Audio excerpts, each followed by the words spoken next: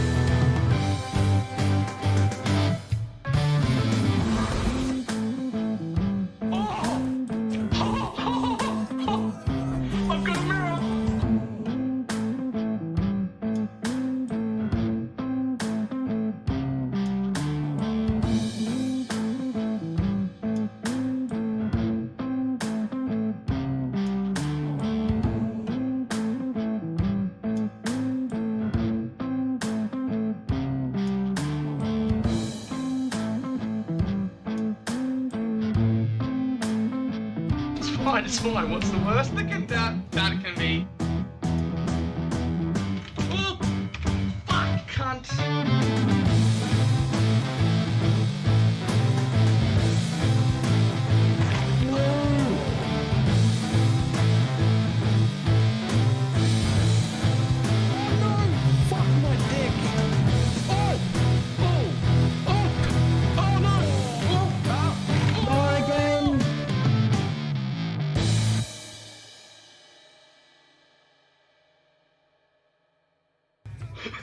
Did not work at all.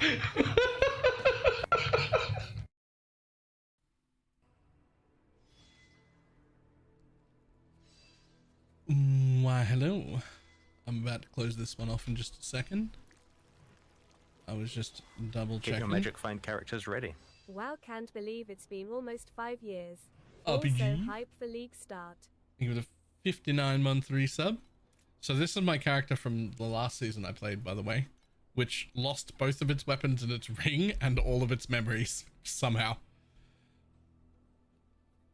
But these aren't going to expire on me, right?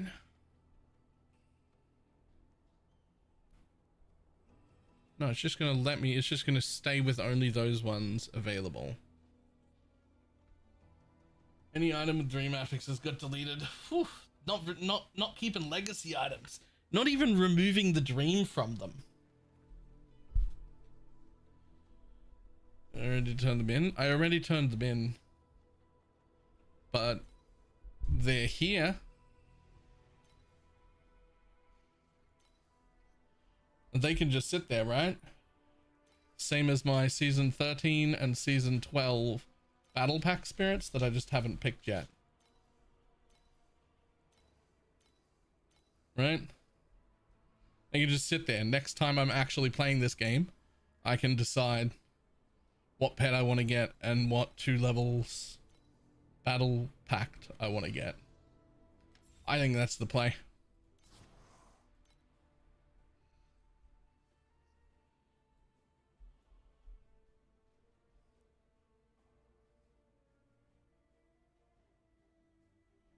This can be used on any drop pets of those rarities. Yeah, I could do that at any point though. Like I might turn them into the Vorax ones, which I don't even have a single one of, so I wouldn't even be able to level them.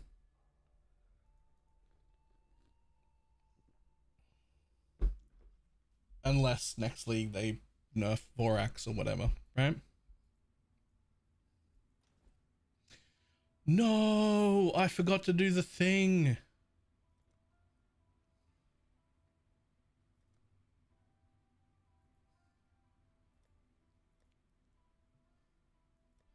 I forgot to do the thing where you put all of them in a folder.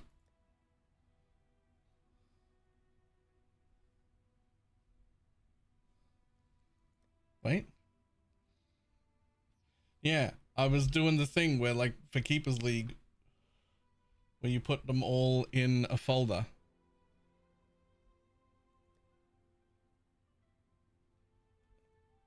Apparently I did it for Merc League too. We just take all that chaos and all those and those and them and those and them. That'll do. Suddenly chromes might be worth it.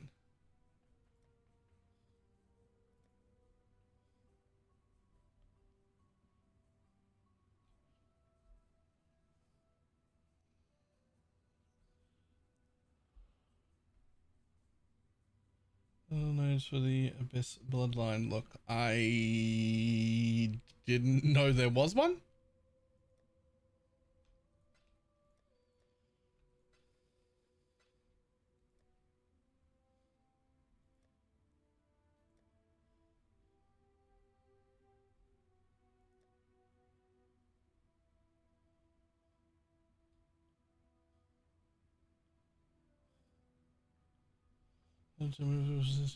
Items that will never be able to work on again in 14 hours. Oh.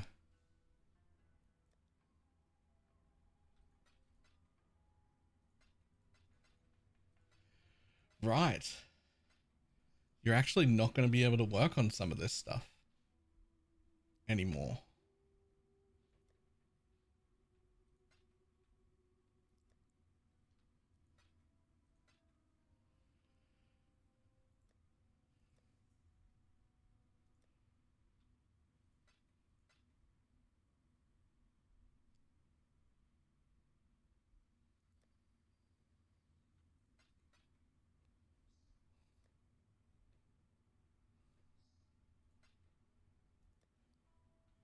Eventually I'll find the new one, right?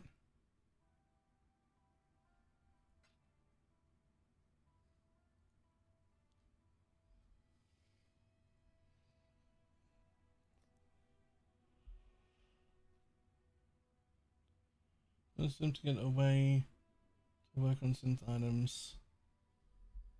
I have a really beastly. I want to never be able to make synth items again. I strongly feel for all of the crafters because it's something you've had for a really, really long time. But it makes so much more sense to me, and I like a lot more that the very best items in the game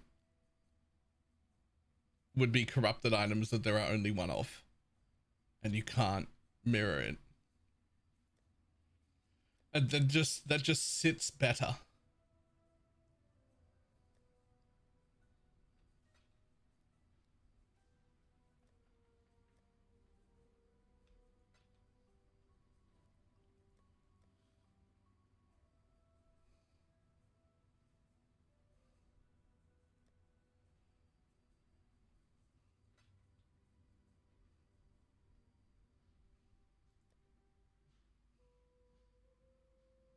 Oh wait, this is the one.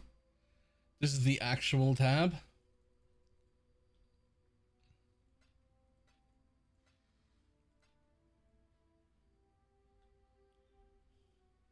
Gonna have to do something about this thing.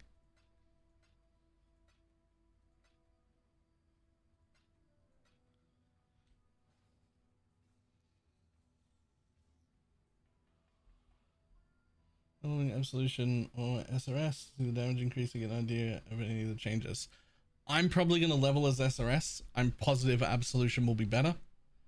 But just because it always has been. But I'm probably going to do SRS to see if I can even tell what's different.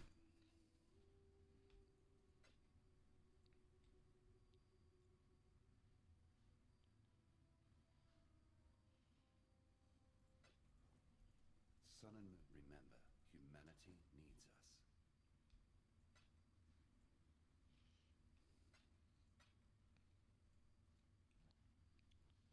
us. There's actually not enough space for my currency in my currency tab. What do I do?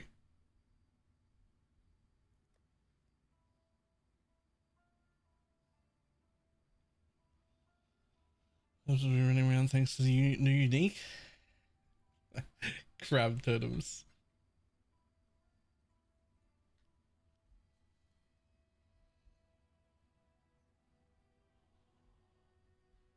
Time to buy a second currency tab.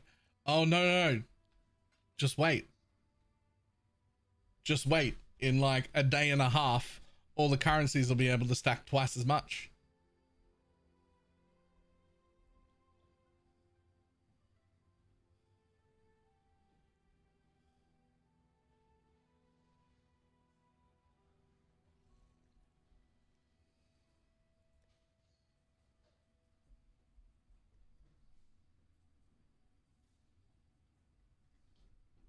Absolutely fucked up my balls. I twisted my testicles.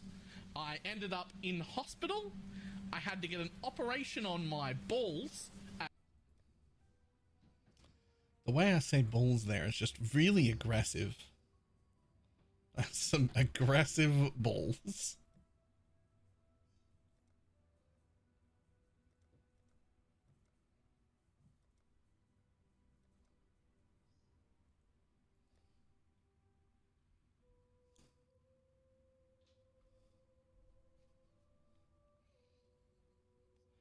Alright, well, I'll be able to fix this nextly, but for now, it's just fucking full. It's full and I can't do anything about it.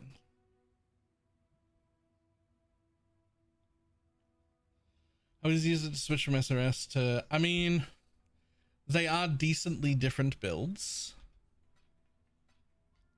This is my second currency tab, by the way. But they're the same ascendancy, so it's really just a matter of gold.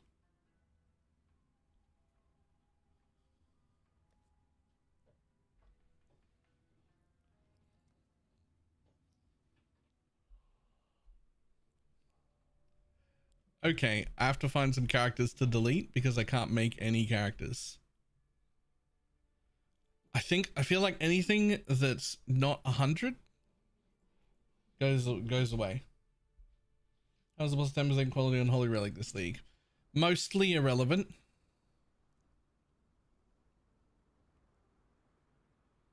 I mean, this isn't 100, but I fucking don't want to lose it. But does it matter?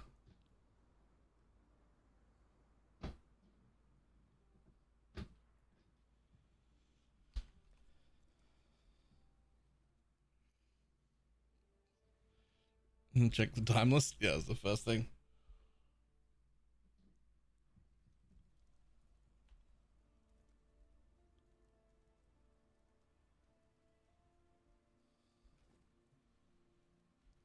What was this? Blade Vortex with bows. My God.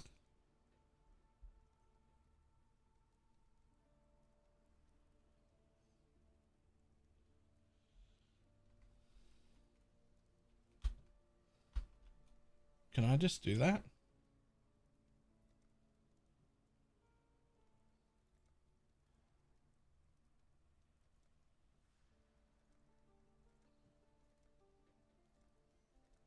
Ta-da! 5 new characters.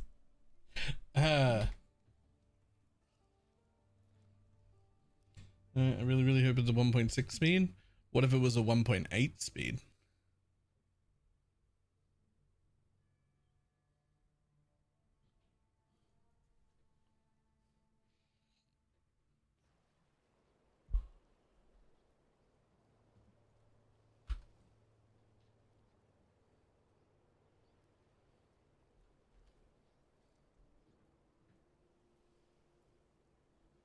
This one doesn't even have a timeless jewel in it.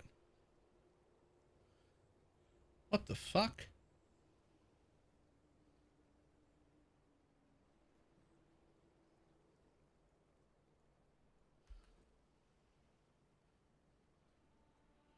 No corrupted Dialas. The bad of the two amulets. There's a Svalin.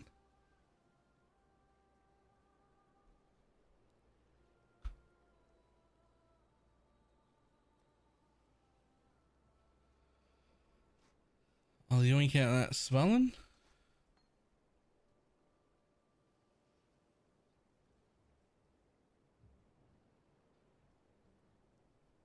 Everything else can go. Not even res capped? Something happened here and I don't know what it was.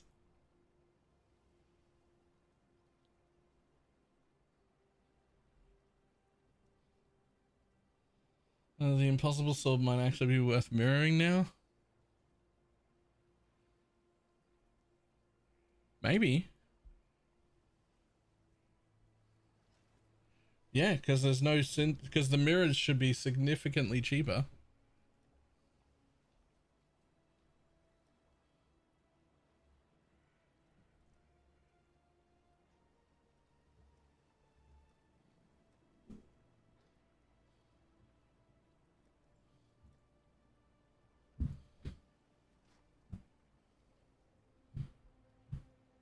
I don't know about cheap, but like they should be a lot cheaper.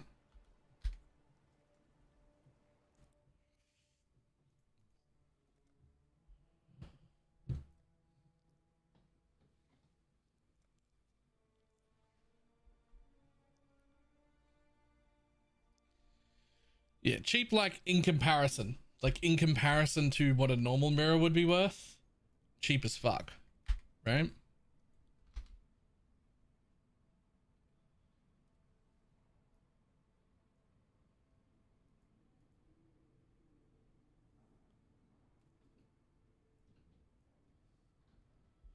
Does it make a saying go back to Holy Relic of Conviction? No, I'm gonna start Luminary and realize my mistake the very next day and reroll Holy Relic of Conviction.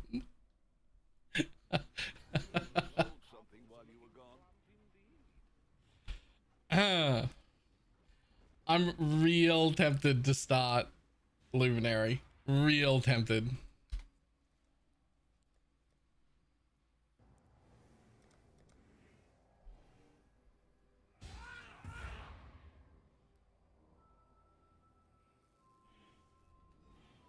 It's such a risky starter, but like, is it even though?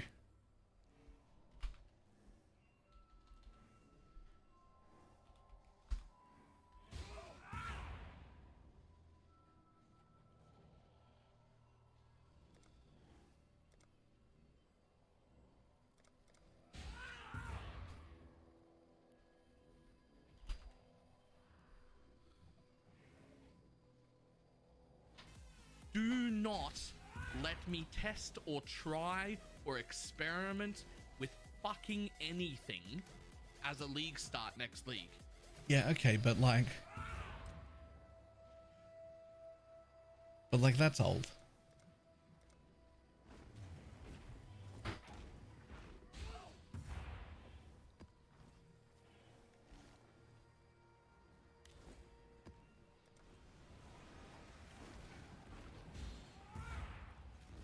Yeah, that's cool.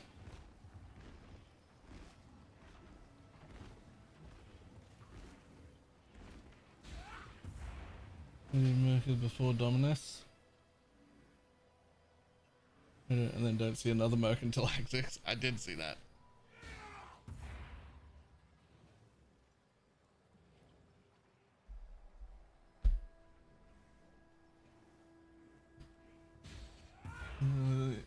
Sub is fixed. I got back-to-back gifteds.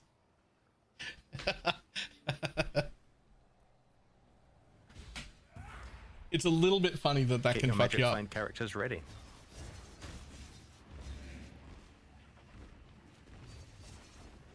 Still alive?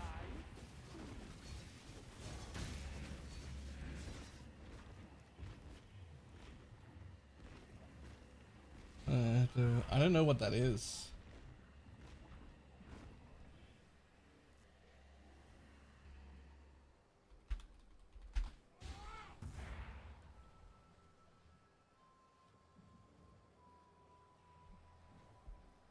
I could have spent the money.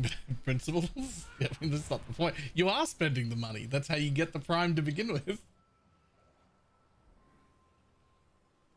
Right?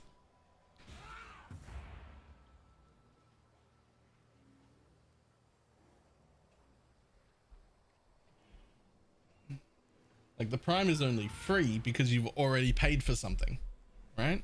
Like, that's...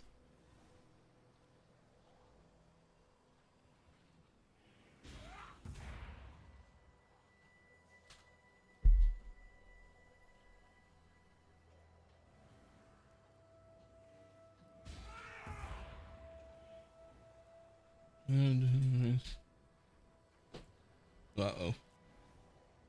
Whoa.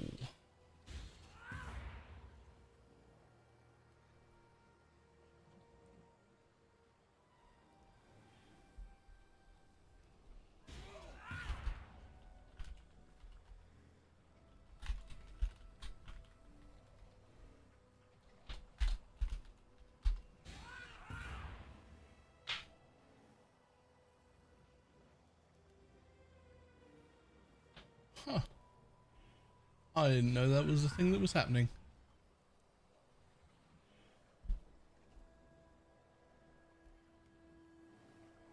How much worse would we level with SRS instead of whole Absolution? Not much worse. It was definitely, I would say Absolution was at least 20% better before. It also received a cast time buff, so it'll be even better. But also SRS received a bug fix that's supposed to be a substantial buff, which I don't know what that is. I don't know. We don't know. I don't know how that plays. I don't know what that means. Just substantially more damage. So like, if you want to level with SRS for Holy Relic, just do it. It was always good beforehand. It was fine. Right? It was fine beforehand, and now it has a substantial buff, which I don't know what that means. I don't know what that means. They won't do the pause anymore? No, I get that, but I only get that from reading it. I never noticed them doing a pause to begin with. Like, I never noticed them doing a pause to begin with. And anyone who says they noticed it before is a liar. Because it's never been mentioned anywhere, ever. No one has noticed it. It wasn't in any bill. It was never in any guide anywhere. No one's ever referenced it in the history of SRS. It's never been mentioned.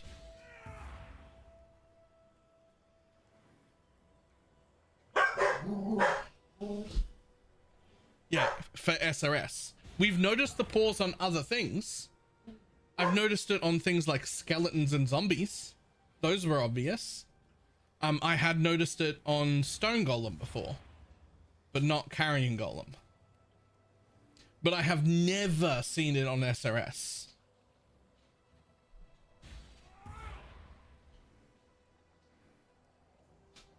So I don't know what it's going to translate to in game. Don't let me stop you from doing right? Like, I just don't know.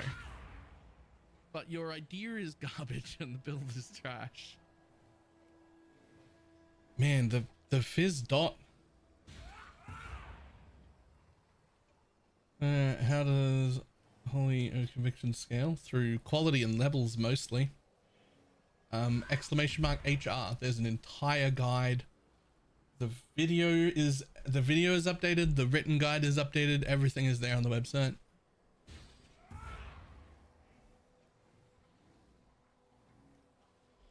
So the one problem that I have noticed with SRS that we've noticed a bunch is with Old Breach, when you could overlap 2 or 3 of them, and in Legion, both of those things are so target rich that for some reason they would get confused. They would travel a bit, they would stop for a second, and then they would target a new mob on the other side of the screen, and they would travel that way for a bit, and then they would stop, and then they would target something beside them, and then they would go and hit it. And it was why we couldn't do Legions with that build. You just couldn't do it. They wouldn't fucking target things properly. They all moved fast enough. You have the clear, you have the damage. They just wouldn't target. So I'm hoping that gets fixed. I'm hoping that that is part of the fix.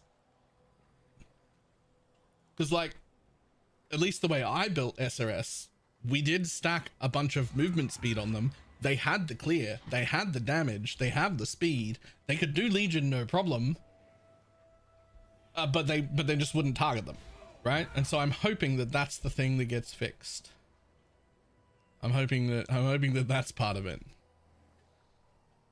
Yo, elemental hit didn't need a buff. Oh, that's the regular one. That's the melee only one, right? Yeah. Okay. Yo, this EK, I'm so, man. 10% crit instead of 6% crit. An extra 30% on the fucking effectiveness and extra flat. And it gets more projectile speed. EK Elementalist is gonna be so fucking good, man. I miss sleeping, dreaming.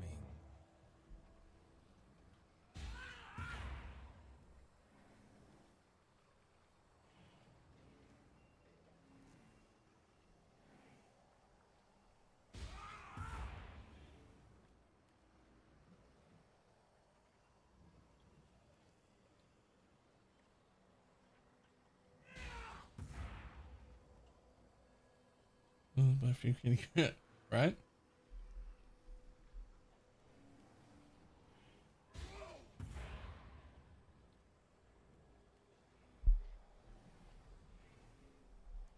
Do you think Crown of the Tyrant will be changed because of the colors? I don't think so, because it was always very easy to get whatever color you wanted, including white, and that helmet can only have one socket anyway.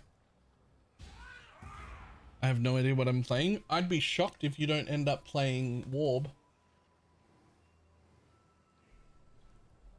Unless the thing you end up playing is like EK Elementalist or something. I could see you on EK Elementalist in a heartbeat. Being as it was already really good with fucking multiple screen clear on a single button. And now it's buffed.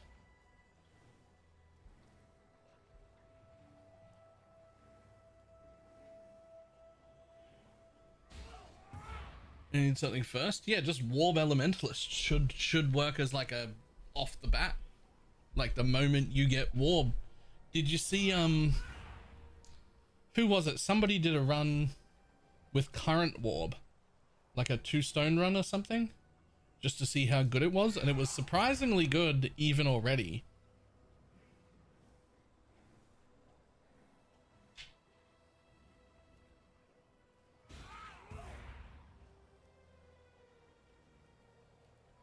Contagion base radius is huge. What? Is there anything? Yep. And so the thing about Winter Orb that everybody, well, that a lot of people were forgetting was that you always needed a total of 5 projectiles, and only 4 of them would ever overlap, no matter how much you increased their AoE. So it was like hard capped at 4, no matter how much AoE you got. You needed 5 projectiles to get 4 of them to overlap every single time. And it did not matter how much more AoE you got, because they all spread accordingly.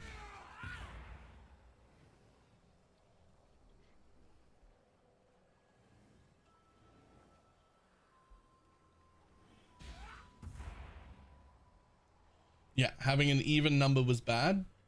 3 was better than 4, but 5 was perfect, where you'd get 4 to overlap, and then they would never get more than that. If you got 8 projectiles, only 4 would overlap still. If you got 200% AoE, only 4 would overlap still. Right? Like it was just, that was its cap.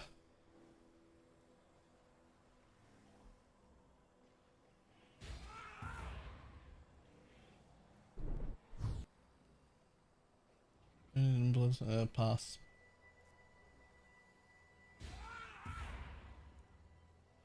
I already mentioned the nerf. It took damage from.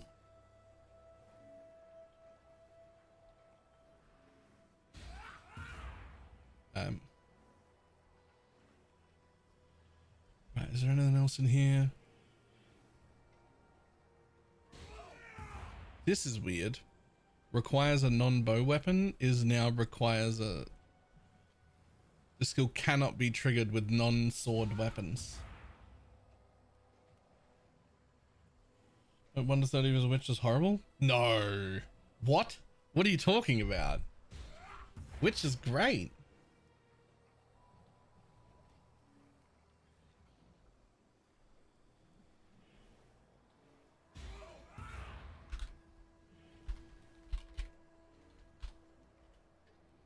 I know Firestorm's disgusting, but that is level 20 and that's level 28.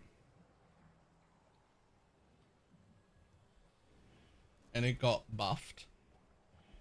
But every single low spell got buffed so significantly, I don't think it'll be any problem at all. The trade boats on the river were so vibrant. Also level 28. Yep.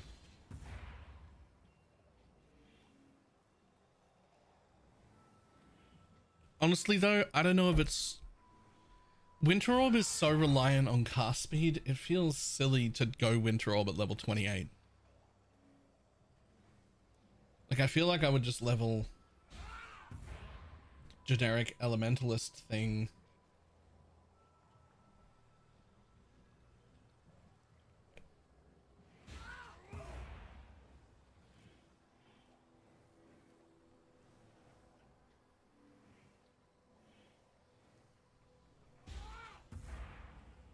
Freezing Pulse is going to be my leveling thing in Act 1, I can tell you that. It already was. Runs new stats right away. Really?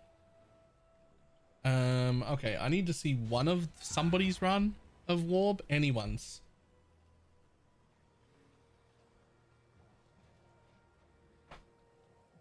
Proj at level 1. Yeah, I don't think it is. I think it gains proj as it levels and it gets up to 5 total. Not that. Yeah, these are all level 20s, I think. Frostbolt, Galvanic Field.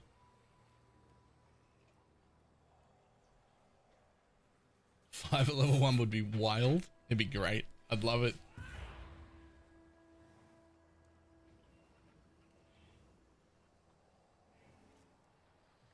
Just get rid of the... Just give me Hex Blast back, man. Stupid cooldown.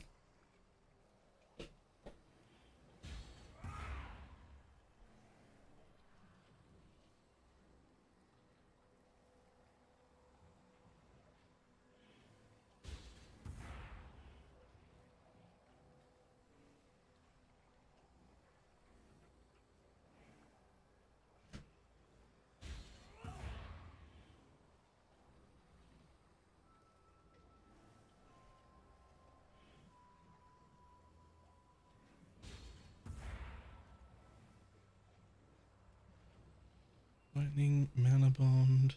Shit, even Orb of Storms. It casts faster. Costs 4 more mana though at max, but should be fine.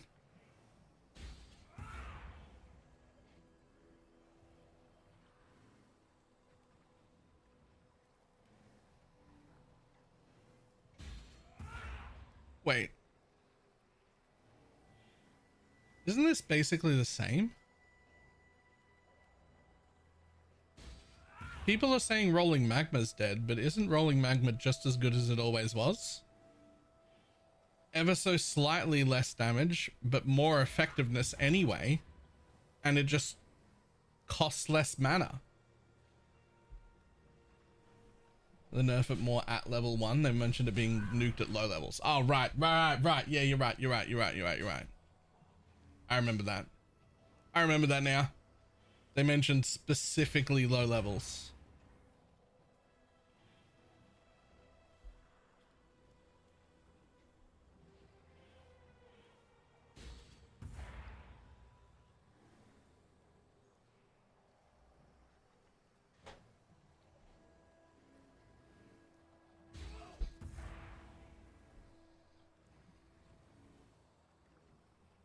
Goddamn Solar End and everything looks so good.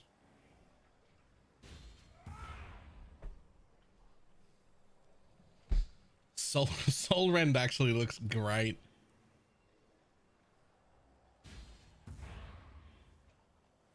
God damn, so does Stormburst actually. 35% added of effectiveness to 45%. I know that's only like a 10% increase, but like really it's like a 27% increase or something. Right? Like that's really good. Like that's a lot.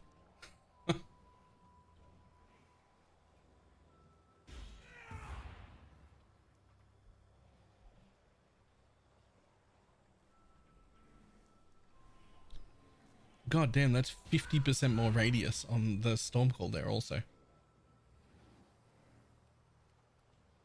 I feel like if you just pick a spell, you're fine.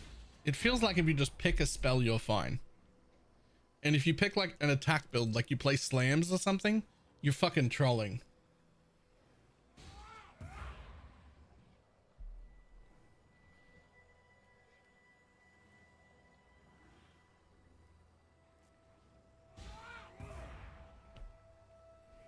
Your Wintertide brand. That's so much extra damage. And the duration of the debuff to 2 seconds instead of 1. When can you pick that up? That's level 12, right?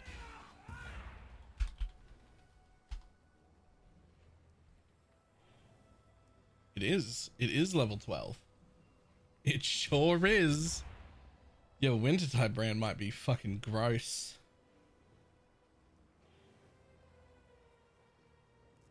I haven't seen the new Ascendancies.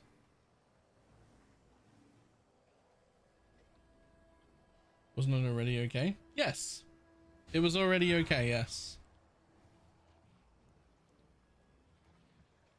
Wintertide brand was really, really good until like mid-red maps where it just fell off a little to just like not quite having enough damage, but still playing really good, but just not quite having enough damage. But this should fix that.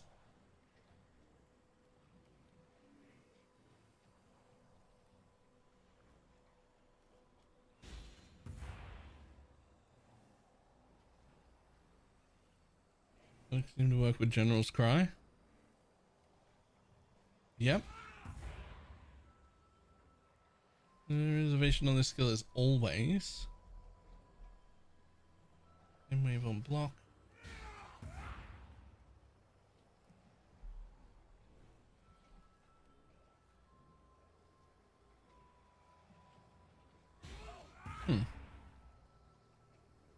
Exceptional projectile chaining AoE spell pact. Cast a pact empowering a non-channeling spell that either fires projectiles, applies no area effect around the target, or fires a chaining beam, causing them to deal more damage and ambient coverage. Empowers the next 8 spells you cast. Powered spells deal 35% more damage with hits and ailments. Beams can chain an additional 6 times and an extra 6 projectiles, and projectiles fire in a nova. Okay, and the cooldown time's only 4 seconds. Huh.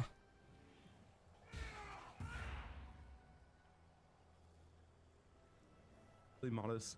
I expect this gear to be around, I don't know, depends on prices, anywhere from 5 to 10 divines. Keep in mind, I'm only using Dying Sun to emulate the new buff Winter Orb, which has 3 projectiles instead of 1, so 2 projectiles from right here. Yep. And I took out my AoE node to make up for the AoE I get from Dying Sun. So yeah, this is not like me using this day 1, this is just to emulate the additional 2 projectiles that Winter Orb will have next patch. You want to hear some quick gameplay? It's extremely good for mapping, and this character, as I said, is extremely cheap. Probably anywhere in like 5 to 10 divine range, just depending on, you know, what the price. Man, how do you not play Winter Orb? No.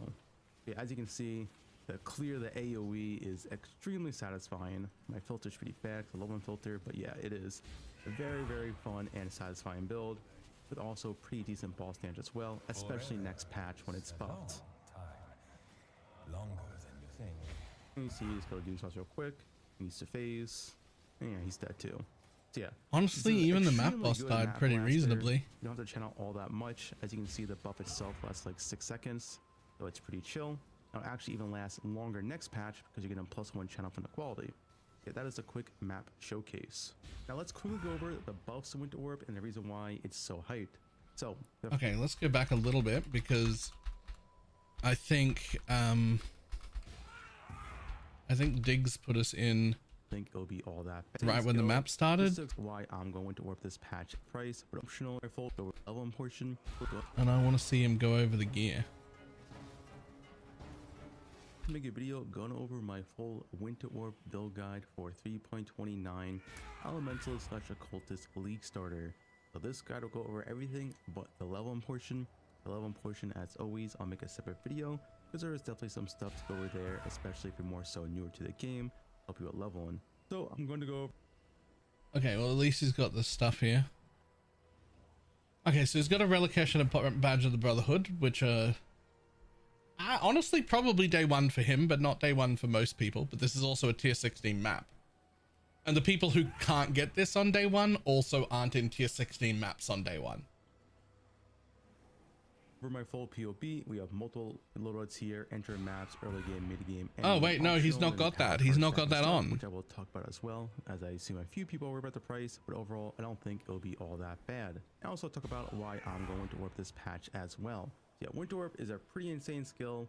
Just to explain some Show me the mechanics of gear. skill, Oh, damn it. It's a challenge skill. You channel, you get stacked. Talk about why I'm assuming my skill got for 3.29. It does look like that's all rares except that's, I think, the Tull amulet, which should be cheap as fuck. And that is that also the Tull weapon? Yeah, and a Death Rush. Everything else is just rare gear.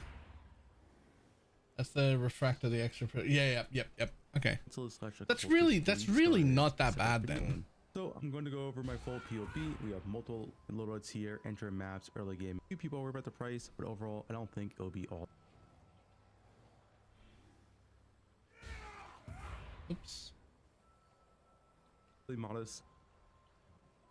And the Dying Sun. He goes over the Dying Sun. The Dying Sun isn't real. It's to simulate the extra 2 projectiles he's supposed to get, and he took AoE out of the build to counter the AoE, right? Because he's going to get 2 more projectiles. So he's just using the Dying Sun to show you what it will look like with the amount of projectiles that you will have.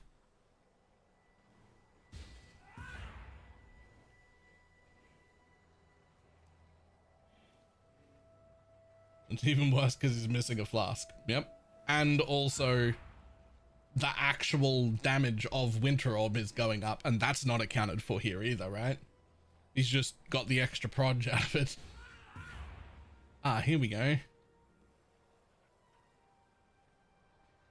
Yeah, so I don't know about whether we can afford that or not. But if you can,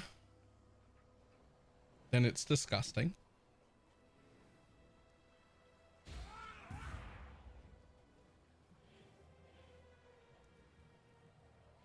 Yeah, nothing. He's got nothing set up.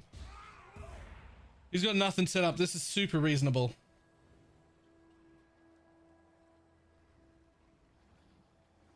This is super reasonable, other than I have no concept of how much this is worth or where it even comes from.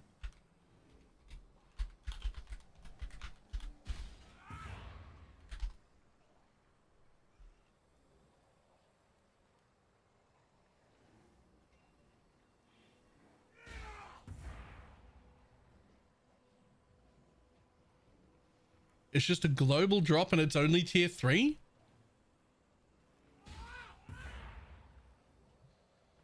Okay, so anyone who's making it to tier 16 can probably afford to buy one of these on day 1. They will be a little bit expensive because a lot of people will be playing it.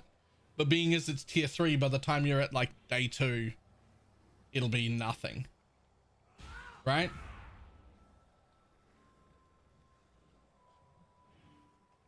Yeah, day one you will be paying a few div for it if you're there. But by mid day two, that'll be worth nothing. If it's tier 3, there'll be hundreds of them. So, and that's only his like mid game gear, right?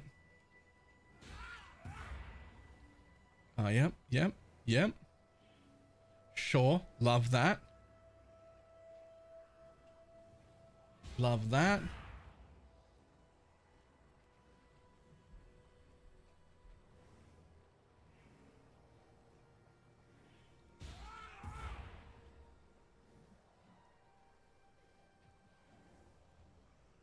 Right? I'm like, I remember this, I think, yeah, maybe 3 or 4 years ago, you got me onto this shield for leveling alts and whatnot. And then it made it into several builds because it was just actually really, really strong. And we just haven't seen it around in a long time.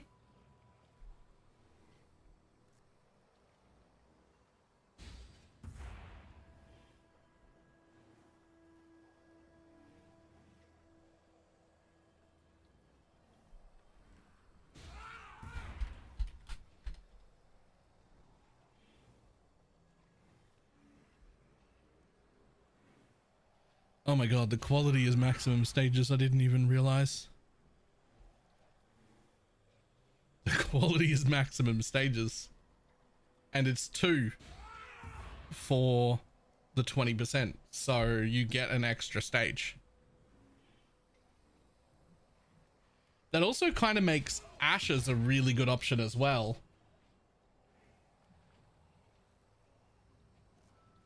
Because it's 80% more projectile frequency while channeling, 20% projectile frequency per stage.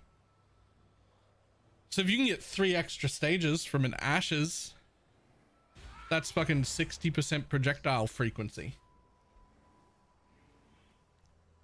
As well as longer between needing to cast your warp, so you get to like run or shield charge more.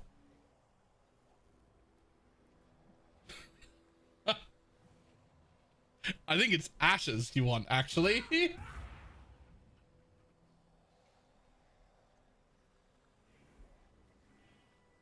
you not do shield and weapon legion things? No, only armor pieces. So helmet, body armor, gloves, boots, shield. That's it. No belts, rings, amulets, or weapons. What would we get from having Warb in a blue socket? Just the 10% quality, so it'd be 1 charge stack.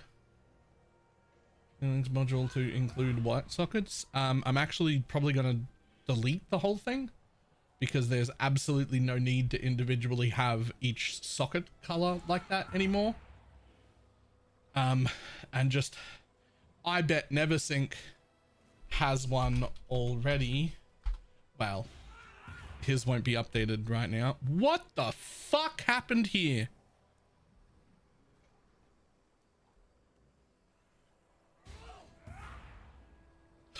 Yo, wait, what happened?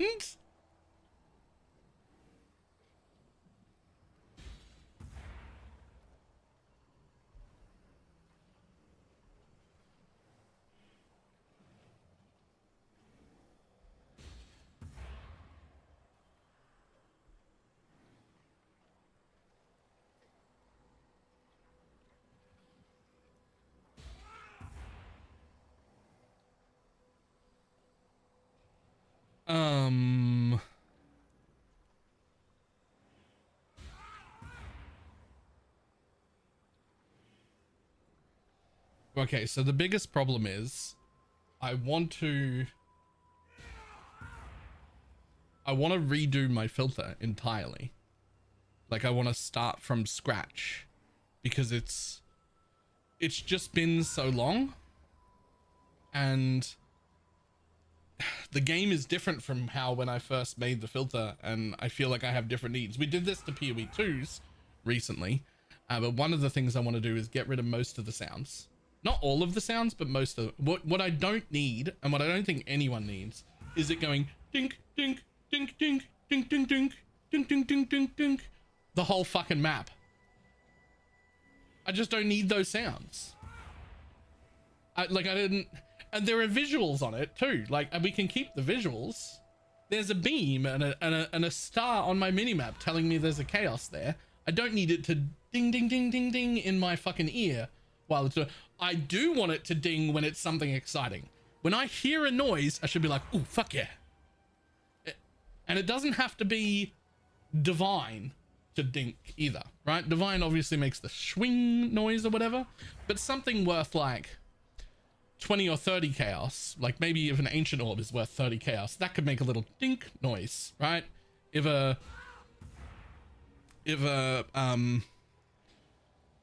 like a fracture piece or something is worth like 10 or 15 chaos, that can go dink at me, and that's fine, right?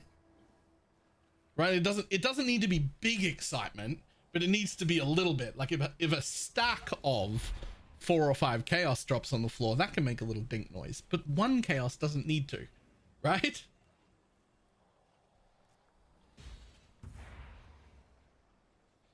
And the other thing is, we did this to PoE 2s, and I'm going to do it to PoE 1s. It's just a cacophony of different colors. It looks like a fucking fairy rainbow unicorn threw up on my loot filter, and I don't know why I did it like this, but I don't want it anymore. I would like it to be a little bit more consistent in colors and what they mean. Will we need to resub for the new filter? No, not at all. I will update them to the current ones. The problem is I can't really do it until Neversink puts in his, right? Because otherwise he's making massive changes this league. I've already spoken to him. There's massive changes, and I can't really do it until he puts in his. And so I don't really know. I think day 1 before league, I will try real hard to make sure that the league start version is done, and I'm just gonna have to stop and make like once I'm in maps later on day 1 and make a mapping version in the middle of the day on day 1. There's just, we're going through a bit of a rough patch. disagree almost every line of code. Okay, I feel like there's a joke in there and I just don't understand it.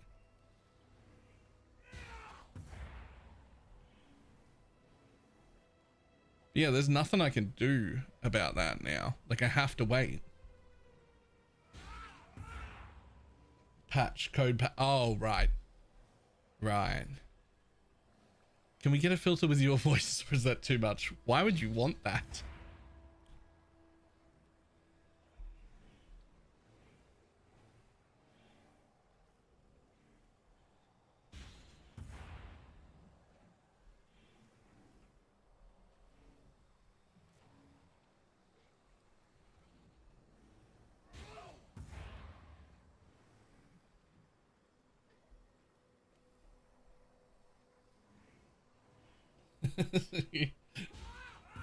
Are they gonna be using the filters forever? Well,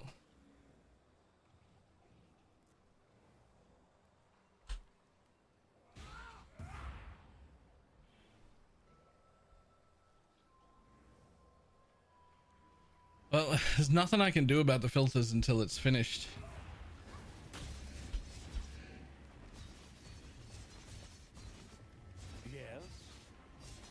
Yes, I feel like we get an amazing drop. I feel like an amazing drops. Yeah, I've been through this before. Where are these? Where are these?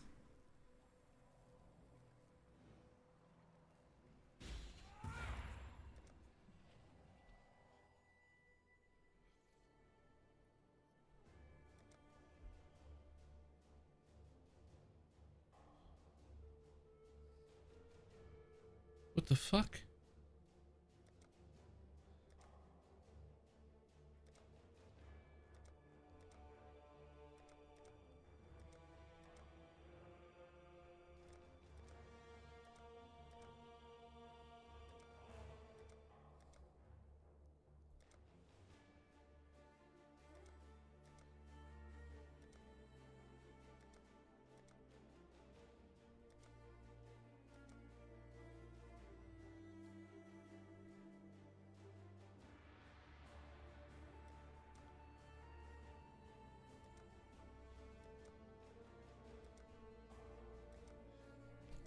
so many.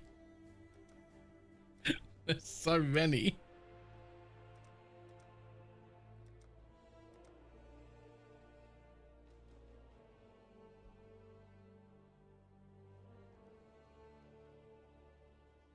Oh, I may have merged too many leagues together. It stopped working.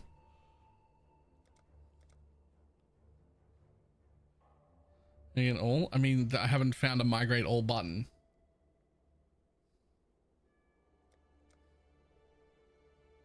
I mean, I keep pressing migrate all, but it's on each individual league. It's not.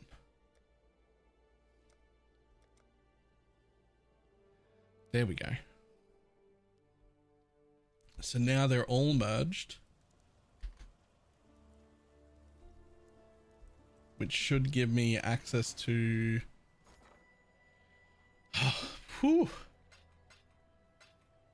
Okay, good. They're empty.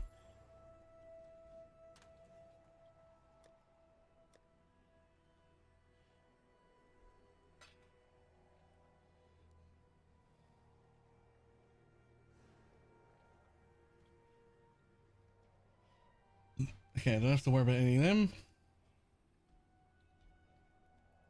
It's almost got away from you. I mean, next league, the stack size in here is going to double. So there'll become a lot more room. I still don't really know what I'm doing with like 2.5 mirrors, and it'll actually be like 2100 divines, but there's another stash tab somewhere with more of them. And however the fuck many thousand chaos this is, 55,000 chaos. I don't know what I'm doing with all of that, but at some point I will buy like a... At some point I'll buy a alt art or something.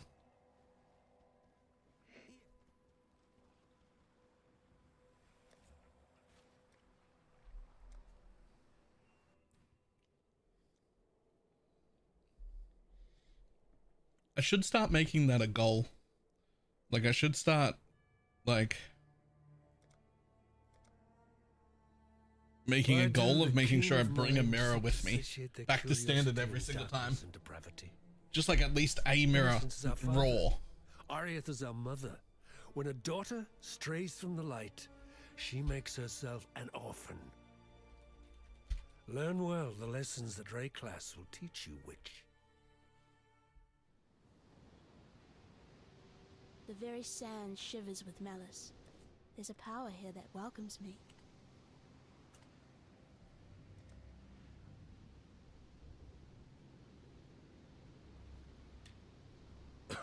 Focus on a single alt art you want?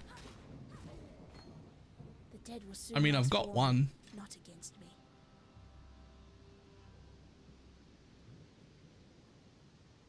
And if there's an... Stop it. Learn to click. Man, I keep trying to WASD move.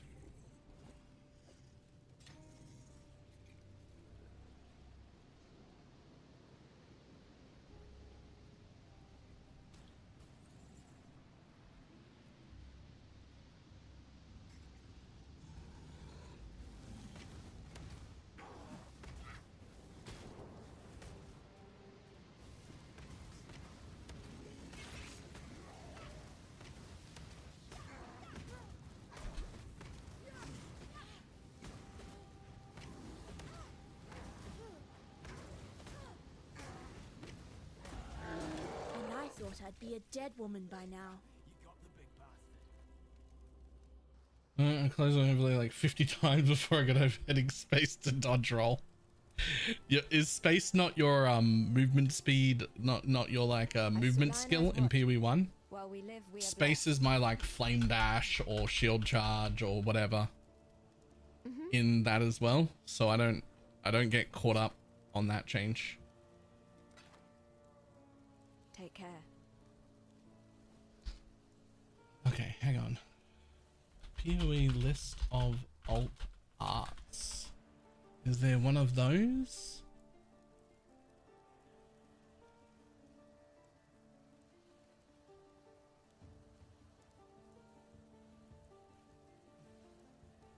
No, I need to like, I want to see them.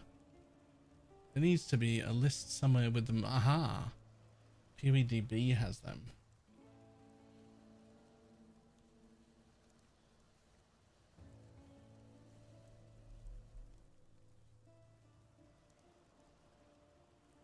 So is there something cool I would want?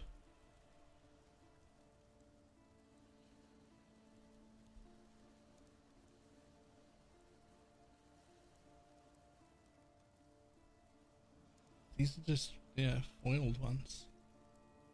Where's the actual list of alt arts?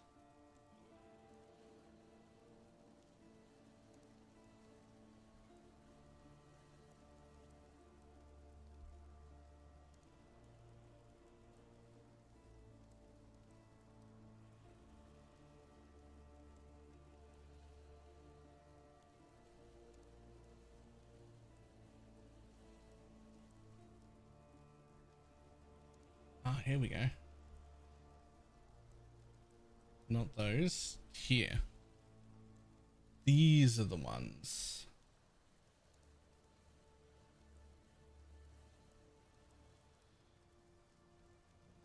The thing is, I have to like have something in mind long term, and I don't right now.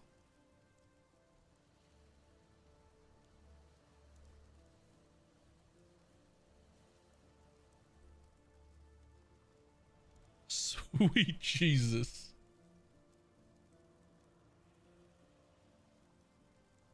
Some of these are, I mean, some of them are cheap, like reasonable. When I say reasonable, there's still like 20 mirrors. but some of them are like achievable. Like, but you know.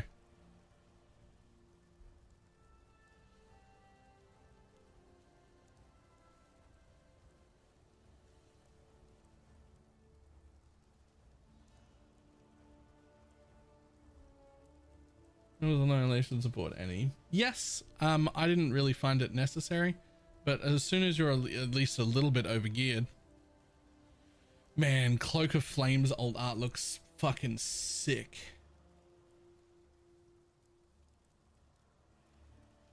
Look at it.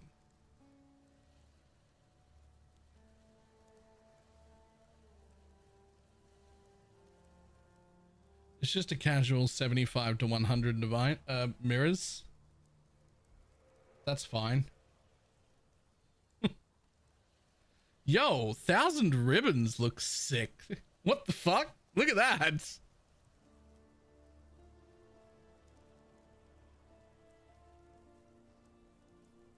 Thousand ribbons looks sick.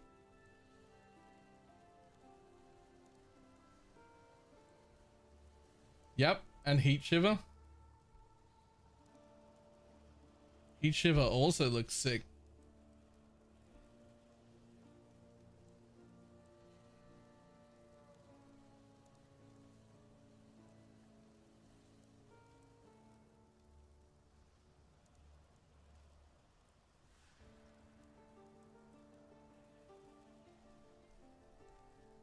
There's got to be more pages here. There's more than just that.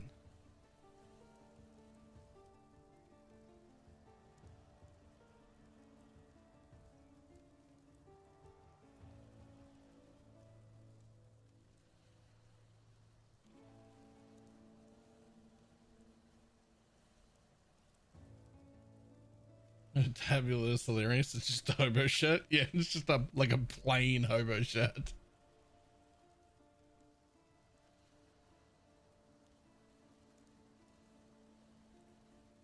Are they gonna come back in 3 years so you can get something, right?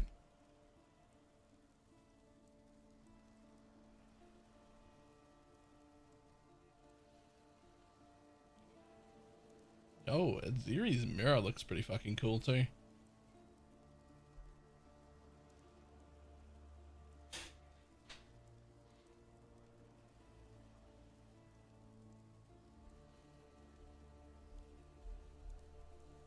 No, unfortunately. I've got 2 rank 2s and a rank 3, and they're all the generic demis that aren't really worth anything. They say rank 2 on them and they're not. They're like the generic demigods things, not the specific ones. I never got first.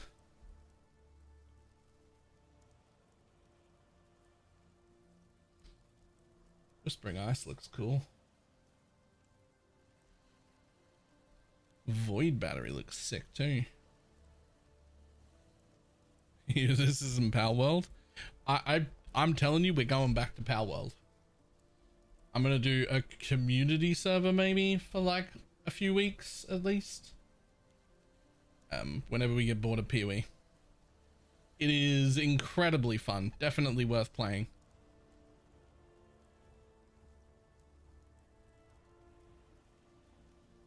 The hoop looks really cool.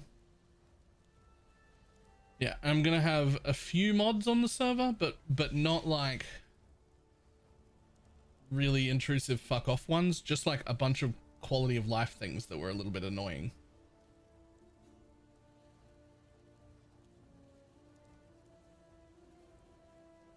I'm also gonna have guilds capped at 2 people.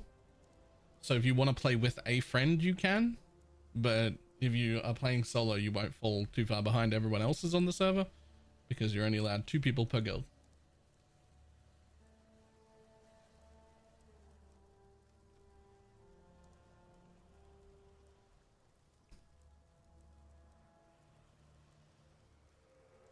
You people like an arc? No, I mean you can, but I'm gonna have PvP turned off.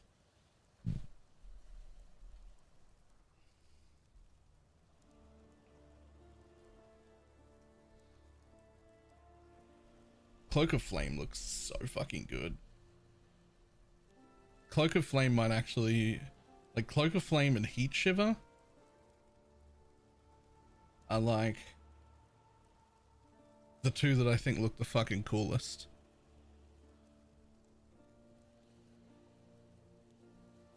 Okay, relax.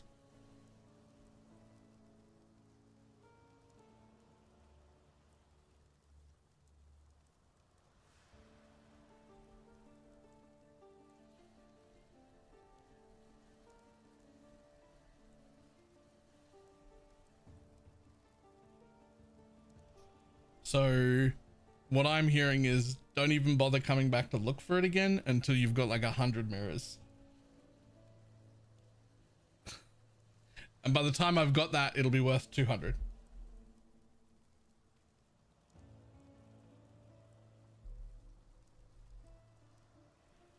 That looks fucking sick though.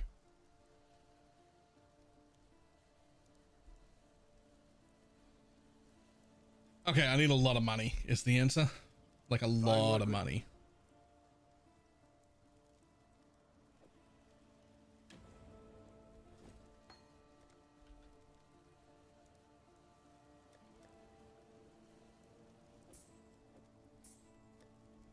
Stay sharp out there. What little help I can offer is yours. Huh, I have an all art Fair Games track on. Apparently it's 7 mirrors. Nice.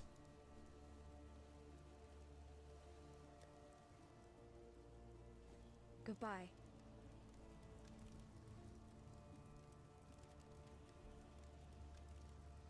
It'll be for me in terms of standard. These old art's cool. Yep. So the reason that they're worth so much money though is because we keep consuming Just them. like my sisters. Because you can consume an alt art to get a permanent MTX. Right? And then you can just use that as an MTX. But you have to actually have it first.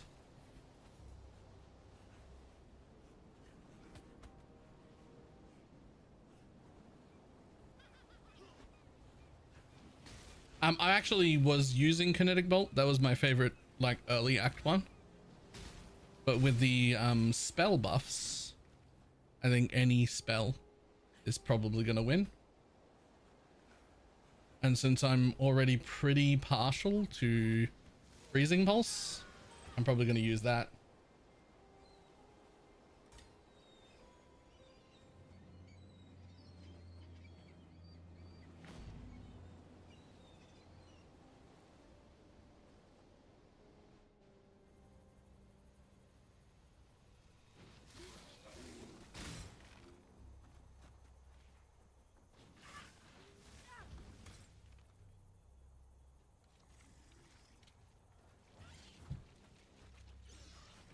I mean, Shads will be an Inquisitor, I'm pretty sure. I didn't actually check, but I'm sure he's going to be an Inquisitor.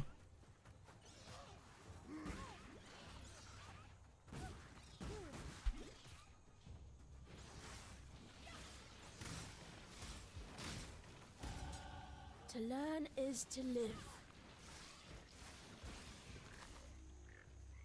Mug as well. Cool.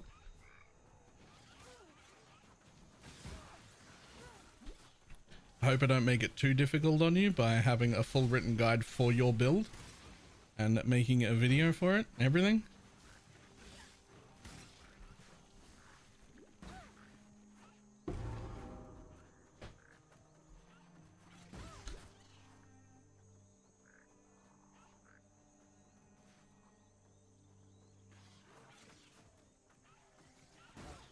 No.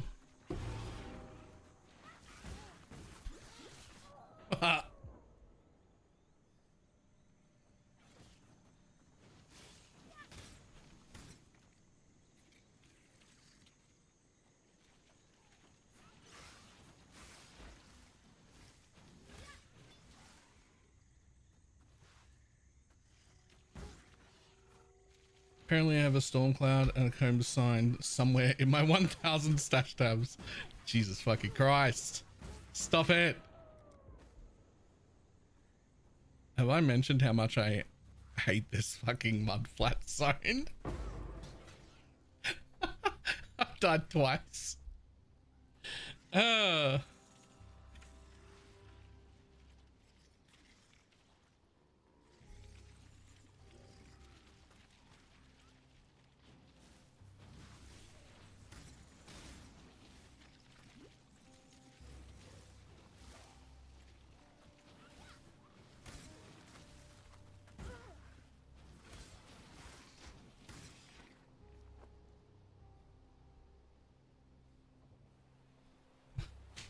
Look at him taking that wide ass path to avoid them. Okay. It worked though.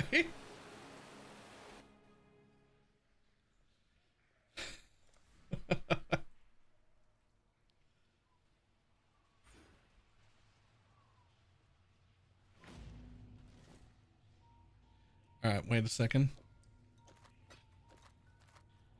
What I do have... Can I really not put that on? Oh. What I do have is... Is it called... Yeah. I do have an alt art princess. Which is in my thing there. That looks really cool. I love that one. That's in my MTX tab. It can never be resold. I can just use the alt art princess whenever. There's still, in my mind, by the way, there's still a 50-50 chance that I start Luminary.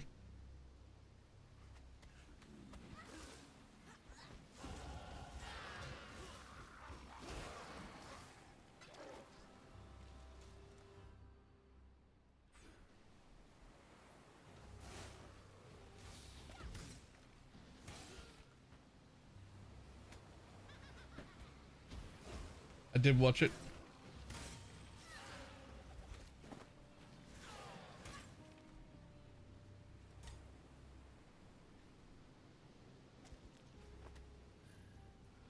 I trust in your ability to make poor choices. I mean, do you really think Luminary is even going to be a poor choice?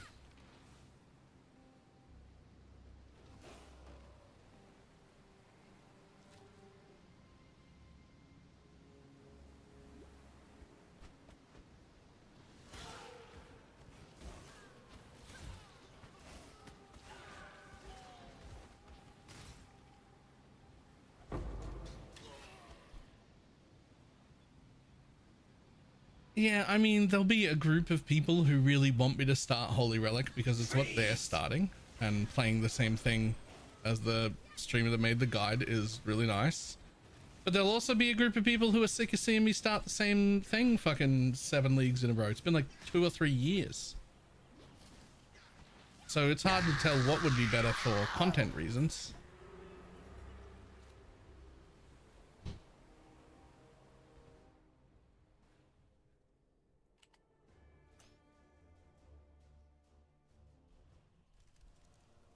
I'd almost stop believing.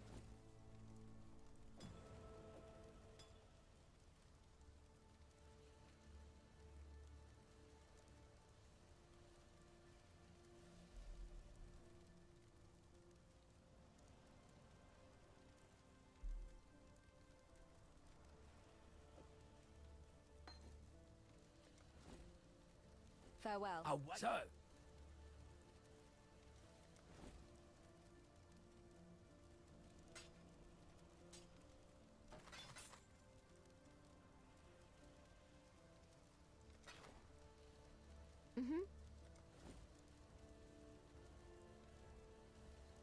Goodbye. now that Yeah, so blue builds like Holy Relic need to play more shit. Yeah.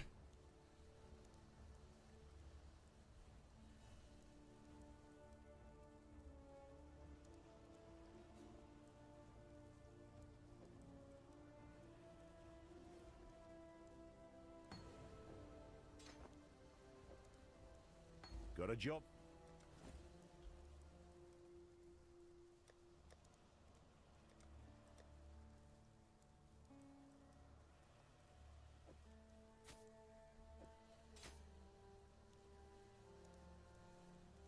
Stay sharp out there.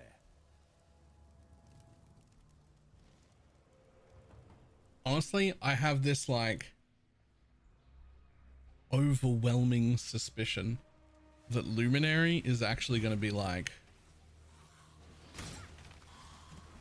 one of the best builds of the entire league. Like, I really think it's actually going to be that good.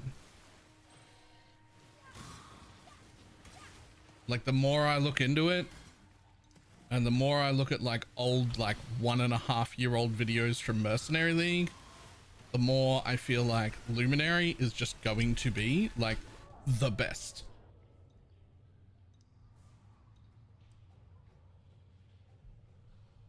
And do it as a second build.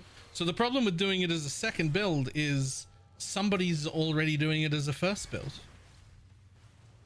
And then you're just playing someone else's build again.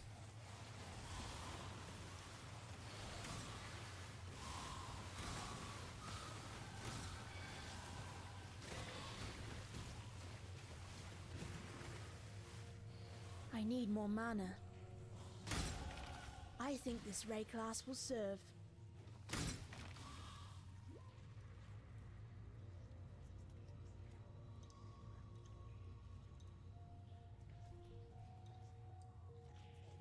It's just be like my Luminary build. Well, that depends, doesn't it? If you just straight up copy it and you don't try and innovate on your own, then yeah, you're just playing Lance's build.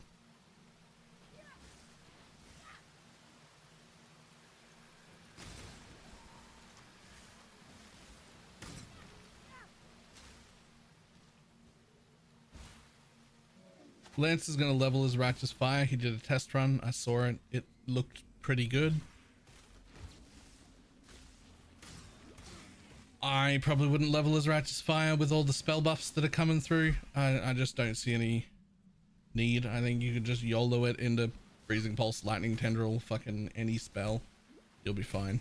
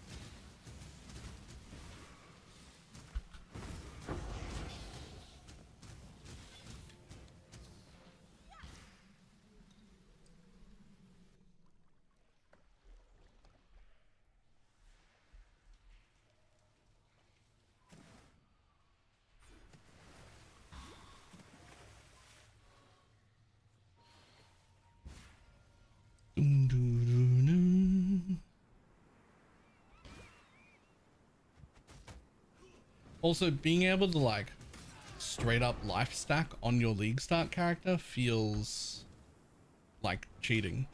Like the one thing almost every league start is missing is you're just not tanky to begin with, right? You're never tanky to begin with, even when you've got a tanky build.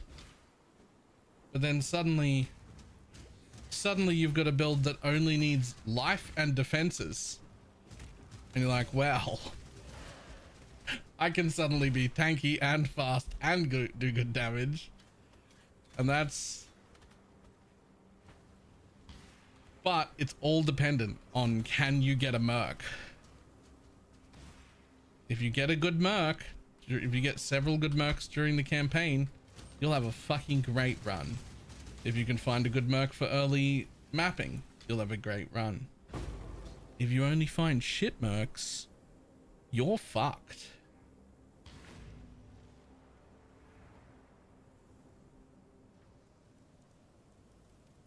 Only good even without going into link spells. Oh, it absolutely will be. There were a bunch of mercs that were just supported by regular Aurabots during the Mercenary League, but those are very much more gear reliant. The earliest thing you can do that's good, is Yes? go into links.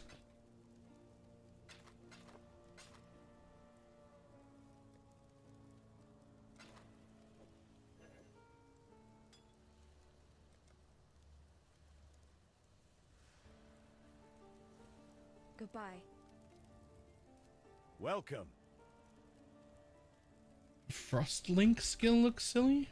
Frostlink. The fuck is Frostlink?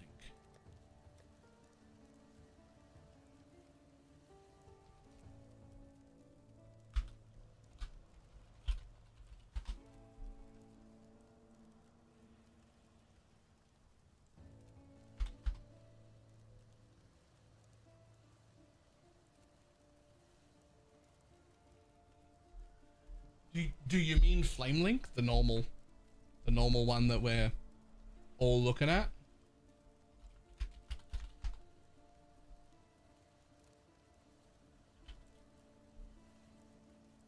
Everybody league starting a Luminary is gonna go with this. It's the obvious early easiest answer.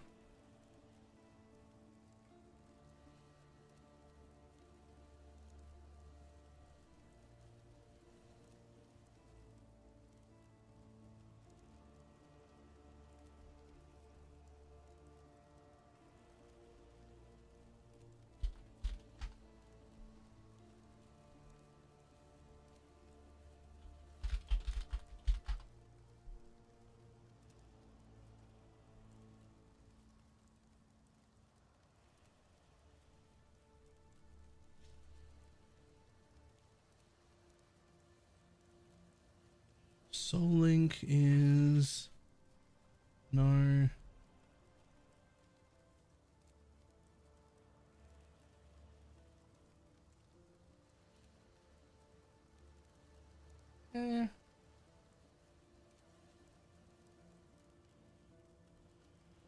Triggers a supported skill from linked target's location when they hit an enemy.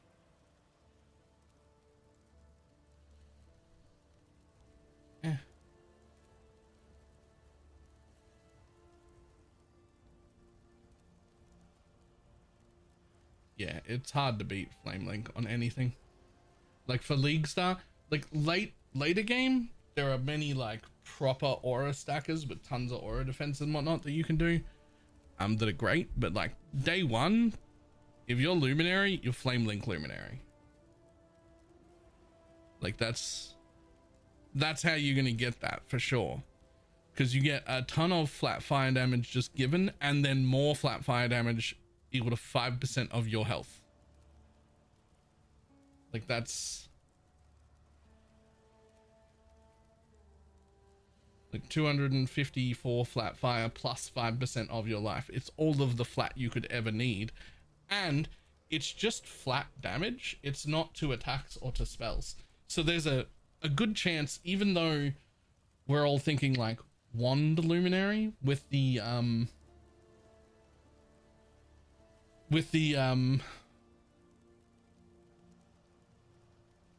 spell rework being what it is, it's entirely possible that there are some spell mercenaries that would benefit greatly from a disgusting amount of flat fire damage added to them and might even be better.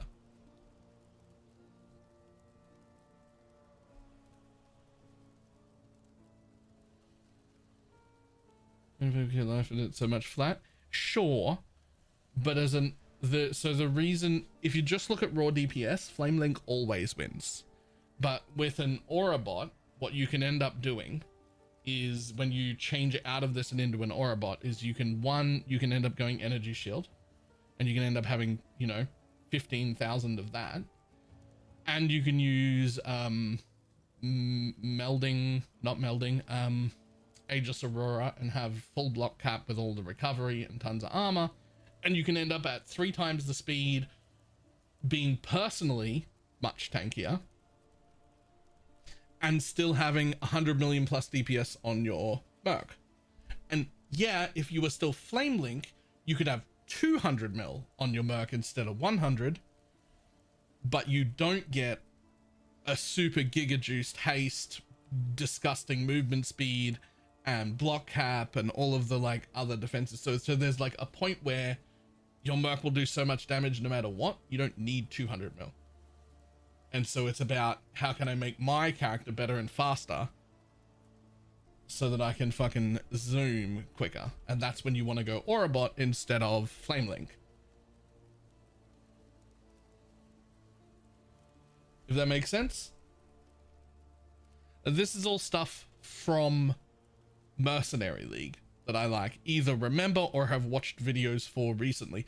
I went through a YouTube rabbit hole of looking for builds that were like videos that were like over a year old of people playing different versions in Mercenary League.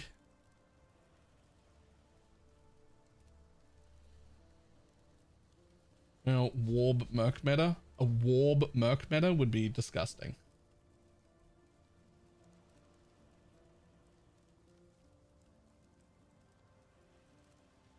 It's a weird update Palworld is getting. I don't even know where to see patch notes for that.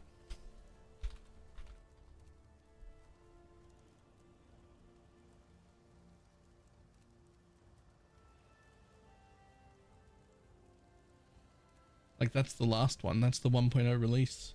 Where do you see?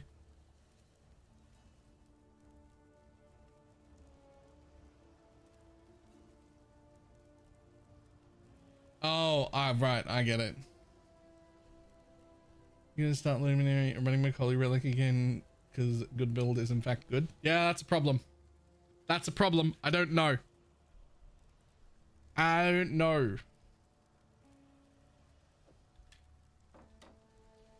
Farewell. I kind of feel like I'm meant to start Holy Relic again, but I want to start Luminary.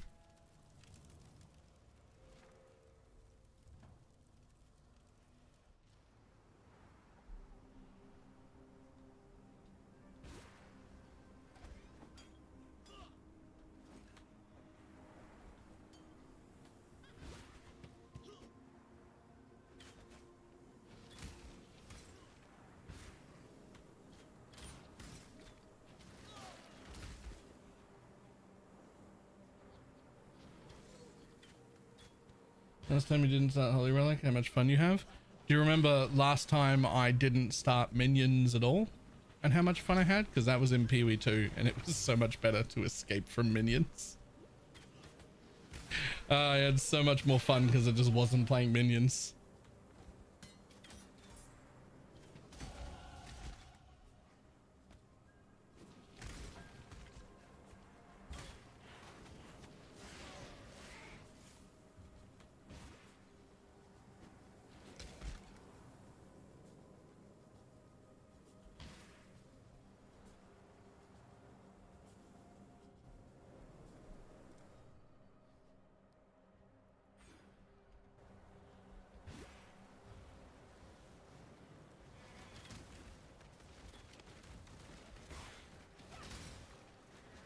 We don't know what happens when a Merc merc dies. Presumably you're done with that map.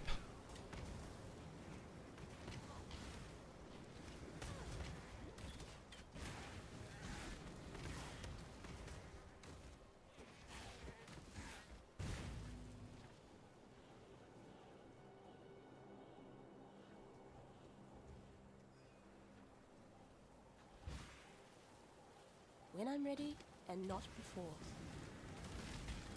I need more mana.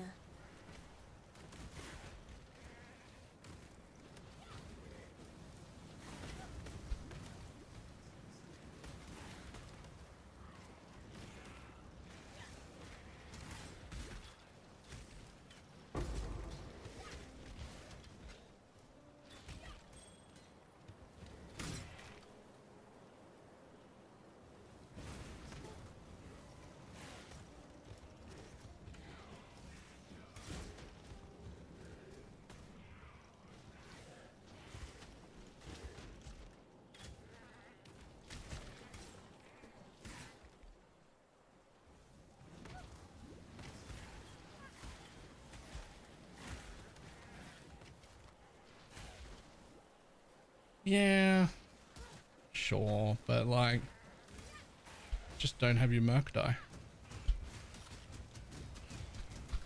If they're even half as tanky as they were in Mercenary League, it'll be a non-issue. We just won't die with them, that's fine.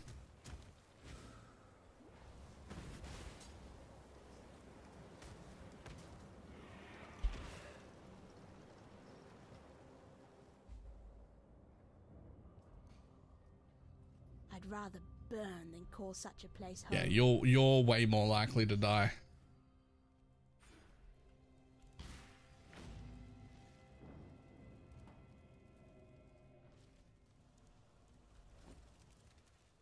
Way more likely to die yourself.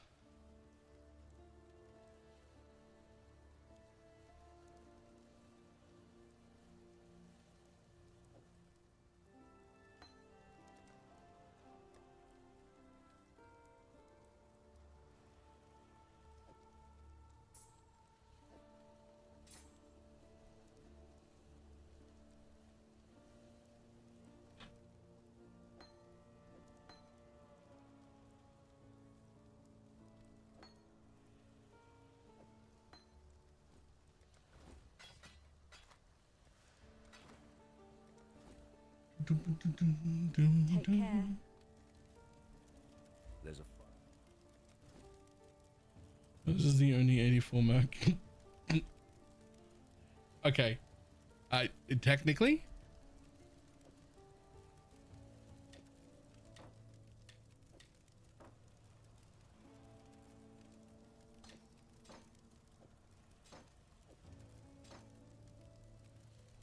Stay sharp out there.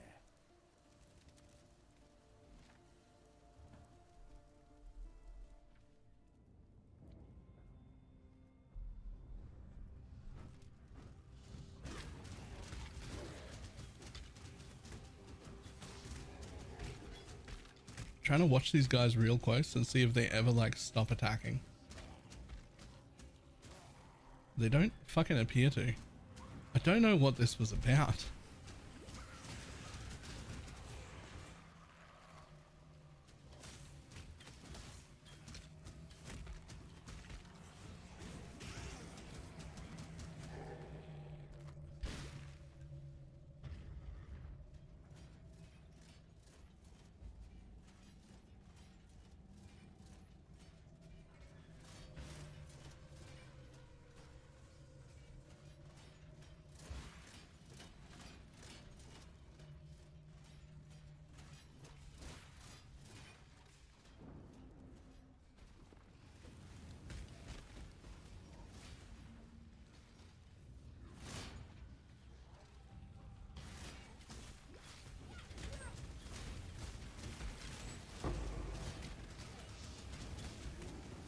Belief is the strongest metal of them all.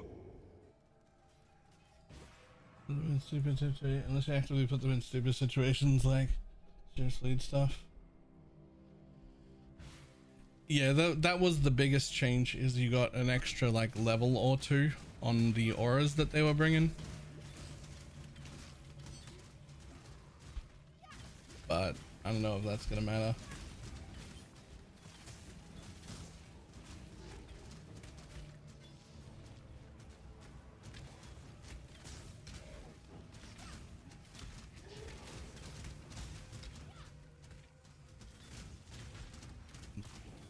I never see these guys. I would just leave. I'm just like looking to see if I can tell them stopping attacking at any point.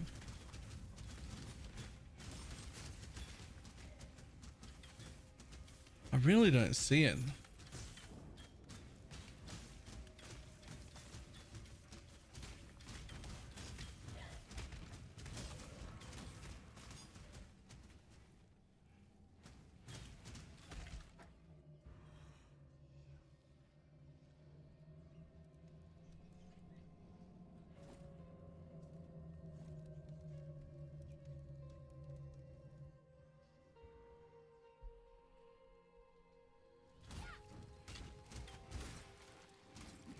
Get your magic find characters ready.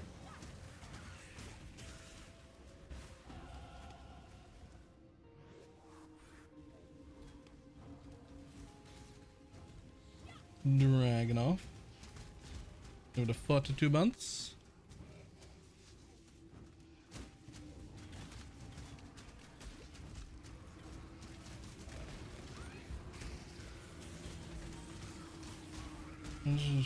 Imagine. I mean, sure. Or just a level 29 added chaos. That is worth more than 2 levels.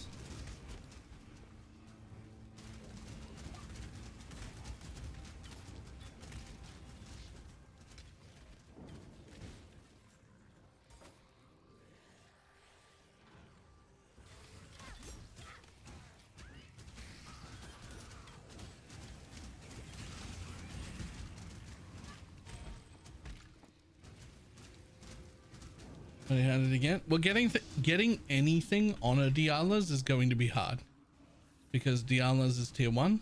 It is in the general drop pool, but we can't control what the piece we get is. We can only control what the donor piece is. Right?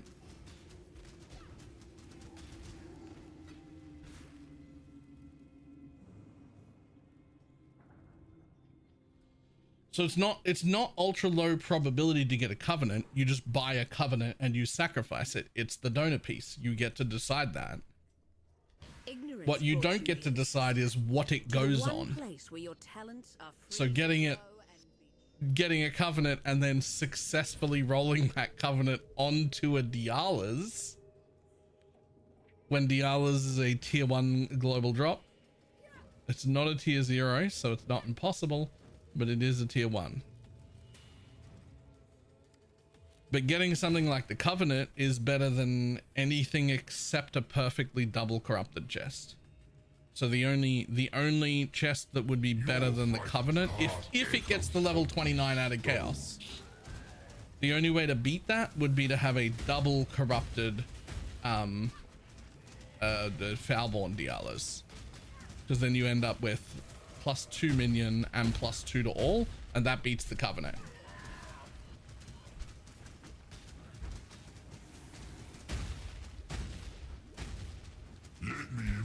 What I didn't see anyone ask is it possible to get your piece on the same piece? Like, can I get a Joffrey's on my Joffrey's? I never saw anyone ask that. You'd not have fallen so easily. They said no, did they? In the FAQ? Okay, I missed that.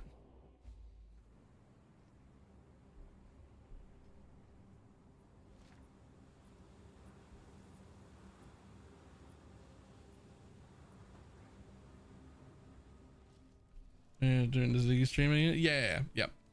I missed that entirely. I did not see that get talked about at all.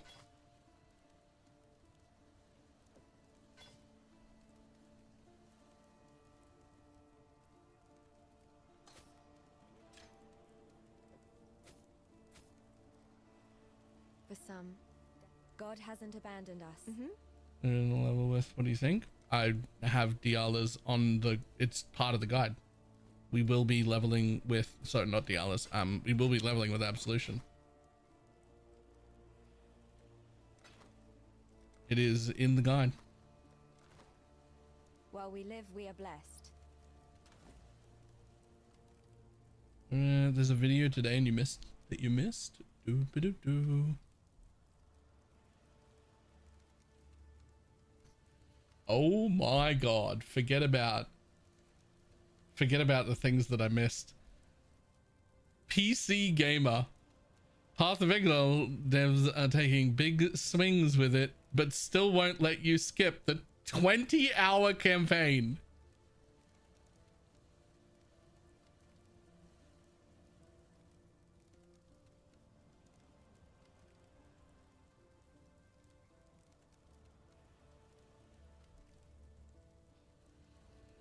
$20, I don't know, the first time maybe, if you also like read the lore and things and like talk to NPCs and that sort of stuff.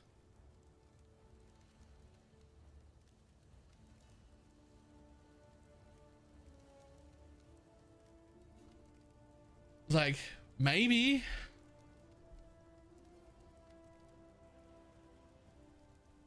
Hi.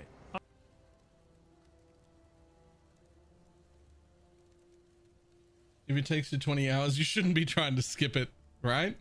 I'm Octavian, game designer on Path of Exile. Octavian. In Path of Exile, Curse of the Allflame, we will be introducing the new Voyage mechanic, in which players will be able to meticulously plan and then execute on sea floor excursions, reclaiming lost treasures and sending piles of loot to the surface. Heist but moist. In this video, we wanted to give you a closer look at voyages, and some of what you might expect to find at the bottom of Rayclast's oceans.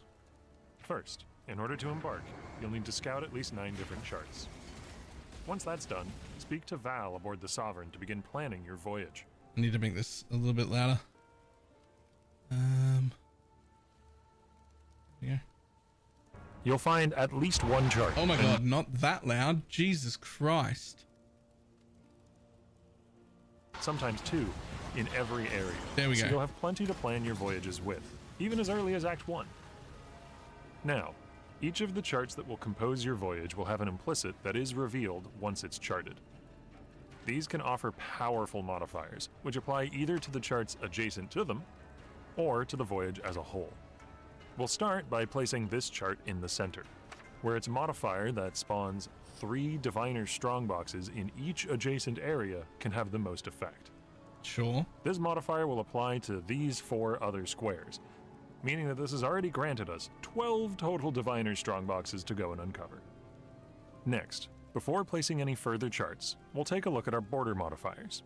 These are similar to chart implicits, in that they affect the charts adjacent to them, but are a property of the edges of the voyage board itself, and are randomized each time you run a voyage. These can be quite powerful, and often can influence what charts you might want to place where. Take this one, for example, which will cause all rare monsters in the adjacent area to drop an additional exalted orb. This is powerful enough in its own right, but surely we can leverage this further. Charts such as this one, which increases the number of rare monsters in adjacent areas, and this one, which spawns powerful rare starfish monsters in adjacent areas. These can both be placed strategically to make maximum use of the border modifier. Now to fill out the rest of this voyage. We'll place further charts in the remaining board squares, then descend to the sea floor to seek out our treasures. Once it's all sent back up, reclaim your sunken treasures, and do it all again. There are many such combinations, where weaving the correct border modifiers, adjacency effects, and even chart types together can make for some quite rewarding trips under the sea. We don't want to spoil too many of these here today, so we'll leave it at that for now. But we hope to see you on release day to join Valerie and Vesper as they pile up loot in Path of Exile, Curse of the Allflame. Something shortly more.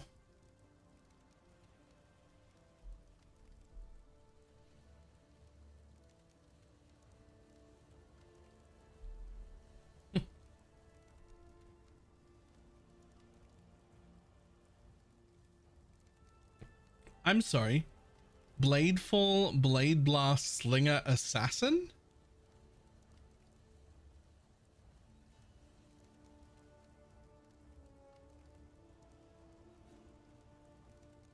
Path of KY, what are you doing?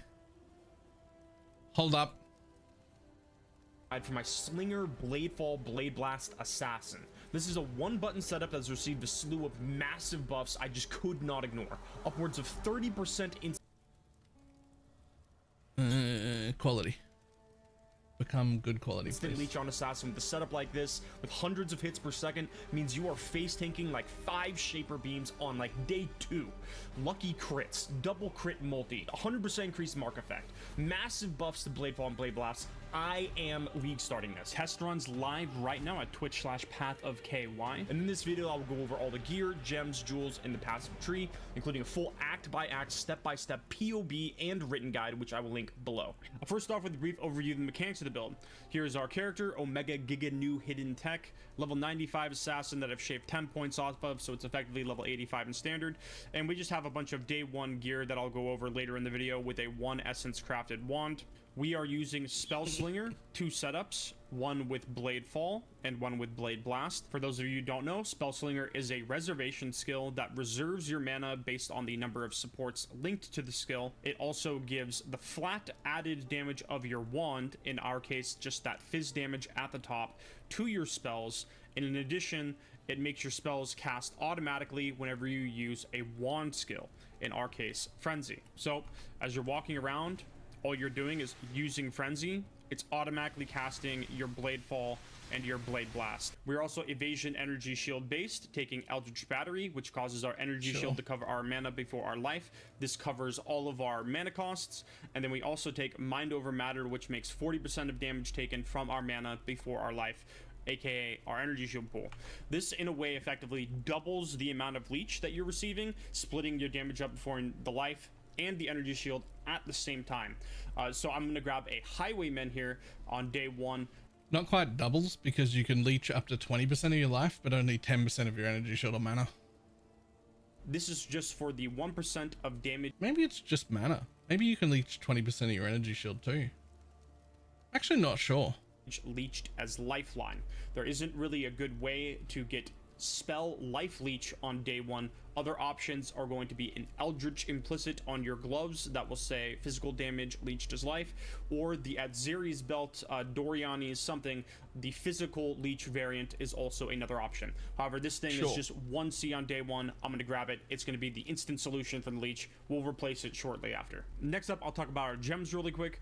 We have Spell Slinger linked to Blade Fall, Spell Cascade, increased critical damage, increased critical strikes, and then Cruelty. With Slinger, Blade Blast, crit damage support, increased AoE. We have a Frost Blink and just a Lightning Golem. That's not really meaning anything right now. Herald of Ash, faster attacks, Frenzy Barrage, Shield Charge, faster attacks, Momentum, Steel Skin, Automation. And as you see, we're floating a couple of gem sockets right now. I actually forgot to use the vulnerability in the entire footage recording, but you'll be having Whispers of Doom and a vulnerability in there as well. Talking briefly about Blade Blast and Blade Fall. In POB right now currently, Blade Fall is just better to use in the 6th link, but it does depend on the exact number of Blade Blasts that you're getting to overlap. This isn't an exact science on how many hits you're getting per Blade Blast. I feel like I've been fairly conservative with it, marking it I think 7 or 8 out of the 15 that we'll have per Blade Fall. Okay. It's going to go up or down. Show me a 260 map. Here's where we do a little bit of a tree change. This is going to happen probably around then life and very bad res on gear. That's not even a +1 amulet on here. Life and res. That's just a 6 link, but on a really bad body armor. It's just the prefix. intro that's got the footage. This is a 1-button setup that's received a slew of massive. That footage looks nice.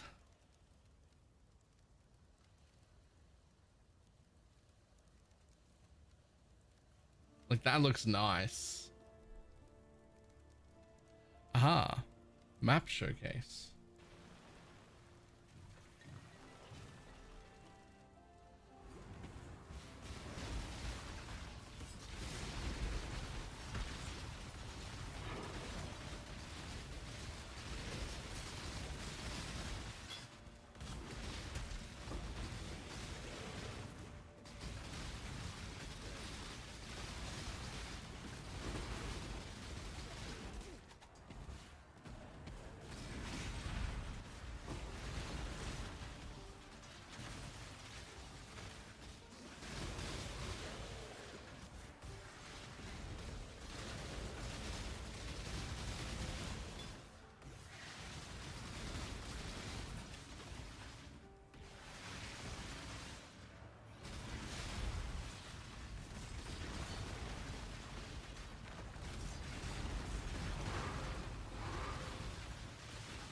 I love that there's only one button. That's my favorite kind of build. One button plus your movement skills. That's fine.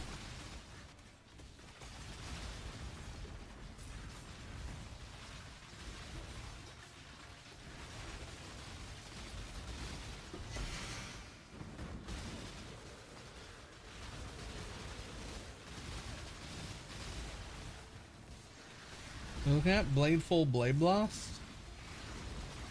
Assassin. Path of KY's video just put up.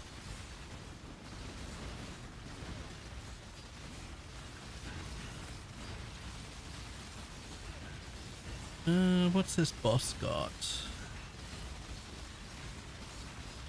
Just resistances. That's not too bad. In essentially garbage day one gear.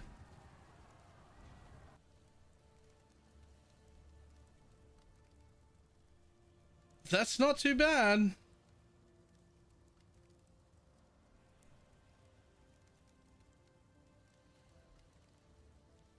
Thumbs up that one.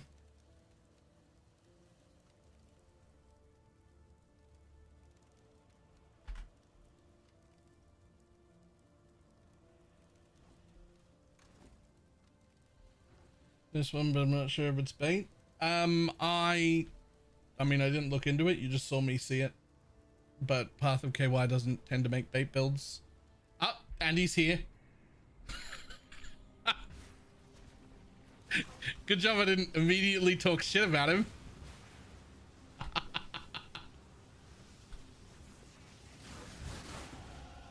Fate smiles with sharp teeth.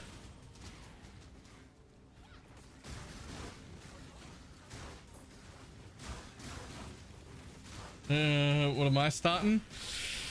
Either Holy Relic because it's expected of me, or Luminary because it looks disgusting.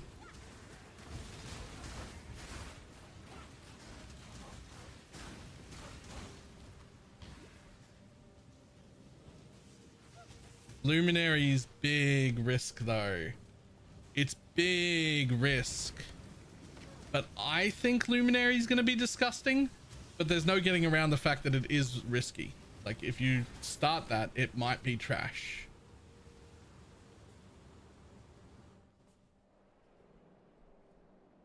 How do you transition from SRS to Holy Relic?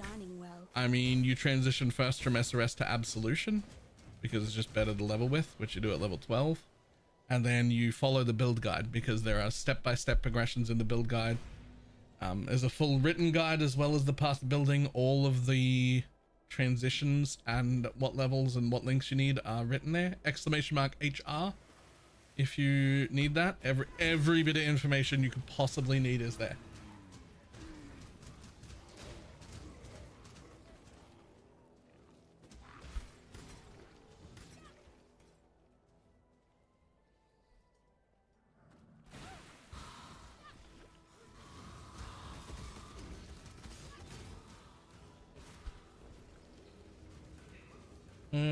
I said, were any of them not using Doriani's? Yes, plenty. The Doriani's tech wasn't even, I don't know about not found, but it wasn't made the popular choice until like 6 or 7 weeks into the league. So there were plenty of builds before that happened.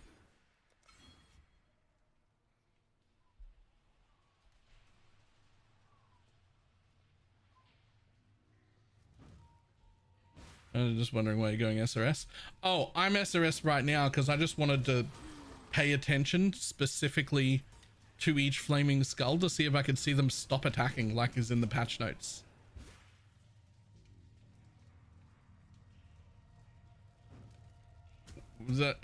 I don't see it, by the way. I do not see them stop attacking.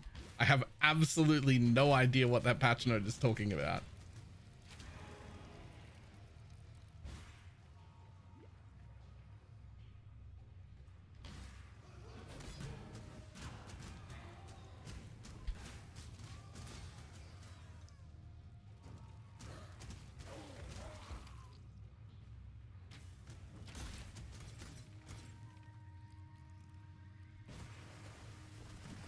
Is that mini pause when they step back? I don't see any mini pause. I'm not seeing it.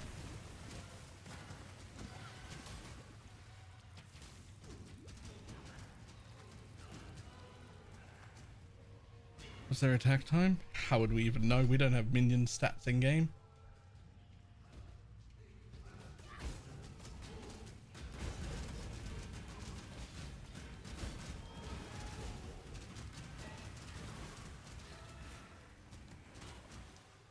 When I'm ready and not before. It could be that. Yeah, it could be. It could be anything.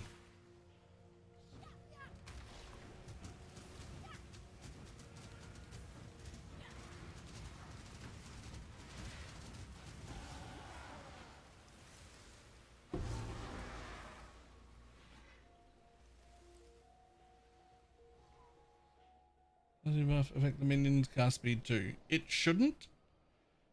But the minions' cast speed was already great, and their AoE was already great, and it'll just make it much smoother for us while leveling.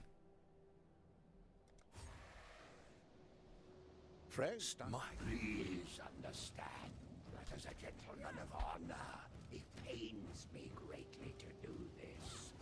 Hard times call for hard hearts. Let's get rid of that totem. I want to see my army.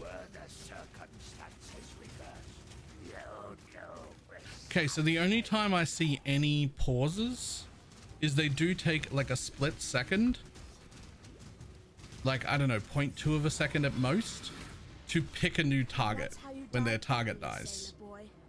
No half measures, thank you. That's the only thing I see.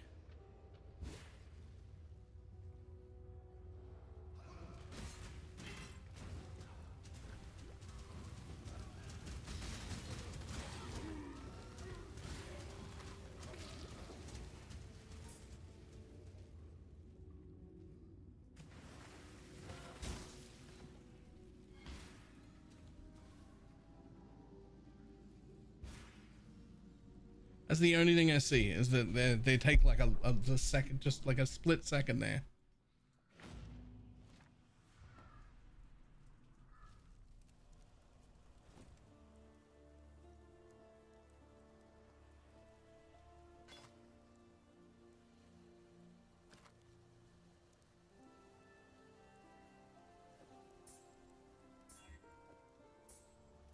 Merv, if you must take your...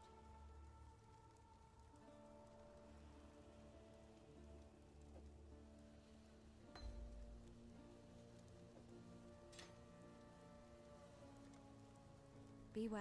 Fair great. Hello.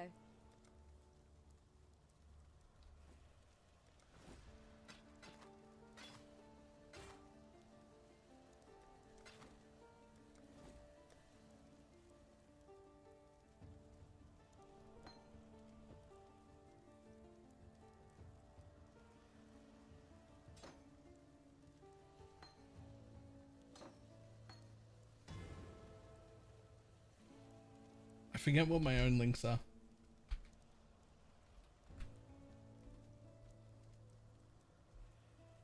Clearly been too long.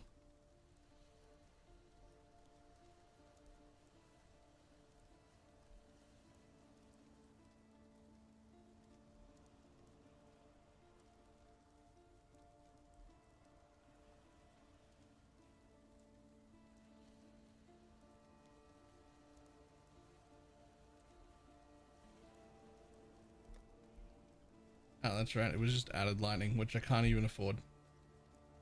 Okay.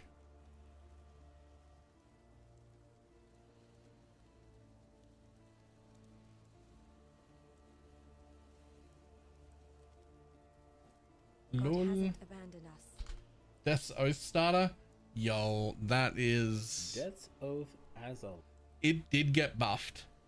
It did get buffed. And... it was getting close to usable. League starter. Words I never thought I'd say out loud, but with new patch notes come new ideas. Now, if you don't know, I played Death's Oath for 3 weeks last league, and as of right now, it's still my favorite build in PoE 1. But just because you like a build doesn't make it a good league starter, right? Like, that's just not how PoE works. with that being said, with the new damage buffs that they introduced today, plus the generic socket changes for 3.29, I think we're finally at that point where I can sit here and say, I think Death's Oath is going to be a pretty good League starter. Now, before I go on, you may not know what Death's Oath is, or maybe you just haven't played this build in 5 years, so let me just break it down real quick, get on the same page, and then we'll go from there. Death's Oath, or DO, that's abbreviated as, is a level 62 unique chest that comes with a built-in skill called Death Aura. By far the easiest way to explain this is just think of this as a chaos damage righteous fire. Unfortunately, it's invisible, but that's basically what it is. No, For the fortunately. Ascendancy, you're definitely going to want to just play an occultist for, of course, just generic chaos damage scaling, but more importantly, it perfectly synergizes with, well, you love it, I love it, Profane Bloom. I'm sure as you've seen this whole time, I've been showing different stages of gear, but they all have one unique thing in common. You walk around, things explode, you're kind of just having a good time. Now, for the record, before I seen the damage buffs today, I was actually already going to recommend it as a League starter. Don't get me wrong, the damage buffs are amazing, but the biggest reason is the quality of life. You see, typically, Death's Oath is an awful item to League start with. It is a pure strength chest piece, but the support gems you need to put into it are 4 off colors. For It's example, so if it's tempting. day 1 of League start, you're level 62, butt naked in Bloody Aqueducts, you probably won't have enough chromes and jewelers to fix this problem, which in turn means that's just not League start viable, right? So that's how it worked in 3.28. But if we reframe it, what does it feel like in 3.29? Well, because the sockets aren't a problem anymore, and the Death's Oath got buffed, now at level 62, you're gonna buy your endgame chest piece for 1, maybe, as you can see, 2 Chaos Orbs. You don't need to 6-link it because Death Aura is built into the chest, right? So all you gotta do is 6-lock at your chest. You don't need to care about the colors anymore, and you have your endgame chest piece that you can wear until level 95. When you reframe it to think that you just have a chest piece that does damage, that doesn't need to be 6-linked, and doesn't have to be fixed for a socket colors anymore, and all you're gonna spend is maybe 2 chaos, I'm not gonna lie, man, that's such a good deal. I feel like anybody should be able to League start this. Now, to give you a visual aid, the character you're seeing in the background is a test character I finished yesterday, and as you can see, this is budget gear, fresh entering maps, and the clear is already great. A single target is fine. Now imagine if the clear had 30% more damage, and if the single target had 10% more damage. I think at that point, I gotta say that's a pretty solid League starter at that point. With that being said, here's your disclaimer. No build is perfect. Just because I'm making a build guide doesn't mean I'm gonna act like the downsides of the build don't exist, right? I want to give you all the info so you know what you're walking into. Think of it like this. Death's Oath and Righteous Fire are extremely similar for their positives and their negatives. The biggest downside for both is single target. Now, like with all my League starters, I always test every stage of gear just so I can double down and know that this is exactly what you're walking into. This is a 4-stone test. As you can see, I'm wearing a 1 chaos pair of gloves called Aleopathy, and this is for my single target. They give you a level 25 blight, and as you can see, I'm killing Maven pretty easily. I'm a little bit tanky, the gear's still in the budget area, but you're not breaking any records here. It's gonna get the job done, but if you're playing Death's Oath, understand that you're here for mapping, right? Like, you're gonna plan around mapping strategies. You're not gonna try to kill Ubers in the first 4 day of League start. Just when you're walking in The here, thing understand about that this Death's kind of Oath what you is expect. all damage the will be other higher next dot league. builds, all the other dot things, also all the chaos dot ones also got buffed, and they were already pretty decent.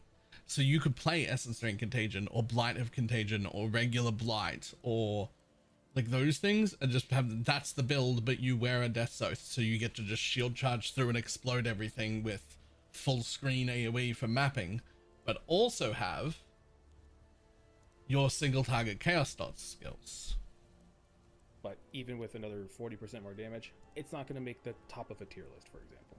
Now, with that being said, if you don't know, in the absolute endgame, we're talking 150 divines plus spending on gear, you can kill T17 bosses, and you can kill Ubers. Again, don't expect to be doing that in the first 4 days of League start. Okay, the very last thing before we really start getting into the deep progression, how to swap to Death's Oath, blah, blah, blah. You need to know a couple things first. Death Aura. The one thing I didn't mention is that you do take passive damage from it when you kill something. It's pretty marginal, but it is annoying, right? Like, you do want some life recovery at some point, right? So at all points, try to make sure you have at least like 40% chaos res. And if you don't, then try to get life regen. I think the easiest thing to mention is this wheel right here. Take this wheel, take this flat 50 life regen down there. Usually that solves it. Otherwise, try to get life regen on your gear where you can, and just be mindful. If all of a sudden you're taking a bunch of degens per map, you might have 10% chaos res. Just be aware of that. Second most important thing are the links. These 2 red links are the last things you want to put in, because they don't work without each other. So you can put in Ignore the Awakened. This is a very old character, but Swift Affliction, Void Manipulation, all of these, you can put these in any order, it doesn't matter. The red ones, you need both of them. Like, they don't work without one or the other. So when you get their fifth socket, you're not really getting anything. But when you go from 5 to 6, now you put them in, cool, now you're scaling. One thing to mention about life tap. You need to have your life tap on something else. Life tap does not work just by standing here. You need to activate it. That's why we have it on shield charge. So if you don't like it on shield charge, move it to whatever you need it to be moved to. But just remember that you're going to be losing damage if you don't activate it. And last, there are 2 mods. Do not do these on maps. Chaos Res and then the non-curse aura one. Your death aura, like I've said before, is an aura. So if you do, your auras are less effective. I mean, GG, no re, you just will do no damage. And then Chaos Res is terrible. Chaos Res is so bad. Don't ever do Chaos Res under... if you have to, sure, but man, just don't do it. If you never do those 2 mods, you're gonna be like, I'm chilling. But if you do a map, an 11 tier corrupted and it has Chaos Res on it, you're gonna hate your life. Okay, just don't do it. At this point, if you're still interested, it's time to go over our progression. For leveling, as usual, level with whatever you want. Realistically, no matter what you choose, you're gonna have to wait until level 62 to swap to Death's Oath. Now, because we're a witch, I'm gonna recommend the fastest leveling in the current meta, Righteous Fire Elementalist. Now, for the record, I will be doing live practice runs, and I always stream League Start, at least, usually for about a week, maybe 2 weeks. So if you have any questions, reach me there. Otherwise, check the VOD, and you'll probably see some sort of leveling practice I did. Skip through that. Hopefully it helps. But the easiest tip I can give for Righteous Fire leveling is, if you struggle with it, don't go straight to Righteous Fire at level 18. I'd probably say wait until about level 22 at the very top of the tree. You can get the advantage of implicits. And from this point, you're going to want to overcap your fire res. That will give you I like that too. So try to wear ruby rings. You get a free resistance flask in Act 2 after killing the bear. If you can merc wear the Death's Oath. Mercs cannot wear unique chests at all. There's no option for chests in the Luminary Ascendancy. That's what they did instead of making it so that you couldn't, but essentially to fix the problem with the lightning resist one. Doriani's. Thank you. To fix Doriani's from being a problem, they just didn't give us an option for unique chests. That can't happen. This also looks pretty interesting. It's not going to be good enough if you're fast. Like, if you want to be fast this on day 1, it's not going to have enough damage. But if you know what you're doing and you really like it and you're okay being just a little bit slower, then it'll be great.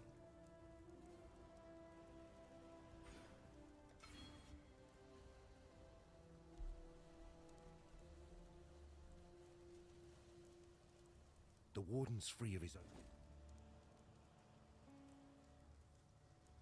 Shard Death's Oath and then bring it to prayer and then give it to a merc. I mean, you still can't support it though. Like, even if you've done that, you then can't support it, right?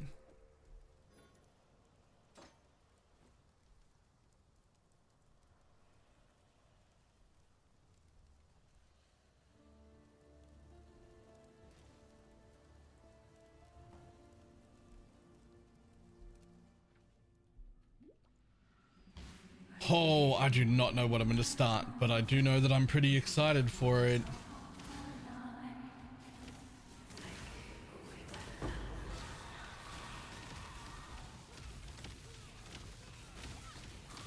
Life is too precious to waste on you.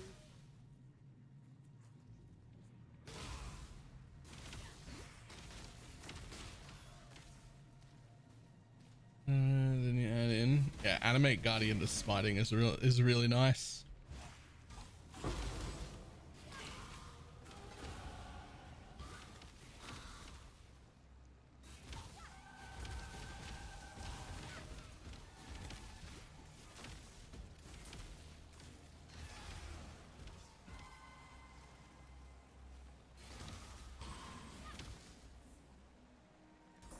Too much fun has to be done.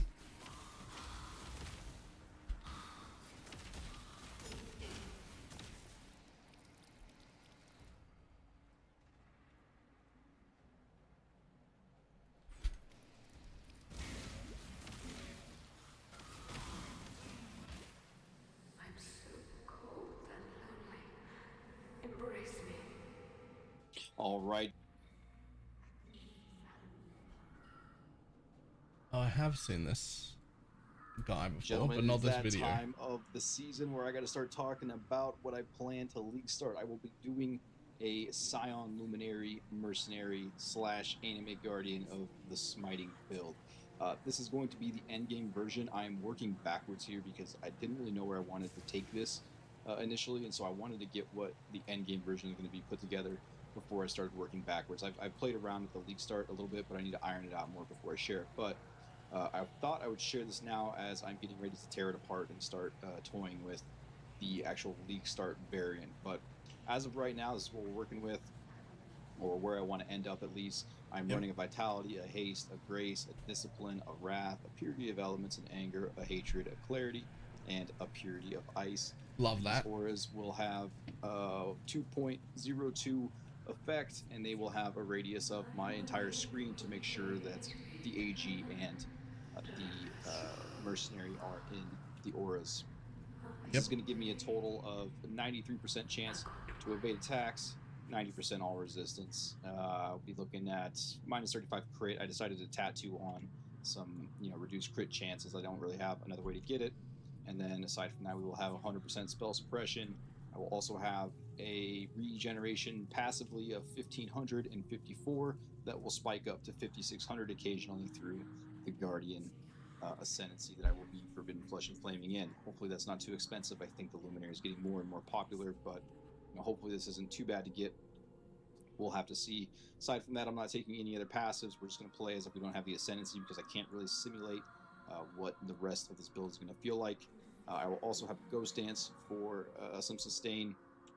Be sitting around 8k ES on a truly min-max version. I could push this up more with a better body armor, better clusters, better whatever.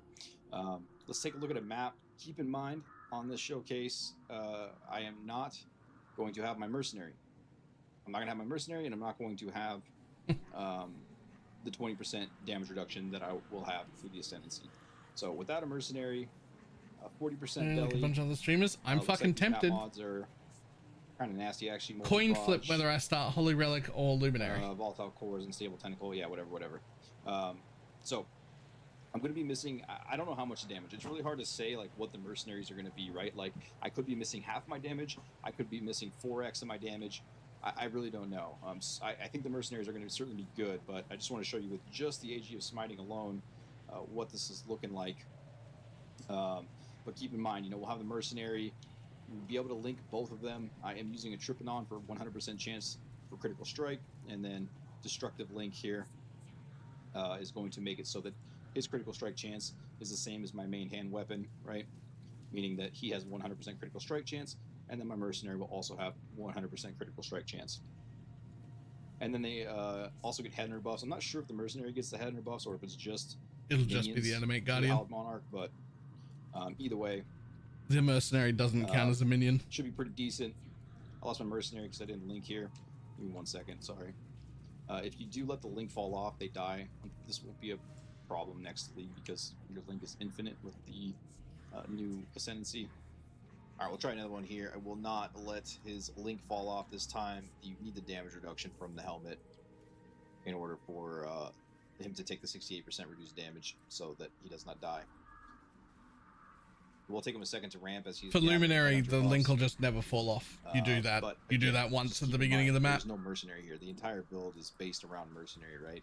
So this is just the build basically without anything, right?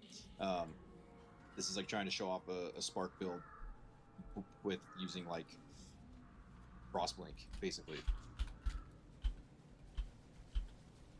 So adding the Mercenary on top of this and things should get pretty insane. You will be able to link both of them. I have, let's see here, 152 mana regen per second. Right now, the link costs 34 to sustain.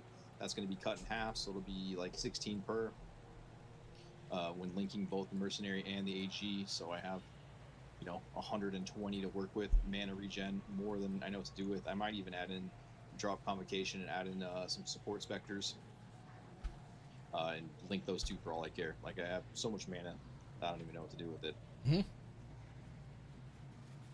Evidencing, yeah. I mean, that's literally what you want. Crit resistant, not great for the build, but get him eventually.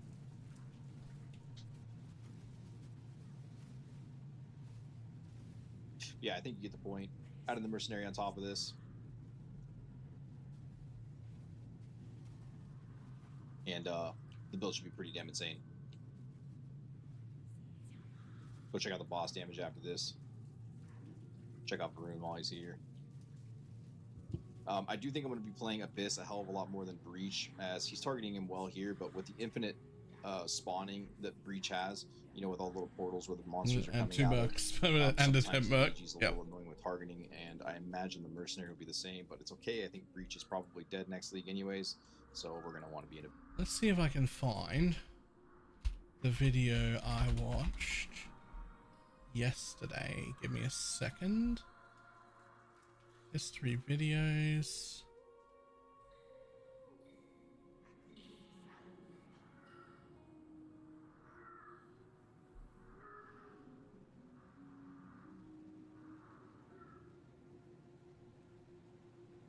Give me a second to scroll through my history and see if I can find the one video from like a year ago.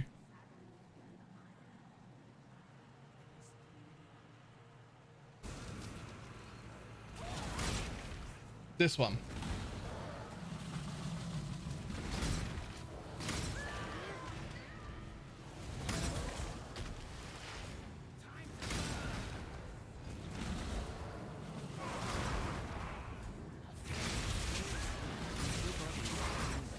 My choice after all, down remain calm. Not often that I lose. I suppose that makes it good.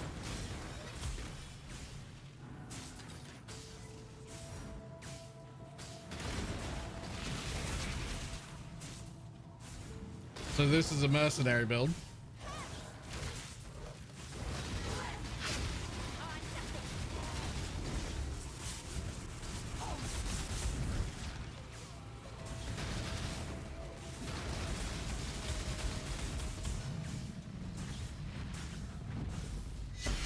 This time, is there a full recorded leveling run? No. Well, I mean, probably. Every league start from the last fucking 2 years. And this video is obviously a very old video, right? Obviously.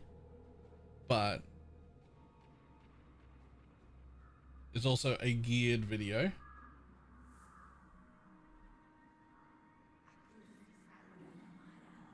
But this is what you can get to, right?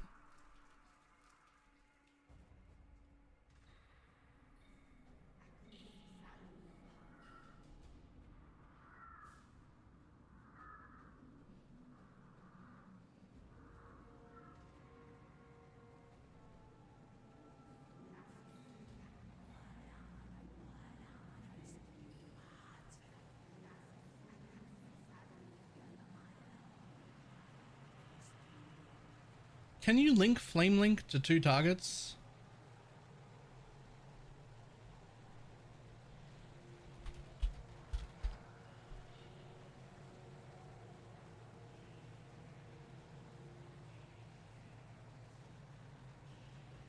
Link for 100% crit? Yeah, that's end game, not day 1 though. Day 1, everyone's using flame link. That's the best way to just get an absolute fuckload of flat damage put onto your merc. When you've got really good gear and good auras and whatnot, you can change into a proper aura one, but like day 1, you're going to be using flame link to get just an absolute shitload of flat on them, right?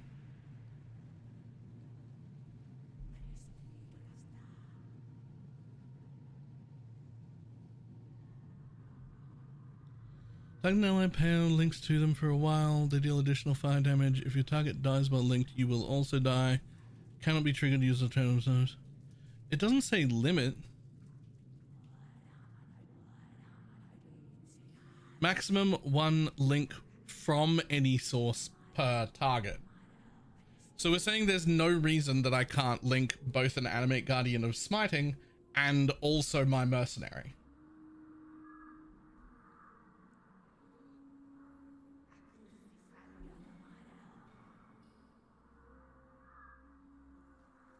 So my day 1, if I do Luminary,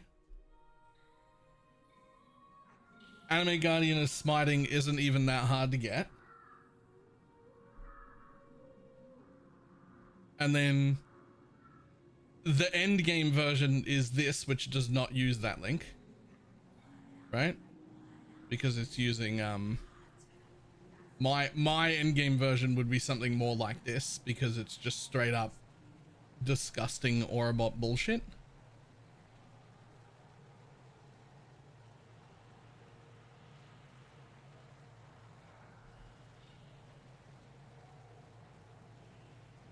Did you push the boot button? The boot is a mine.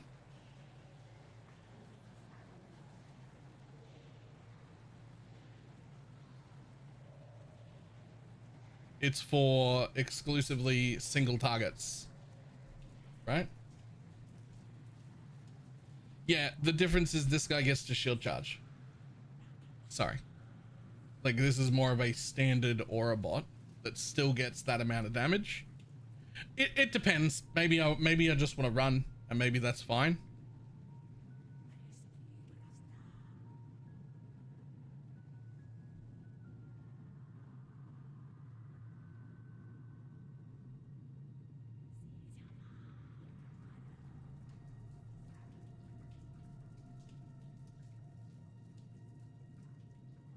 But here's a link to this like over 1 year old video. It's not by like a content creator, quote unquote, so it's not like a build guide of any sort. It's just some dude who showcased it, who showcased his build and included a path of building, right? And I'm not sold on copying this one either, especially because it's so old. There's almost certainly changes. For instance, I don't think Pyroclast Mine even, or Sabotage even, does the same thing anymore, but it's an idea of like what it could look like if you're very geared, right? And like, that's fucking great. Look at this guy.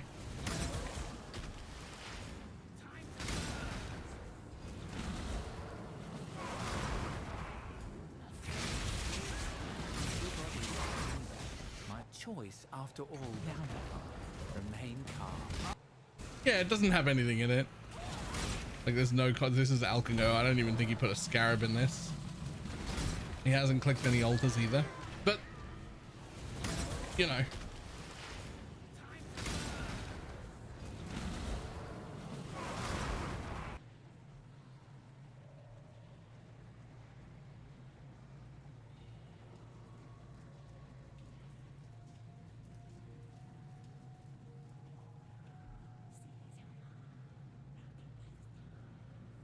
All right, gentlemen. Yes, but this is not showing me what the Merc looks like, because he can't, because they don't exist, right? Like, he can't show me what the Merc looks like because they don't exist right now. So this shows you what it will look like, right? It'll just look like this. You'll just fucking run or shield charge or whatever, and hopefully everything in front of you just fucking dies.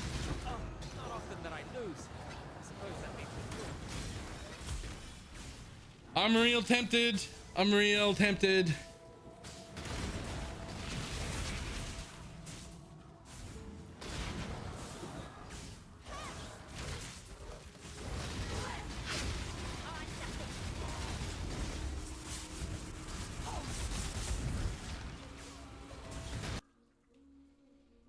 No, I don't think, with the amount of auras that you want to run, I don't think that there's any option to bring like specters or anything. I think you'll just be able to get away with an Animate Guardian. and then the rest of your sockets will just be taken. But an Animate Guardian, even one that's set to do damage, is still going to bring some buffs and utility to you as well. Like, just because it's an Animate Guardian of smiting and I want it to do damage doesn't mean it can't use the chest that stops me from getting crit or slowed down. It can still wear that, right? Like, there's no reason it doesn't need they can still wear that.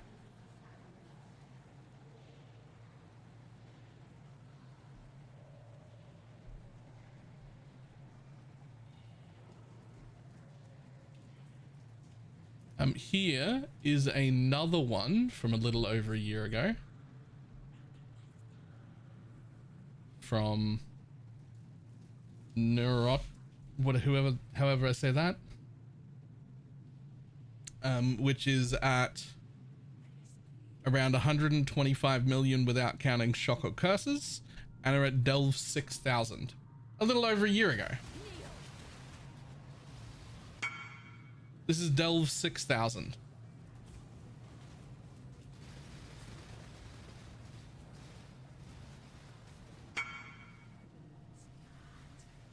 Now, obviously, Delve 6000, your job isn't to kill anything here. That's not how the delving works, so don't worry about them. He's literally just trying to get to the boss, right? You skip that shit. That's the point.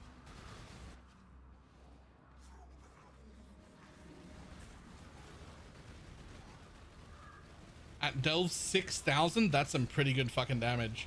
This dude's got 25,000 energy shield. 24,500 energy shield.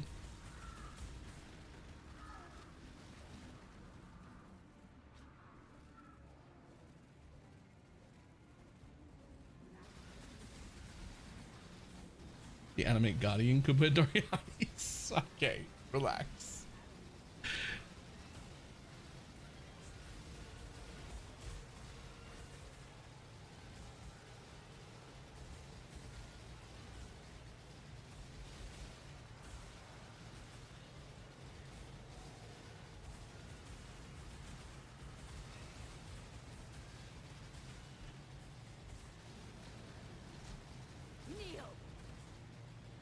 And he's just standing. Delve 6000? This is actually gross damage for that depth.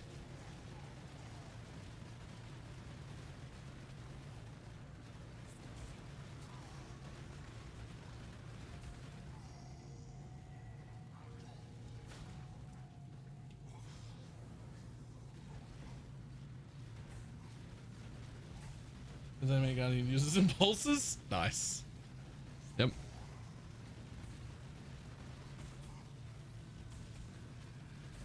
Isn't that the player anymore for Merc? Yes. But these are just like, I was trolling through these videos because I wanted to see like just how people were doing it back then, right?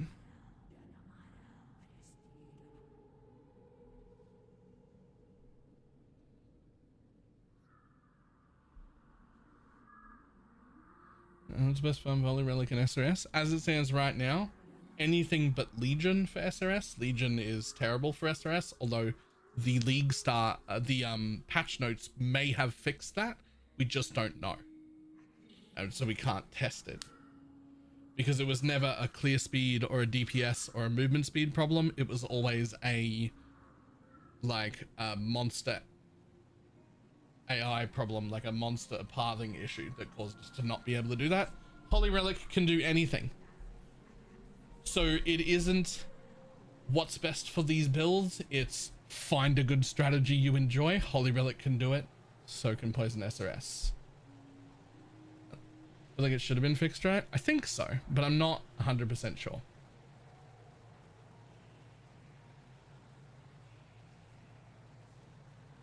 So is this the same guy that, did he put out a video?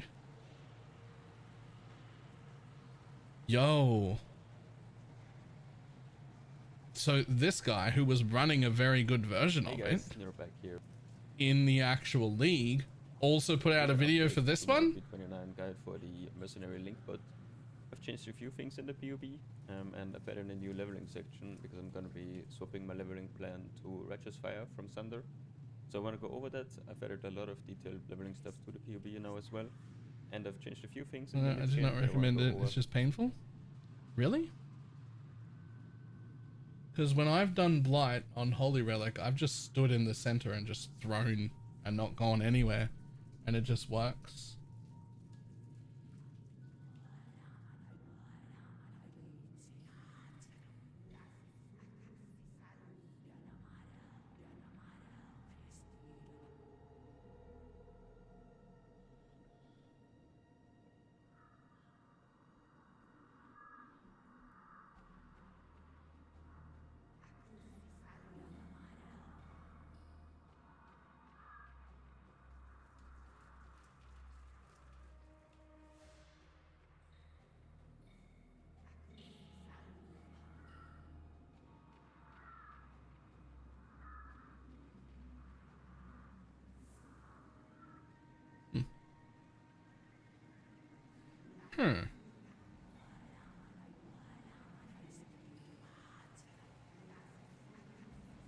Gonna use Spectral Throw and Leap Slam from 1 to 12.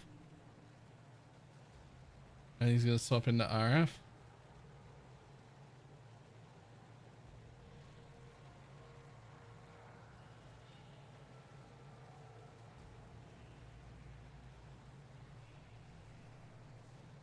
The level with RF.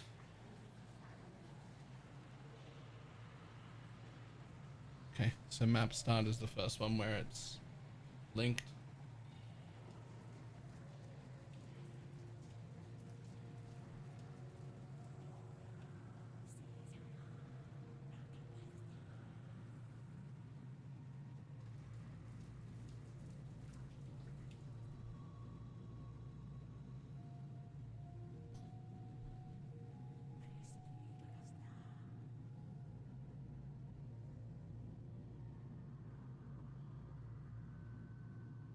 Jesus.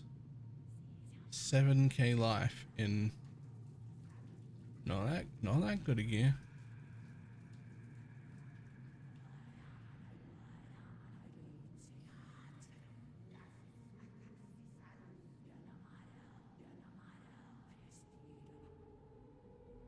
Good 7% jewels, but nothing on them.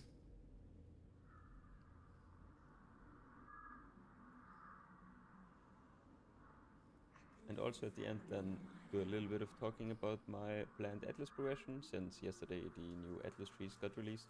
So I just want to go quickly over how I'm going to approach that and what I'm going to be doing for mercenaries in maps then. First up, I want to mention that I have been streaming yesterday and I will probably stream tomorrow as well, and also the league start. So if you want to tune in to me experimenting around with the mercs and doing my normal leveling and Atlas progression, so feel free to tune in either here on YouTube or on Twitch. I will link it down below. So I'm just very until sure you can drop it. I think the point you can drop it is just as soon as you get a good mercenary. On the top right in the loads, you will see a few new loadouts. I've added sections for 1 to 12, 12 to a lira, and then swapping to RF when you get a lira and when you are level 20.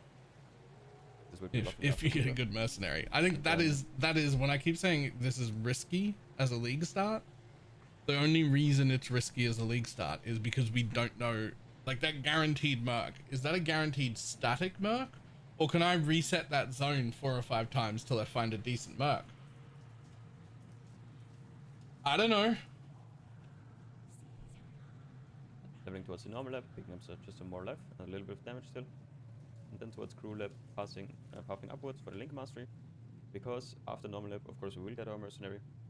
And getting the +2 link skills up here is a lot of damage early on together with the exposure node. Picking up a little bit more fire damage here and the fire mastery for some support and still for some RF damage increase. And then also the aura nodes here, which should allow us to then run a few auras, so either haste, the elephants, Gitterbots, and then vitality and maybe a small precision. So if your merc is haste, basically you don't need haste, otherwise you can haste. You can run haste if you want to be a little bit faster. Safe option is just Purity of Elements, but you have to decide that then during playing. And then just pathing downwards, picking up life, more regen for RF, and some max res as well for RF. And then towards the new map start, so I've repathed the map start a little bit, picking up more light radius early. So we have the light radius here from Light of Divinity 10%, We have the light radius from the energy shield mastery here, 30%, and we still have the link effect and the +2 links. Should give us way more It damage, almost is. from the link during early game, since we're probably not gonna have the Nyctas during map start, since the build has gotten quite popular. So I've added also a Nyctas replacement wand here. Basically, would just be +1 fire and light radius. If you can only choose one mod, then only get the light radius mod. Everything else basically doesn't matter. Just the 15 light radius is completely fine to start on map with. And I've changed one of the rings in the ultra early setup away from Meloris to a Void Eye. And the Void Eye then will hold our Flame Link. So just at level 17 Flame Link at the start of maps, we will be at level 25. Which Of should give us course. a lot of flat damage that we are scaling then with The Void Eye, he's just using it for the link. good enough damage for early. Yep, I'm cool with that. At this point, That's actually I great. do, early mid-game tree as well. I felt like the jump from the map start towards a level 95 tree with some good gear already was a bit big.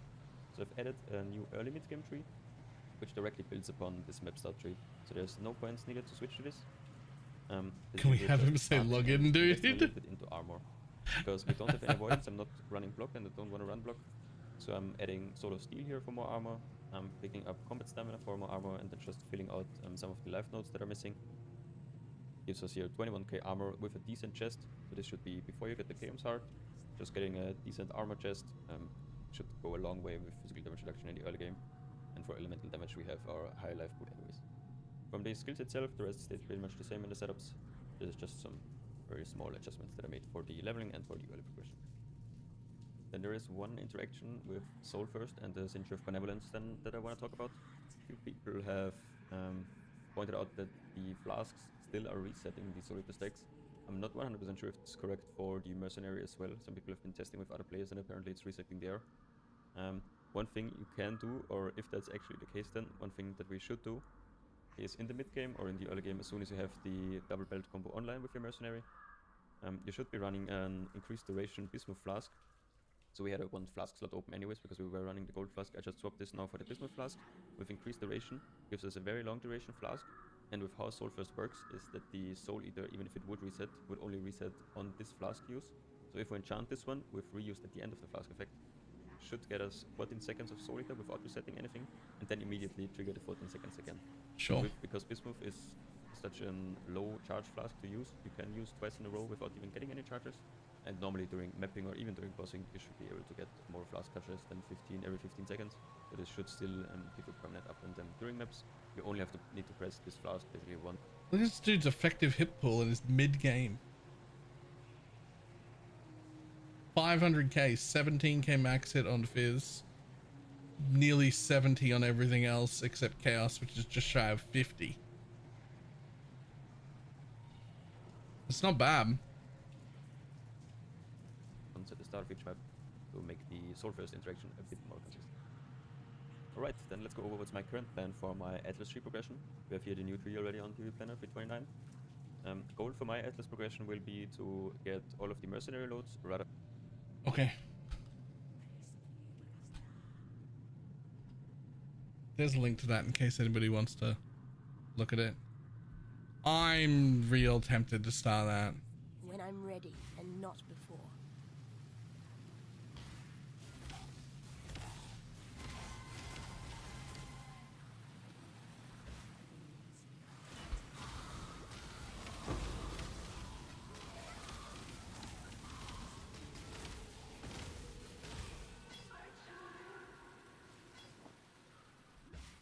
University 16 mouse nowadays? Yeah, not much.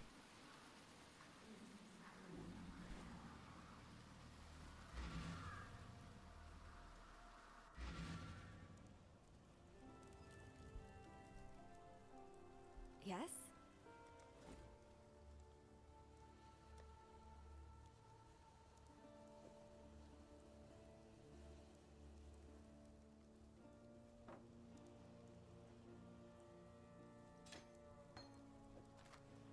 Goodbye. Welcome.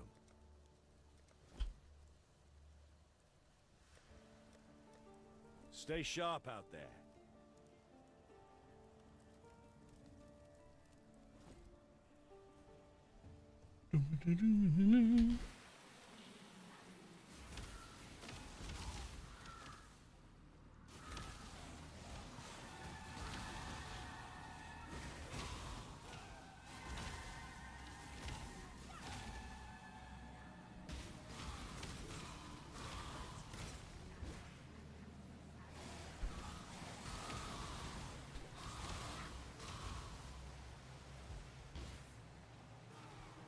last.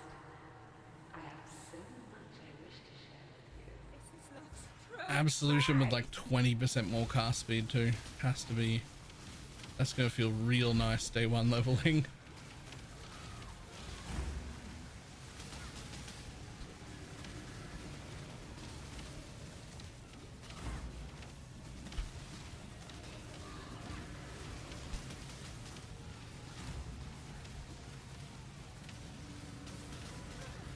That's encouraged to kind of make the MK and God, it was nice. The thing Ziggy was talking about is what I'm the most excited about, is that he was like, he was saying in his video that he like changed gear far more often.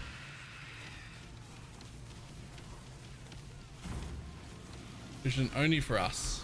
It won't be the minions doing more damage, it'll just be us casting it faster.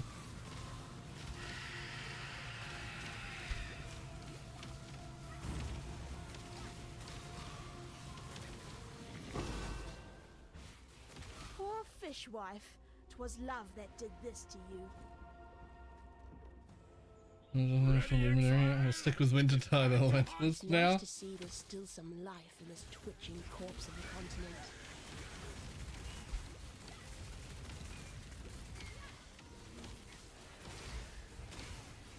Hunt or be hunted, exile!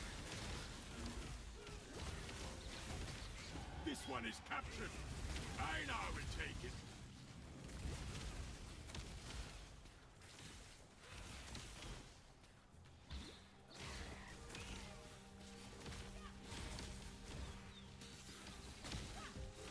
When I'm ready, and not before.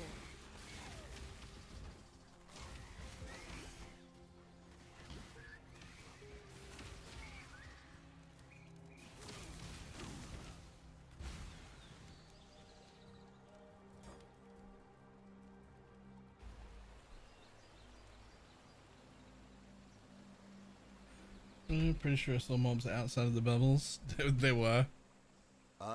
It would be absolutely hilarious to watch Flicker Strike it off itself off into the distance. Just fucking die. Just drown out there. Hilarious.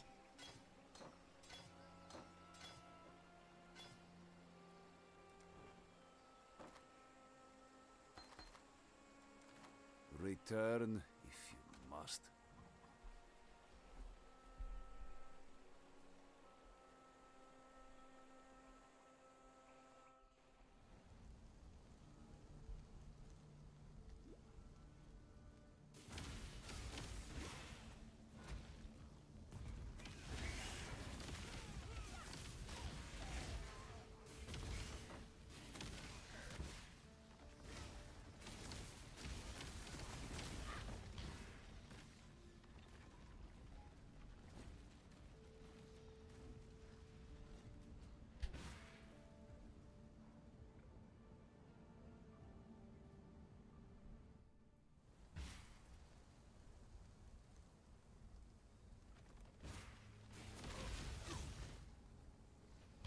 What are you testing? Nothing really.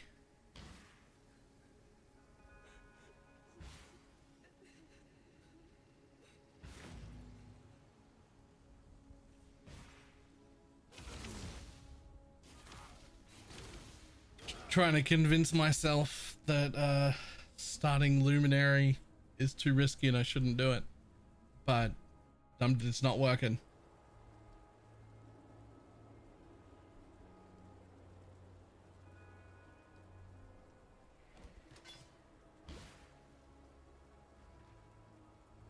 Any smiting builds from last league? Nah, not really.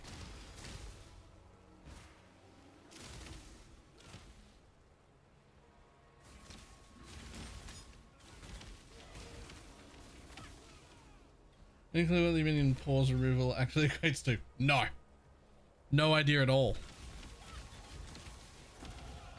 I barely recognize myself.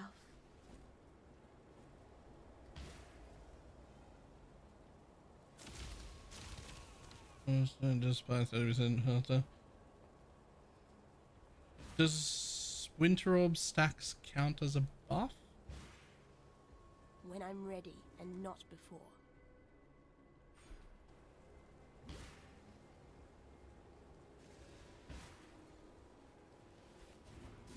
feel like it should. Do not let me test or try. Yeah, that's old. With fucking anything as a league start next league. That was next league. That was like 3 years ago. Or whenever it was.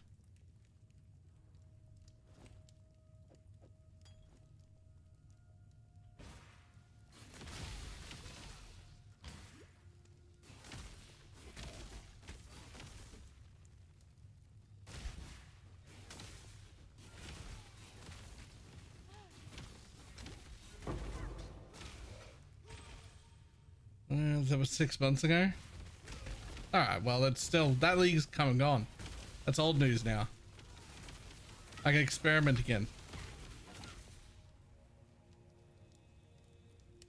Jumping on the warp train? I'm thinking more like jumping on the luminary train.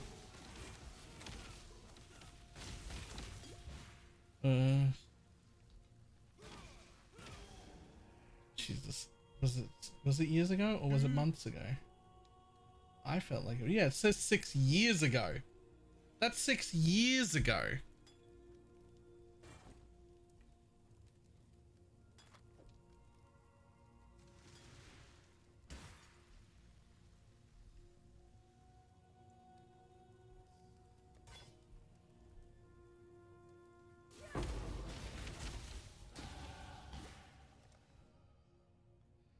I think it's time for experimentation. Is winter or something totems can use? Regular totems, yes. Crab totems, no. Crab totems will not be able to use channeled skills.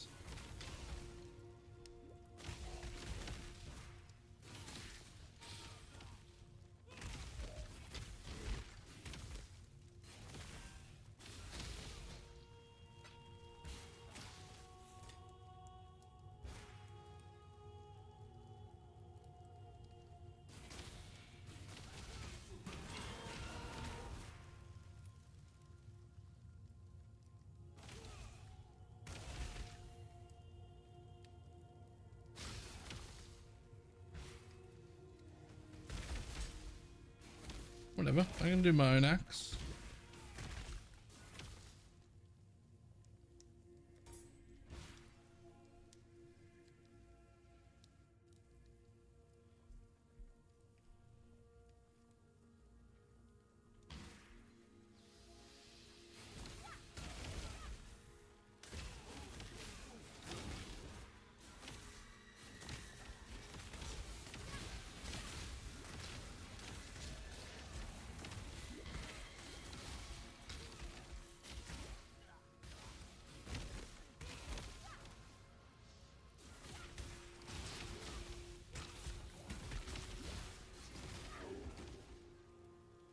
Squeezing an animate guardian of smiting into it does make it feel like it could be a lot safer.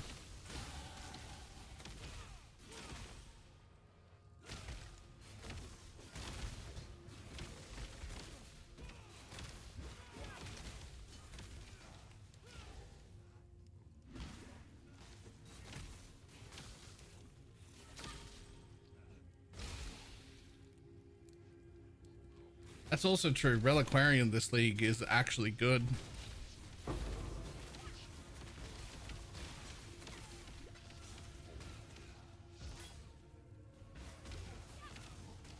That being said, I don't really care about like leveling ults. It really doesn't take that long. Never really understood what everybody complains about. So like if I have to reroll it, just reroll it. I don't actually care.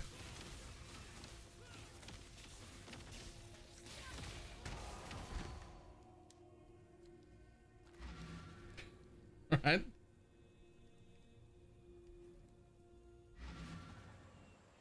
And chances as if they're minions. No. Because they will not be minions. I am a beast. You are. You and me.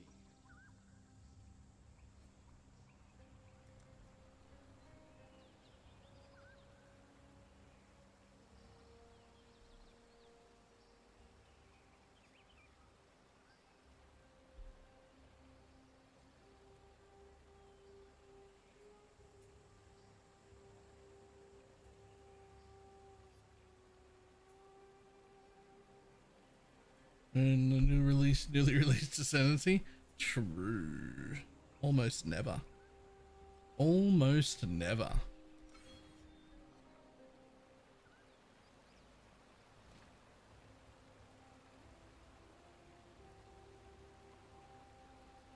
True.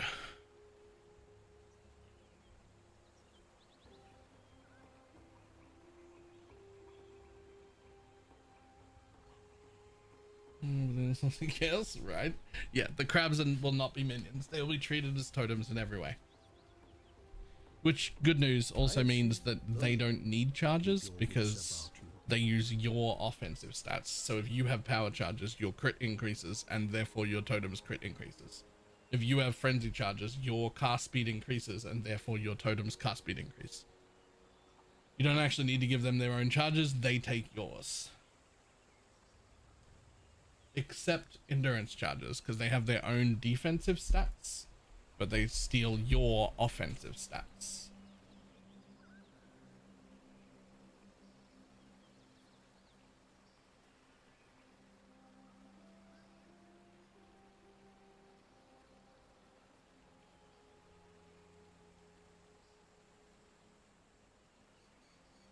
Alright, let's see how. I've got a peer-reviewed study right here that says... says you're a pussy.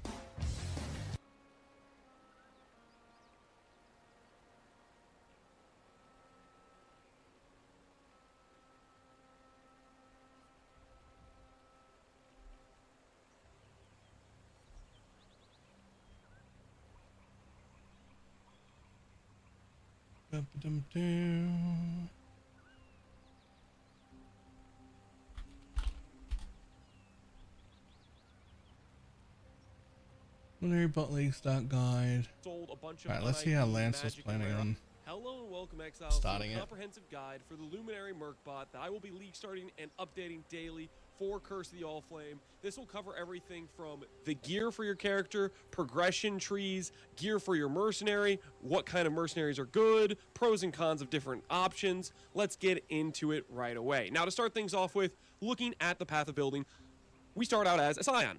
The big problem with starting as a Scion is its early nodes are not particularly strong when compared to the other 6 base classes. There's not a lot of damage nodes, so you really are in a rougher starting position just for that alone. From my experience, what I found to be the best first 12 levels has been Spectral Throw. It's one of the highest damage skills you can get early and can kind of carry some bad early passives, in my opinion. Now, the plan is to start out with Spectral Throw using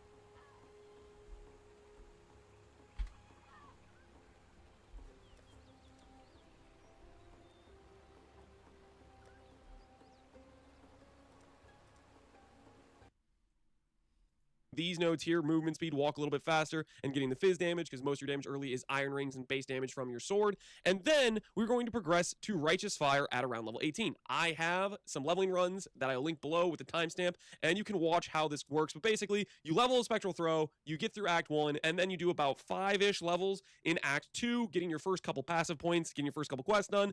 You farm up some transmutes. You then use those transmutes to craft fire res on basically every gear piece, and use iron ring recipe vendored with red gems to get ruby rings.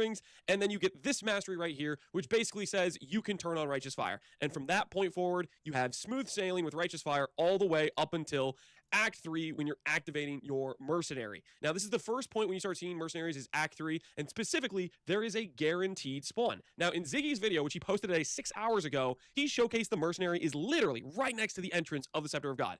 If GGG was really nice to us, this might be a guaranteed spawn. And if it is, you can potentially reset until you get a good mercenary that works well with the build, which I have listed in the MOBA, some ideal mercs. A lot of the attack mercs are what I'd recommend. Spell mercs are probably okay through the campaign, but attack-based mercs will really shine with the support we're going to give them for scaling later on. Now, he finds it right away to the left of where he started from the Scepter of God. Potentially, you can click Create New Zone and just reset. We don't know if this is a guaranteed merc, like in the way of like, this is the exact merc everyone will see first, or if it's just There will be one in until this you zone. get one of the better mercs, I believe will be possible. In the patch notes, they did mention the guaranteed spawn mercs will have no rucksack, which means they're saying, hey, you're not allowed to farm this for loot, but we'll let you try to probably respawn and get a good merc, which I believe is what they're trying to do, basically allowing you to choose what type of merc you want to start with, and that guy will level up with you through the campaign.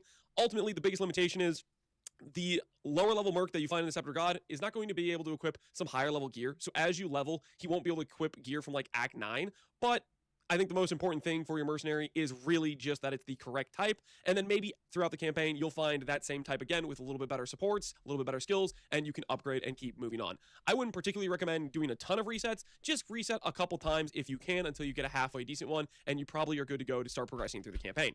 Now, as I was saying, this right here, level 35, is roughly around when you're going to get your first mercenary. It could be around level 30. Basically, you click your first Luminary Lab, which is the you can hire mercenaries permanently, and right now we have support for Righteous Fire with regen, but also when you're doing a Righteous Fire tree, you will have a lot of life investment, and this is very, very important because the vast majority of the damage scaling for our mercenary, the base damage comes from a skill called Flame Link. Flame Link gives us a huge amount of base damage based on our life, and it scales some with gem levels, and it completely overshadows what you'd get from an aura effect. Now, I mentioned this in the MOBA section because a lot of people ask me about it. Hey, Lance, why don't you go for more of an aura tree early on? And the reason is, at level 70, you can have like a 6, 7, 8,000 life character. You get Calm's Heart, you can be pushing 10,000 life character. The amount of flat damage you can get from this Flame Link with the light radius node that gives scaling for Flame Link is literally going to be 20 times what you're getting from a level 20 Anger effect. They're not comparable entities when it comes to scaling and base damage. You put together Anger, Wrath, and Smite, that flat damage is just not relevant compared to Flame Link. So I think it's a lot more important to go into a Flame Link scaling, which also makes your character tankier because you have a huge life pool, rather than having a character with not that much life and a bunch of aura nodes, and all around a just much better experience. So that's what's going on there. Now, speaking of continuing on the tree, I have trees that go from 35 to 59. This is probably the last tree that will have some support for Righteous Fire that I have here. I think arguably you could probably drop Righteous Fire support earlier altogether. Just basically it's dependent on how soon does it feel like your Merc bot is just killing everything and your Righteous Fire damage isn't necessary. Once you hit that point where it seems like the Merc can kill the stuff without Righteous Fire, then that is the point at which I'd recommend dropping your elemental damage scaling, dropping the stuff that supports Righteous Fire, getting them out of your support links, which you'll notice by level 70, if you look at the two trees, you'll notice all of the damage nodes or all basically the support for Righteous Fire is getting essentially removed, and we are swapping wholeheartedly into support for the Mercenary. Now, I also have skill setups to showcase these transitions. Level 35 is roughly the skill gems that you'll be using when you have Righteous Fire and you're trying to support the Mercenary as well with a Flame Link that has life tap on it. But then by level 70, this is when we've swapped into a full Merc bot, we've swapped into Blood Magic, which makes all of our mana problems disappear and allows us some pretty decent skills to support the Merc, which I'm going to go into some detail on. So to start things off with, Flame Link is obviously our huge damage multiplier to our Merc, but that's not the only thing that can multiply damage. You'll notice there is a Storm Blast Mine here, and I'm going to talk about this real quickly. Storm Blast Mine gives 3% increased damage taken to nearby enemies as a aura, and it can quality up to a 1% with 20 quality. If you get another 20 quality of, like, if you do like enhance or something like that, you can get it up higher to make it go for 3% to 4% nearby enemies taking damage to 5%. And if you equip this with Minefield, you can throw up to 18 mines. So at baseline, 18 mines next to an enemy, 4% increased damage taken. You're looking at 72% increased damage taken, which is a huge damage multiplier. That's why at level 70, we have these nodes clicked. It's just because it's a big damage multiplier. Do I think you're going to need this? I actually don't. I think this is a try-hard thing. If you want to go for maximum damage, you'll go for a Mines Can't Be damage with some throw speed, and you'll do the Swift Assembly Storm Blast Mines. I'm going to be doing this initially on League Start, but I believe later on, the character's damage is going to be so insane that I don't even necessarily think I want to end up wasting or using points for this, and I may end up dropping these nodes altogether later on. So that initially... Presumably, if you drop that, you just go here and grab it that way. Is what these are for. It's for making the enemies take increased damage. You only need it on bosses, like the harder, tankier bosses. You see them do their dialogue. Just chuck some mine downs. You have nothing better to do with your time. All you're going to be doing when it comes to doing bosses is chuck some mine downs. You can put Assassin's Mark on it, which will last the entire fight, or proccing your war cries like Enduring Cry and BalorMage's Cry. Now, one more thing that I want to note on this tree that might look weird to some people is there is a mastery. This mastery is 30% light radius. The reason we are clicking this is because of the ascendancy point from Luminary. Light radius applies to your Flame Link buff skill. When we've hit this level 70 mark with just that mastery, a Nycta's Lantern, some rares with light radius. There's one more node on the tree, Light of Divinity, or this node right over here gives 10% light radius. Just with those things included, we'll have 150% slightly more buff effect or scaling to the Flame Link, which will result in a Flame Link that's giving just a massive amount of flat damage. So that's what that's going on there. This does have the downside of when you have a build that doesn't have much ES, your ES keeps getting taken out. A lot of times you won't have light radius. Eventually, later on, we can there's maybe some angles to get around this. Like, for example, you could do Divine Flesh, which would make all damage bypass your ES, so you're always on full ES. There's ways around the light radius thing, but 30% light radius is nothing to scoff at. If you are playing a build where you don't want to do Stormblast Mind, all you would change about this tree is you would get rid of this starting node, and you would just path 1, 2, 3, 4, and you would grab light radius, because 5% light radius per passive is still quite strong. I agree. Considering it is essentially a multiplier to your flat damage. Okay, so that's the progression of the character. We start as a humble spectral throw. We level up to around 17, 18-ish. We do a first like Golden Hand quest and the Bale Gem. We get our Righteous Fire. We've sold a bunch. There's a 0% chance I level a spectral throw to here. I'm gonna be using one of the new spells, Lightning Tendrils, Frost Bolt, Frost Freezing Pulse, something, right? Like, it's really not that bad. It's really not that bad.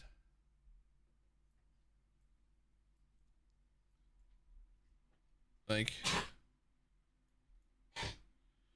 yeah, you have to come out some like useless nodes right here, but then like there are some damage nodes right there.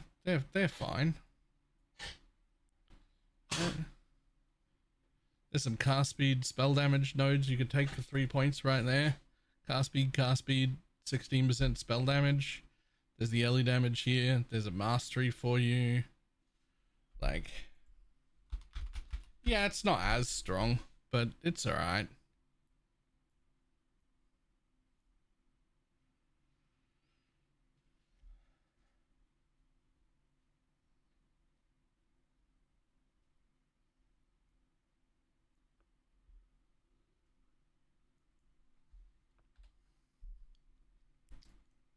What are you looking at? Potentially Luminary? Unid'd magic and rare items to get transmute shards. We have a stack of transmutes. We do vendor recipes for ruby rings, and then we craft fire res and everything, and then we swap to the skills for Righteous Fire, which are labeled right here. This is your initial RF skills that I'd recommend, and then later on, when you get to the Act 3 and you're progressing towards getting your first mercenary, then you'll swap to these skills. I want to make a note real quick here. You'll notice initially we have Purity of Elements and Haste. The way this gets enabled in that 35 tree is because of this mastery here with 12% reservation efficiency. If you don't have this mastery, you will literally reserve all your mana and you won't be able to cast anything. So don't go for the double 50 auras until you can get this mastery. And then further on, as you get progressed on skills, level 70, we are swapping to a blood magic setup with the level 70 tree. And this is when you're dropping Haste as an aura and you're using it as an eternal blessing. Haste is one of the most important auras to scale mercs early on because you can't get a lot of attack speed in many places. And luckily for us, the Kineticist, which is the ideal merc I'd recommend starting with, that merc can spawn with Haste, and then you don't really lose out on the Haste when your merc comes with Haste built in. Some other mercs don't have haste, but they have other benefits, and you can kind of judge what you think is worth it. I think Purity of Elements is one of the most important reservations because it, A, caps their resistances, and B, it means no ailments will happen to you or the merc, so it solves two of those like vulnerabilities to where the merc could die. For the most part, the mercs are going to be very tanky. From Ziggy's video, he says through the entire campaign, not a single merc died, and he wasn't even supporting it. He wasn't running Purity of Elements from what I can tell. He wasn't trying to protect the merc in any way. So baseline merc's tankiness seems to still be very, very strong, like it was in Mercenaries League. That's not to say we shouldn't invest into some defenses for our mercenaries, but that's just to say, for the people that are worried, hey, Lance, what's the backup plan if the merc dies? For the most part, you're going to die before the mercenary, and then if you follow my tree recommendations, the mercenary is going to not really die at all, ever. And what do I mean by that? Well, there's a few things you might notice in the level 70 tree, and I start clicking some of these nodes at level 59, you might notice there's some Warcry nodes. Why am I doing Warcry nodes? That's because BalorMage's Cry and Enduring Cry are extremely powerful. These Warcries give you A, lot of extra buttons, for you and your mercenary, B, a boatload of regen. So when you click Enduring Cry, if you proc it on you and your mercenary is just basically never dying because it's a ton of regen, especially with the buff effect scaling you get from these nodes. The duration makes it easier to keep up, and you'll notice on the skill setups with the Enduring Cry, I am using Urgent Orders and More Duration, which adds a lot of quality of life for how long the Warcry lasts, and it makes it proc pretty fast, so it's a pretty chill playstyle. Additionally, with the new socket colors, quality on Enduring Cry can give you a lot of extra CDR, which makes it way easier to keep permanent uptime, and quality on More Duration gives you a more duration as well from the quality. So quality is very strong for the socket gem change. I would prioritize getting those two in red sockets. Now, to follow up, why are we using BalorMage's Cry? BalorMage's Cry gives a bunch of base critical strike chance. For context, every single unique mob in the game counts as a 20 powered enemy. What that translates to is whenever you're fighting a boss spawns in, you proc BalorMage's Cry. BalorMage's Cry will give 2 base crit chance, which is very important because mercenaries come with a very high crit multi. So whenever you can give them base crit chance or additional increased crit chance through things like power charges, for example, 4 minutes. They benefit very, very heavily. As an example, in Mercenary League, which we'll see if they rebalance this or tweak the numbers. We're getting the passive stats, so this will be nice to actually know what the real numbers are. But in Mercenary Leagues, people equipped the Malagaro's gloves, which sets crit multi to 300 multi multi, and when they did that with mercenaries, it lowered their damage. That meant a lot of these mercenaries comes with a base crit multi of higher than 300, which is quite high out of the gate. So that's what's going on there. We want to give them base crit chance, and then with the buff effect we have here, we give like, I think that we have over 50% buff effect, so we're giving like 3.5 base crit from the BalorMage's Cry, and then from the Enduring Cry, if you look at the 20 power count, it's giving roughly around 8% regen. With the Warcry buff effect, it's like 12% regen. So with our character, which has a bunch of life, and the Merc, which has a bunch of life, we proc 12% regen. We have some life regenerate throughout our gear. Our sustain is going to feel very good. That's why we have these. Mostly BalorMage's Cry, just use that on bosses. Enduring Cry, just use it throughout the mapping if you feel like you're a little bit in danger. It's basically a safety button / adding a little bit of sustain. You can see your Merc health bar at the top left. If you see them taking some damage and they look like they might actually die, pop the regen. Now, one thing I want to note about mercenaries and mercenaries dying. This is something that shouldn't happen like at all in this character, but if it does happen, you want to be slightly prepared for it. And why do I say that? Mercenaries, when they die, they have a rehire cost. AKA, if you decide to spend all of your gold down to 0 and you are completely broke and your mercenary dies, you can't rehire him. This is kind of a brick scenario where you have to somehow go farm some gold with a character that doesn't have a mercenary. And there is I've already finished the Holy Relic guide. The video's out, I think.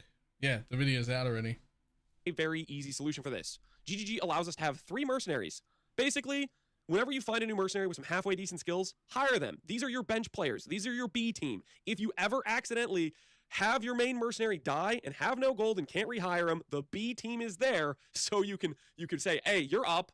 Let's go farm some gold, and you still have like a build that functions. This is not something you should run into any issues with for the most part at all. I don't think mercenaries are going to die much at all if you're following the character. If you're giving them Purity of Elements, you're giving them Enduring Cry, they should be basically invincible.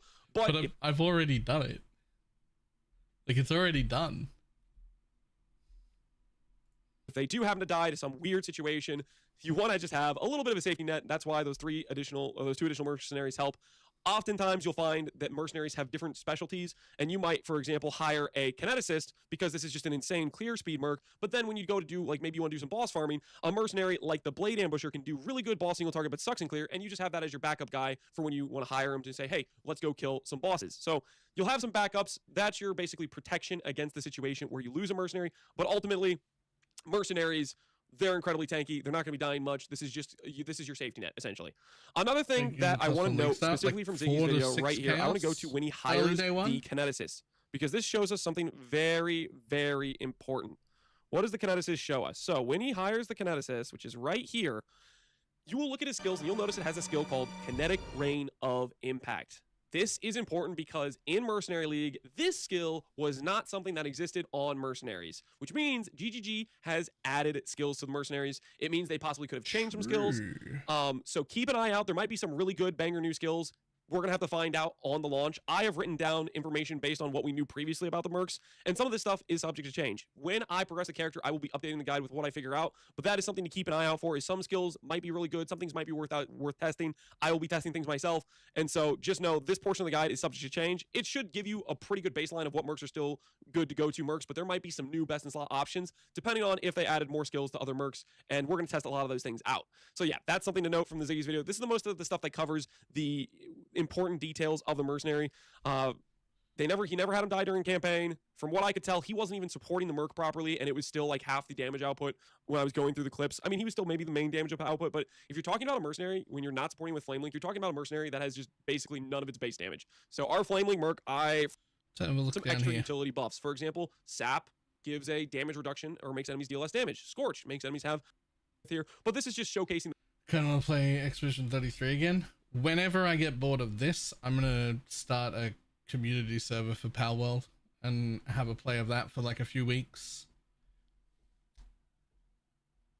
Unfortunately, it'll be hosted in Australia, so like, good luck everyone else. The concept of how an armor stack merc works for those of you who were curious about it. And then last but not least, Animate Guardian. What is this? It's just something that can give some extra utility buffs. For example, Sap gives a damage reduction or makes enemies deal less damage. Scorch makes enemies have more increased or lowered resistances. Doppelgangers, guys, is what I had here, but I didn't import correctly. Gives the merc or gives the Animate Guardian some defenses. Leercast, for example, gives nearby allies increased damage. You could also do something like a Crown of a Tyrant or a rare helmet with increased damage taken and minus res for nearby enemies. Stuff like that works pretty well. For Eldritch Implicits, I want to take note of the fact, at least this is how it works currently. They might have patched it going in this patch, but it works currently this way. The Pinnacle mods, and this works for both, I believe, the merc gear and the Animate Guardian gear, your player counts as a pinnacle boss, which makes sense because we are the pinnacle boss. And so you can use that as a way to force on intimidate very consistently from an anime guardian, force on a big exposure. Stuff like that is optional.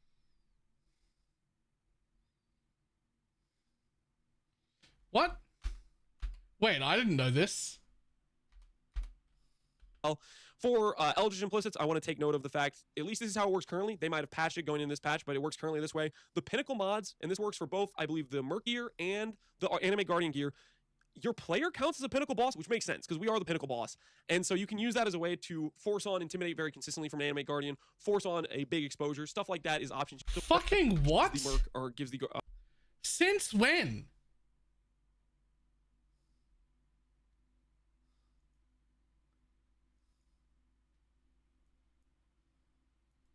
Anime Guardian some defenses. I went back. Leer Cast, for example, gives nearby allies increased damage. You could also do something like a Crown of a Tyrant or a rare helmet with increased damage taken and minus res for nearby enemies. Stuff like that works pretty well.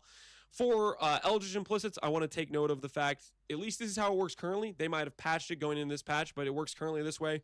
The Pinnacle mods, and this works for both, I believe, the Merc gear and the Anime Guardian gear, your player counts as a pinnacle boss, which makes sense because we are the pinnacle boss. And so you can use that as a way to force on intimidate very consistently from an anime guardian, force on a big exposure. Stuff like that is options you can get with Eldritch Implicits. Another thing I want to note about Anime Guardian is it's just a low socket cost for some extra damage multipliers in your character. Very valuable. I did not know that. Not mandatory, and you definitely don't worry about it if you don't have any potential anime guardian gear pieces to give, but that's kind of what this is, and that's the purpose it can serve. One thing I want to note here is I have a section that references anime guardians and specters. You will notice on the skill setups, some of these skill setups showcase the ability to add in an anime guardian or race specter. This is just because we have extra sockets. We don't have a lot of things to do with these sockets, and these are some nice additional benefits that you can get. I was trying to showcase some of those here. Ray Spectre can also give you Onslaught, Frenzies, D-Term, and these are some of the places you can get them. I want to specifically note, for example, Onslaught. You can actually get an Onslaught Spectre in Act 6, the Krui Fortress Zone. There's a little side area where you get the tattoo to drop. One of those guys is called a Warcrawler. He procs a 20-second Onslaught. Stuff like this could be really nice for some additional power on your Merc bot early. That's what this is there for. It's not mandatory to make the build function, but it's some extra power you can get out of your sockets because there's not a lot of things you can put in these sockets that will be useful. Okay, I think that covers pretty much everything. I know I was blasting through this information. I wanted to try to give... It's a fucking 40-minute video.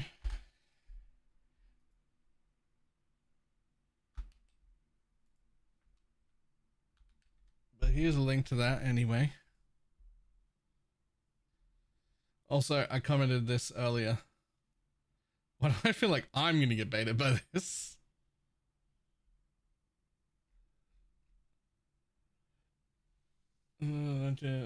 Nearby. In presence. The mod listed there is in presence, which means anywhere loaded into the zone. So it's actually a good one. In presence is good. Alright. Do you like your own comment? Of course I like my own comment. I'm a fucking delight.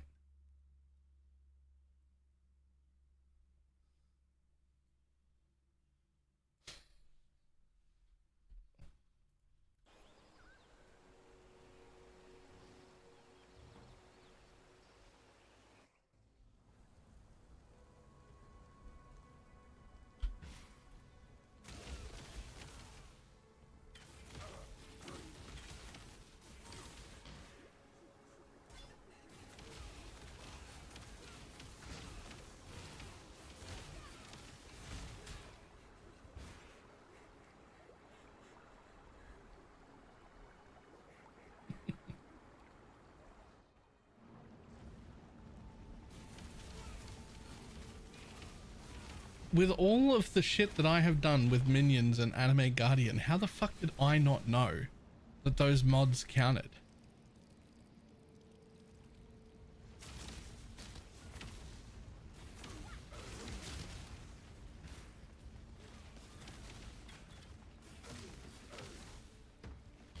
Wait, what mods? What?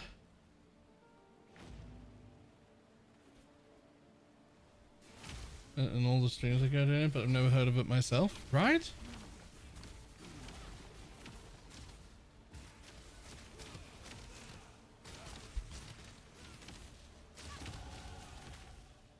Do you give yourself a high five if nobody else is around? That's called clapping, Calamity.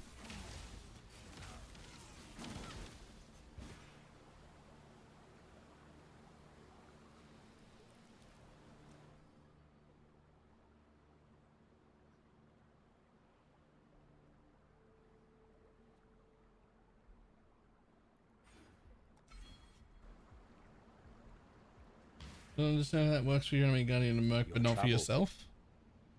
Well, because I guess you don't count as in your own presence.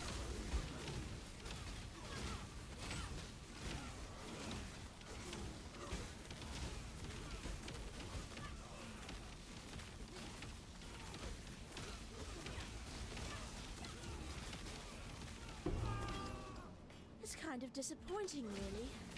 I usually like rats.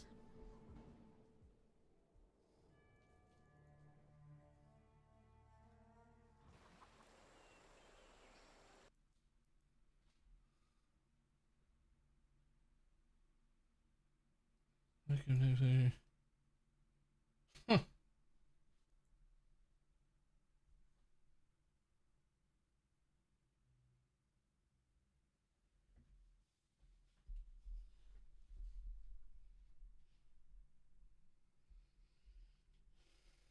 Huh.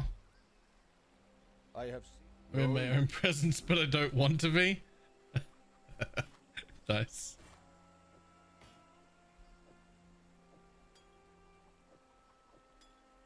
make it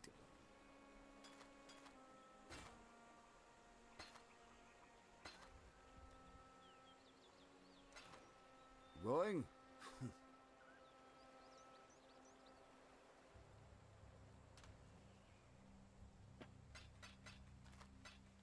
Well, wise, it does kind of make sense. I guess. But then, if you go off that, how come it doesn't work for party play? Right? Because, like, surely it doesn't work for party play. Otherwise, the party people would be using those mods all the time. So am I a pinnacle boss or not? Because it definitely doesn't work for the party. When I'm ready and not before.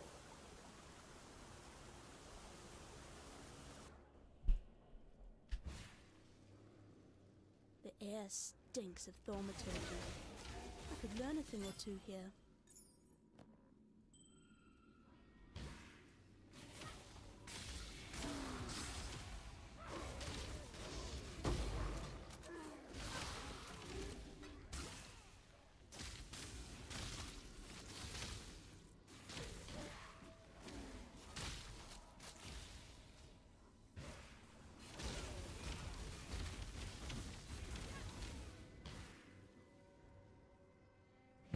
You're not a boss to them. I mean, I guess. To them, you're a pinnacle co-worker. Yeah, alright.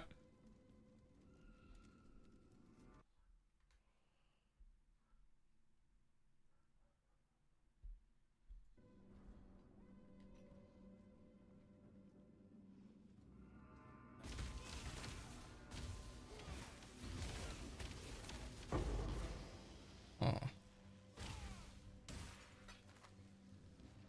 Really? Why, hello.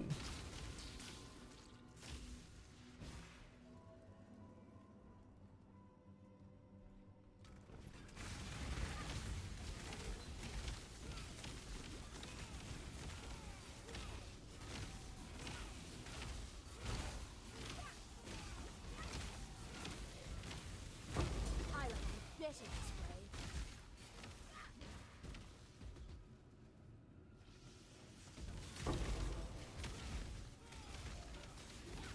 You say SRS into golems later? Yep, should be fine. I see no problem with that.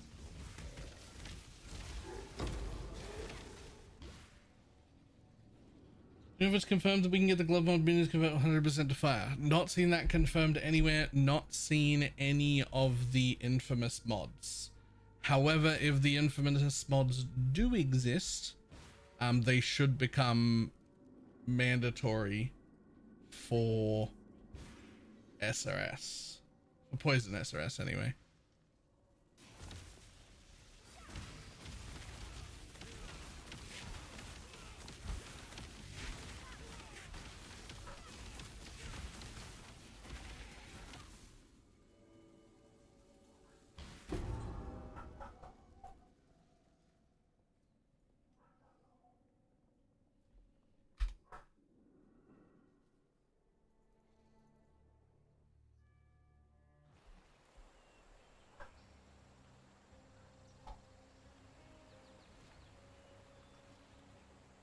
The Orient.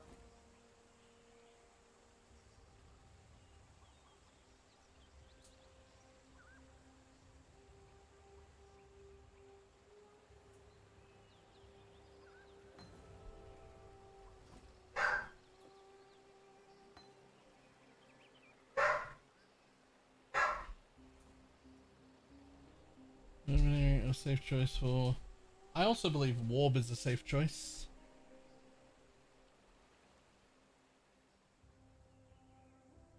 I gave the Other ground as an idea. I think also that Luminary isn't as much of a risk as I'm making it sound either. Like, I think Luminary is a risk day one just because you may not get a merc that's good. But certainly at some point you will have a merc that's good, and once that happens, you're good to go. Right? Like, as soon as you've got a good merc, I don't think there'll be any issue. How be you? Right? The only like questionable bit is, do you get the merc in the campaign? If you get the merc in the campaign, fucking great.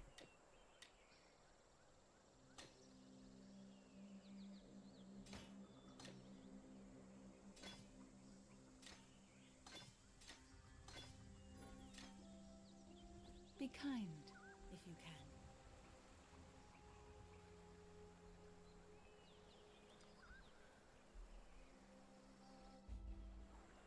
Ready, exile! It is time to hunt!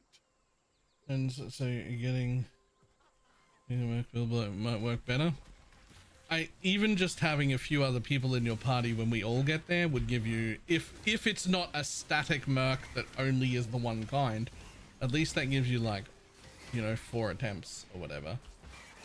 Surely somebody finds either the bow or the wand dude. Either the bow or the wand dude would be fantastic. So like, I shot bow dude is great. He's fine. There'll be no issue with that at all.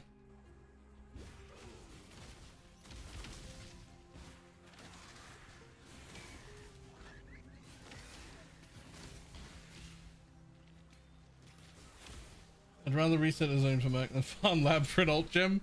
True. True, actually.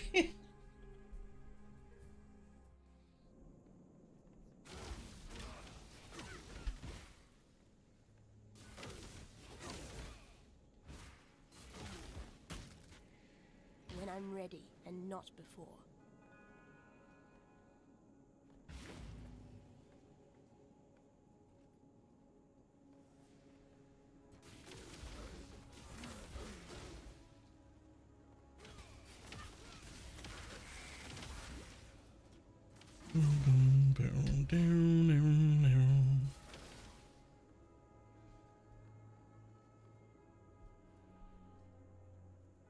I call.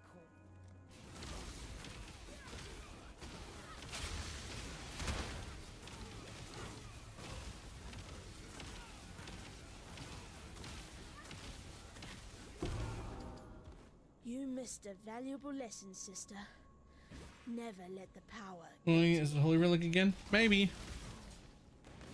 Or Luminary. No decisions have been made.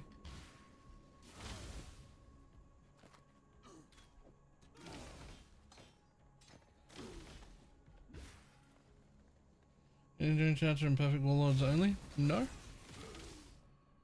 We gain it from a mix of perfect warlord and inexorable, which is endurance charges on hit. Also, one of our anoint options is this thing for endurance charges on block, and later on a different option is there's a timeless jewel that says gain endurance charge every second if you've been hit recently.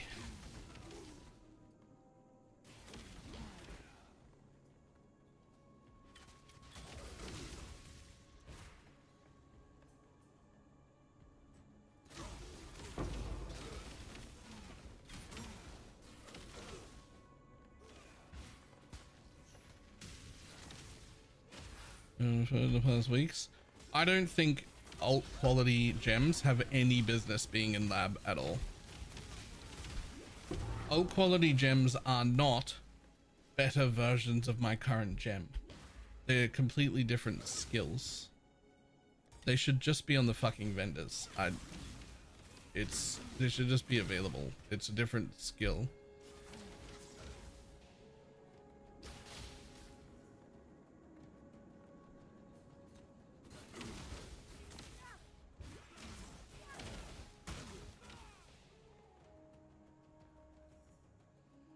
Swap poses in the holy room. What's a good strategy to get the kind of gem? At what level do you swap on league start?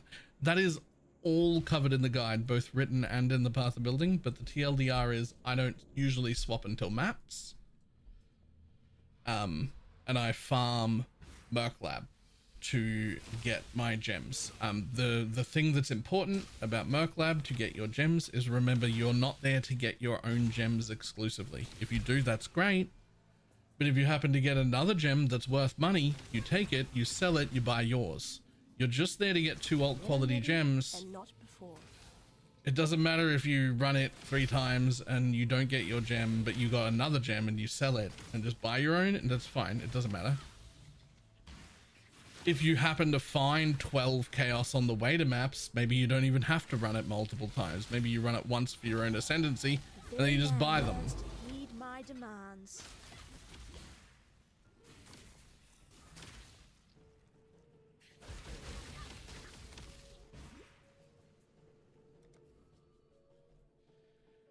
And the truth is you can swap to it whenever you want, but the minimum requirement is to have both alt quality gems. So we don't actually schedule it.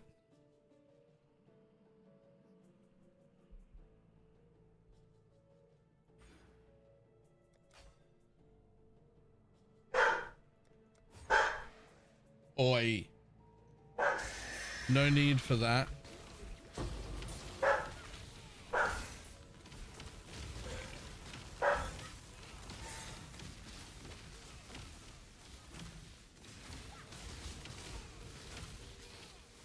Recently from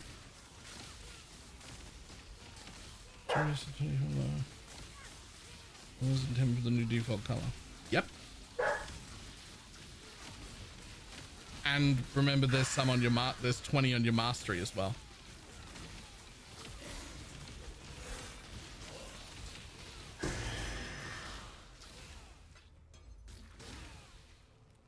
Too much clutter.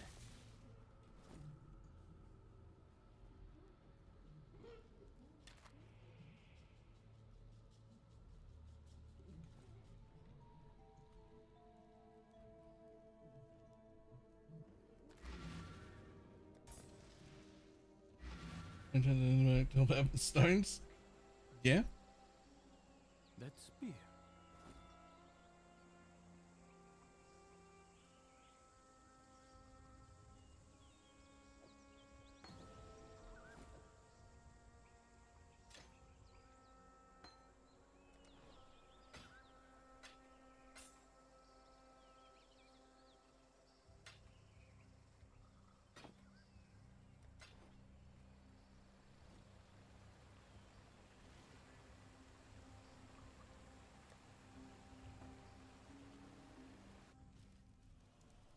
Yes, bring one into X-Arch.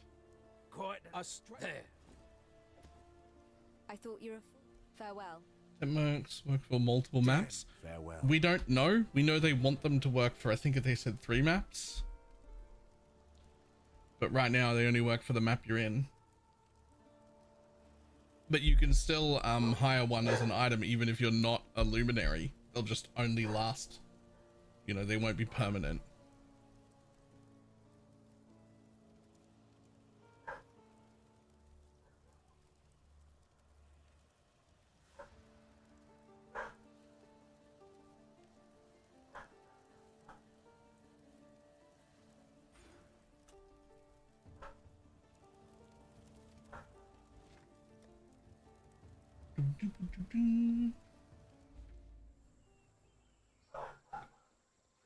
They do might be powerful ones for playstyles. There's a new aspect. Oh, that's right, there are.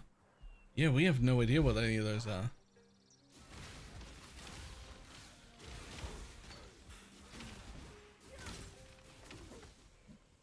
A lot of talk. I've been hearing a lot of talk about that as well. Who brought that up? Yes, it causes explode. You don't really need the explode. There are so many other ways to get it. You have to give up an entire damage support to do so. It only really works when you're overgeared.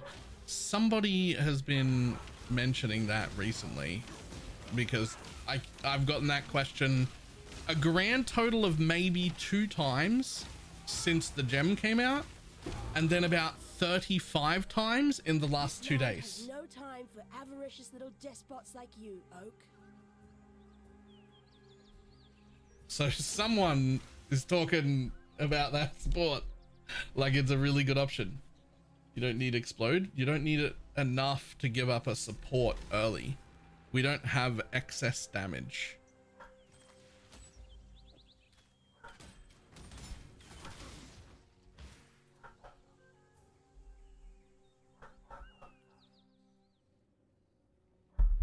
Are you gonna league start with SRS? Probably not. I think I'm looking at either Holy Relic or Luminary. Or Death's Oath or Winter Orb. Or Crab Totems. Or...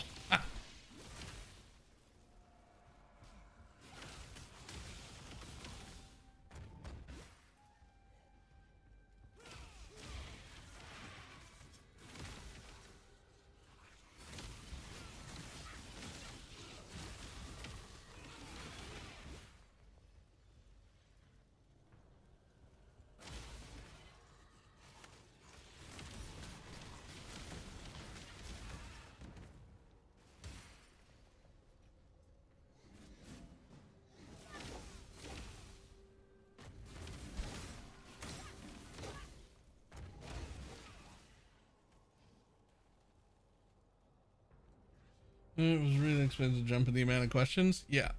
The problem is you have to give up a support, and we just do not have the early game damage to do that. Like, the build is... I don't want to shit talk my own build, but like, it doesn't have excess damage early league to throw around. Like, it just doesn't. Like, we'll be honest about it. It does not have the excess damage. It exists and does really well because it's very, very, very smooth, and it has just enough damage at every stage to do everything you need it to do. But that isn't... it doesn't have the excess. Like, it just doesn't.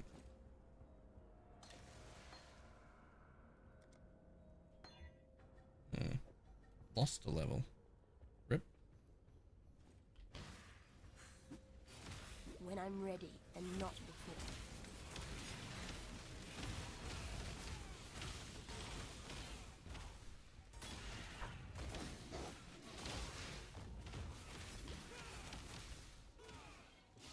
I call it life gem. Yeah. And like, there's so many ways to get explode. Like, you could just put Asenaths on your animate guardian, and suddenly you're exploding like 70% of mobs. You can put the Asenaths on yourself, and suddenly you're exploding 100% of mobs. You can Forbidden Flesh and Flame the Occultist Explode Jewels. You can use the Breach Explode Jewels. There's just so many better ways to get that don't involve giving up. You know, on that build, it's like every support is like 35% damage.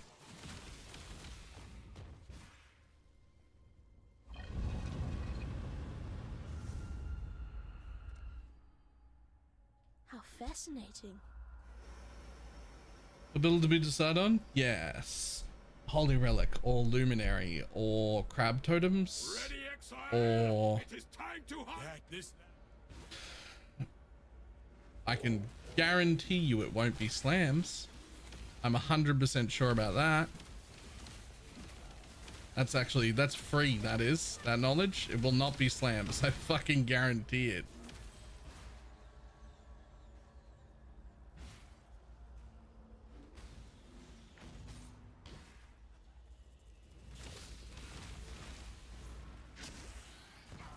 I sound almost insulted by that answer. Yeah, because they're fucking garbage.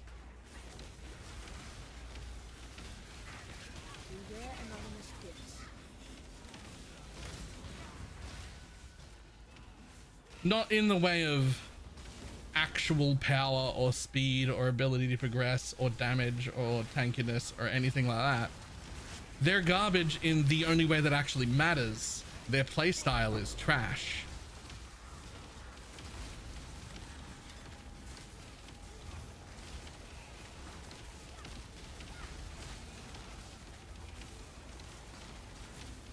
Lightning and shock resistance. I was like, how is that not dead?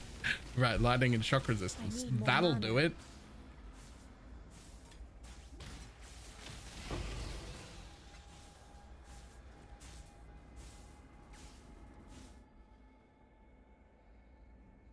I'm telling Khan.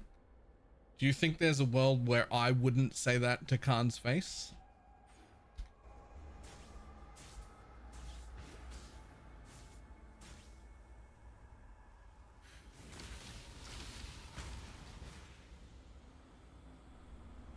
Just wondering.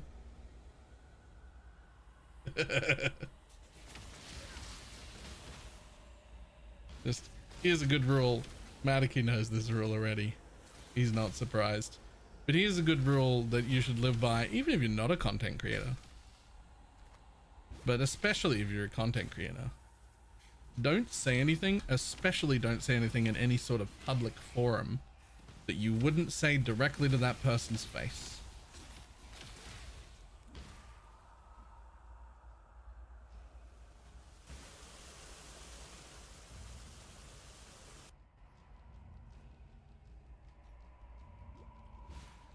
There's some like exceptions to that rule, like, you know, if you're just talking shit to your partner at home, you can say some unhinged shit to them that doesn't need to be backed up by facts and that you don't need to defend just because you're frustrated and annoyed.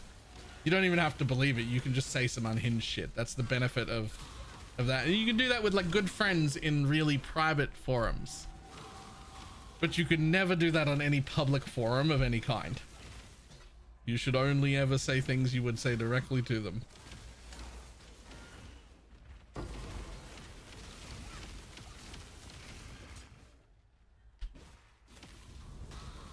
Is the Divine Rupture in PoE 1 like they did in PoE 2? Probably not, because we would have already heard it if they were going to.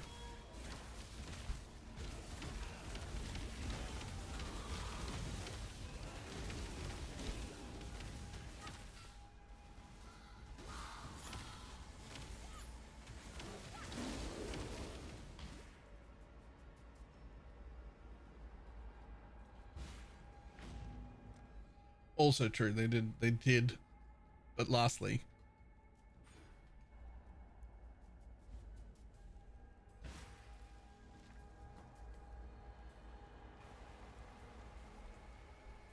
there you times you dis there you like Gazzy's builds are the best. See, I get along with Gazzy. Gazzy and I are friends. I have told Gazzy to his face I don't like his minion builds. Don't like the way he builds minions. I think he does a bad job of it. They're wrong.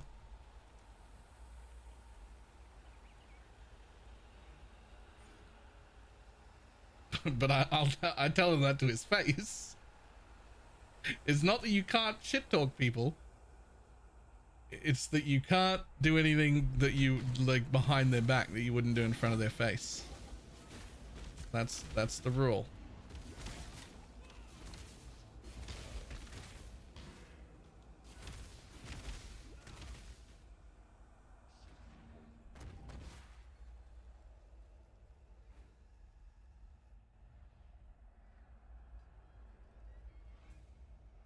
When crab totems, I need them in my life. Yeah, crab totems might be really fun. The only issue I see with crab totems is that they seem to have a set amount of movement speed. So in like a geared character, I think you might be able to just like well out gear their movement speed, and then they won't be able to keep up with you anyway, and then you'll just end up recasting them like normal totems.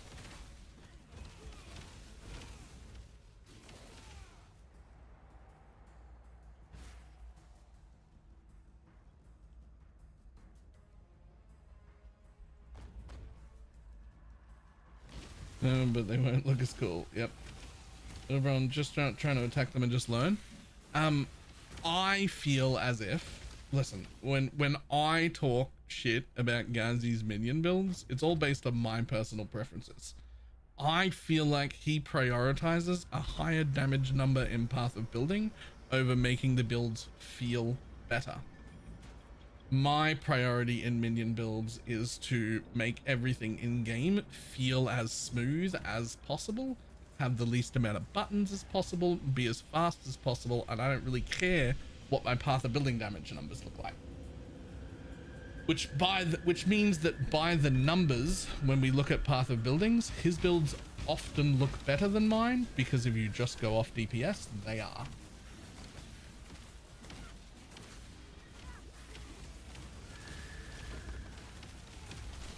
But that is not my priority, and that is not the way I like to build builds.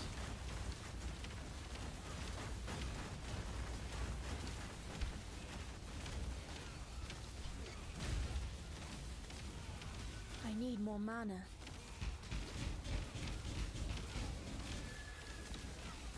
I should get a better mana flask.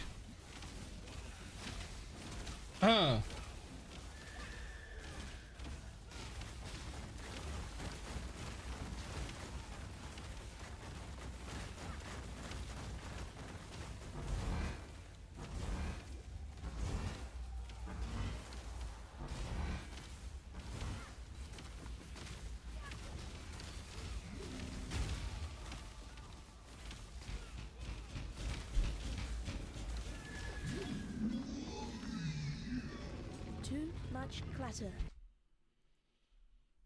Just Hey everyone, it's Spicy Sushi. So as with every new Path of Exile League, I've spent the last couple of days updating my League Starter Compendium for 3.29. Jesus, now since the so removal of large. T17 mapping is like the definitive in-game last league, the current meta provides a pretty level playing field, allowing a ton of starters to be viable. Honestly, this compendium might actually feature the most League Starters I've ever had on this list. In the past, if you didn't have solid defensive layers combined with good single target with okay clear, you really were at a massive disadvantage compared to some Oh my of the god, why is slams, it? since T17 Ugh. farming was the goal. Like pretty much everyone wanted to get to T17s, and to do that you have to kill the Definitely T17 not, boss. mate. Obviously, Only there's a lot of money. Estable You have to and be able to survive PoE. against the really difficult mods, but now we're kind of just in a T16 speed farming meta. Although it is important to note that we don't actually know what the end game is shaping out to be, so while having good clear is most likely going to be very impactful, in my opinion, B tier is where Holy Relic belongs.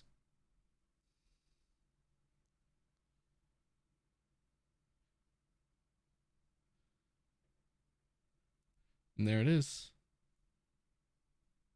Right in the middle of B tier. That is, I agree. I fully agree. That is exactly where Holy Relic belongs to be.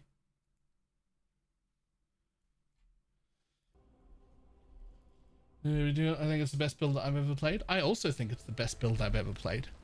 But you can't rate a tier list based on how you feel about the build. It has to be based on the actual metrics and by the metrics like speed, map clear, single target damage, tankiness, all of those sort of things, it's B tier at everything.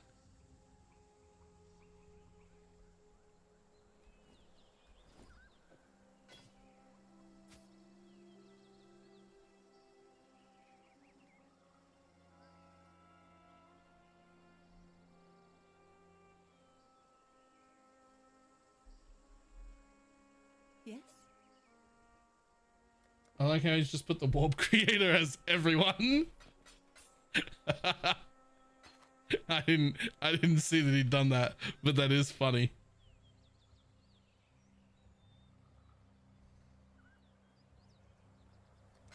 Be well.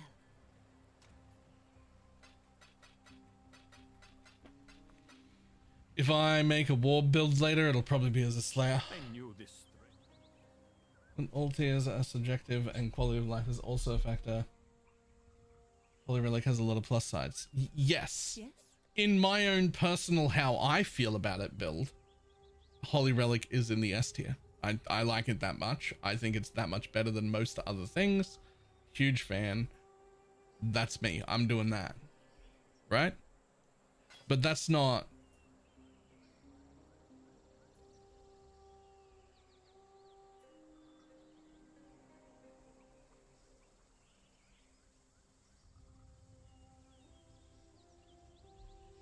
Be well. Like, that's not... It's not by any metric. Right?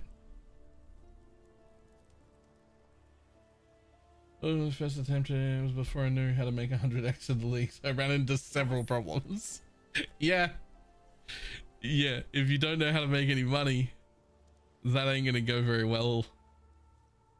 It just isn't.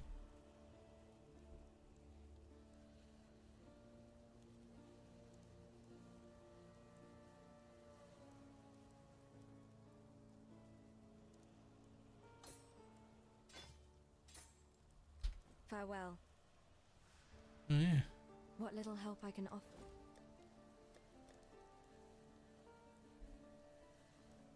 Whatever, that one will do. While we live, we are blessed. How would you compare Spectres to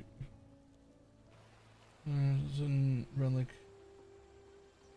Poison SRS? I wouldn't. I don't think Spectres is a good build at all. It doesn't belong on the same list. Yes.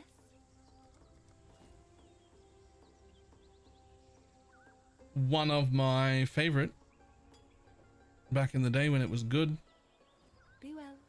but it isn't Thank you. good. Keep your life to your own.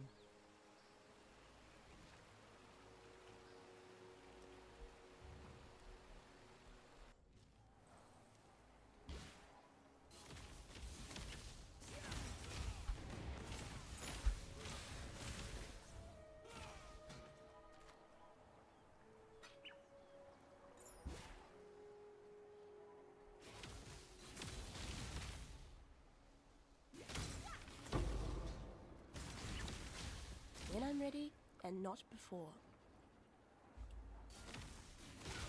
Is there a nerf on crafting flat damage on ghastlies, or did I misunderstand them? I don't remember there being a nerf on that. I don't know if I missed what you're talking about or if you misunderstood it. Ooh.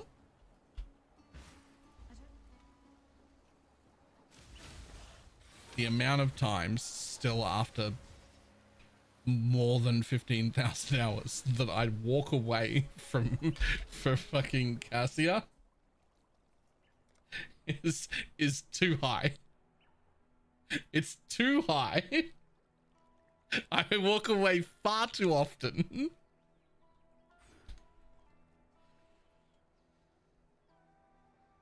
you think Absolution Guardian will be good, or is Holy Relic just better? I think Absolution Guardian would be great, yeah.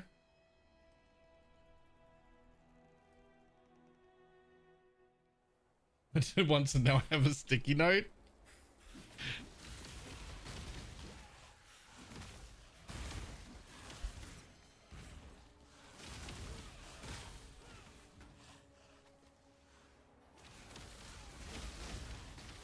Yeah, you come to town and he's like, where is she? I don't even notice when I'm in town. I do this whole next bit and then I go to get the key. And that's when I go, fuck's sake.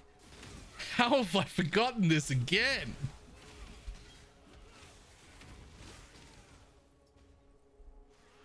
It usually actually really angers me too. Like, I'm usually pissed off about it. They're calling about Absolution in the comment section. The fall off hard pre-Dorianis. I don't know why they do that, but Absolution is great and it does not fall off, no. You also don't need Dorianis. I've never made minions with Dorianis.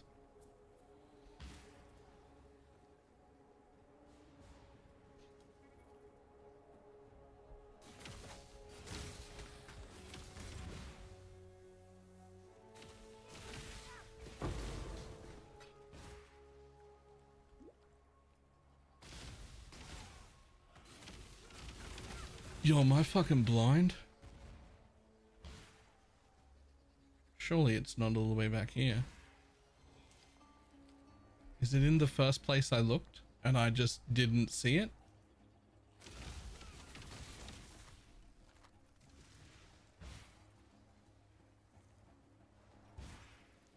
Back to PoE. I wonder what he's gonna play.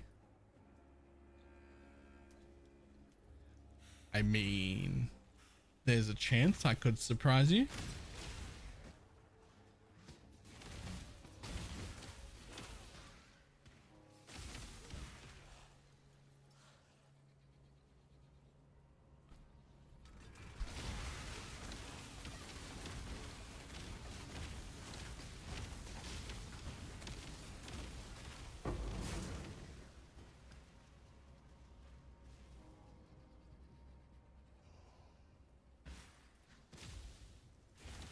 When I'm ready and not before.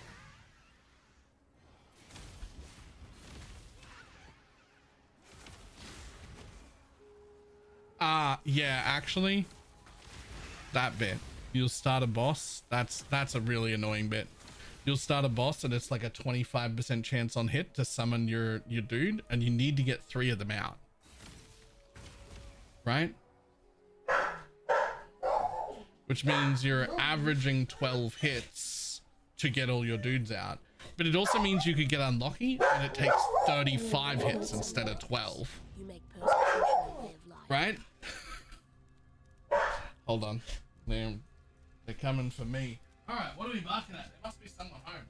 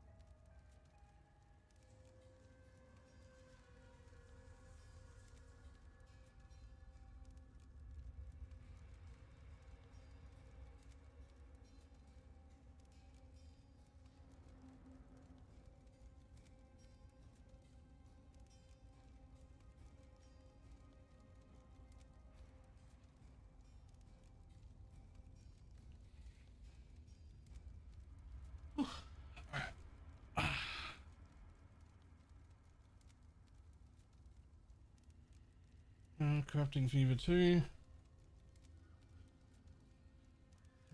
I really like Champ for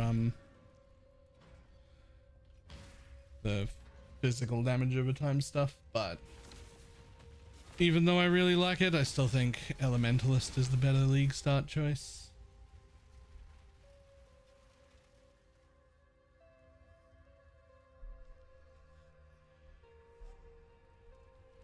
What I don't love is that Elementalist is the better league start choice for a physical damage over time build.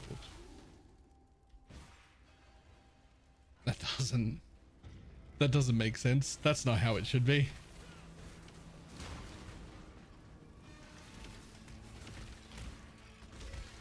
When I'm ready and not before.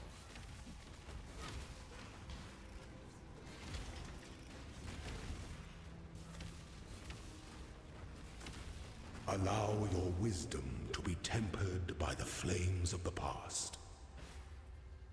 I'm just biased against Elementalist. It's fair. Do you think Poison SRS will be good at farming the new abyss? I think Poison SRS will be good at just about everything.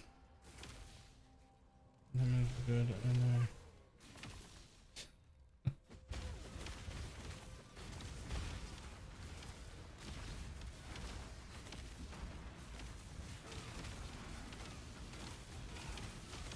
I need more mana.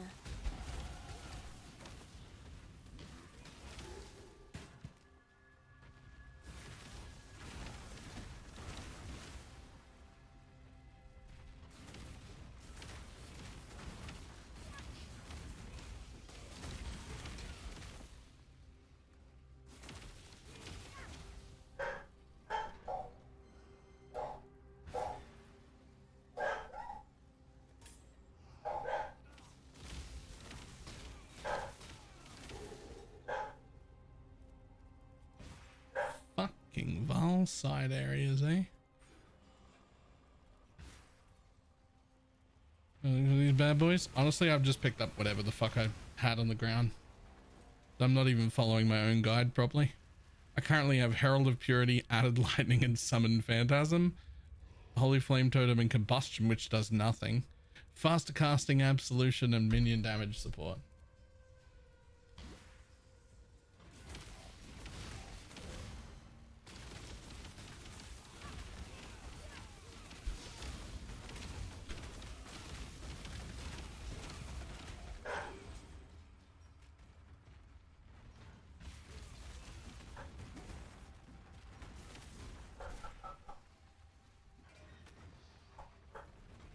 When you found the league start filters, what is the play now with everything being white socket? Basically to remove most of the entire leveling section because it is no longer relevant.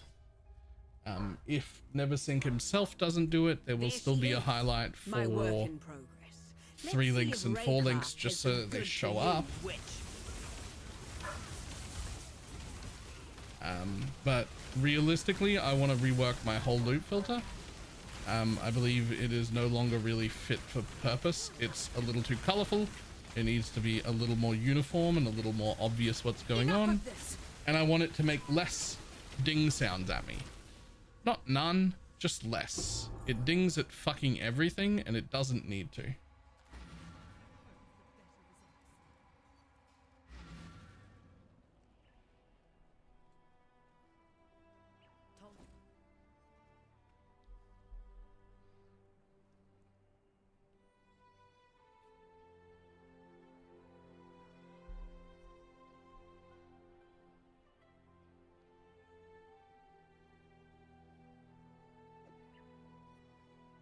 General Griffith. There is nothing else.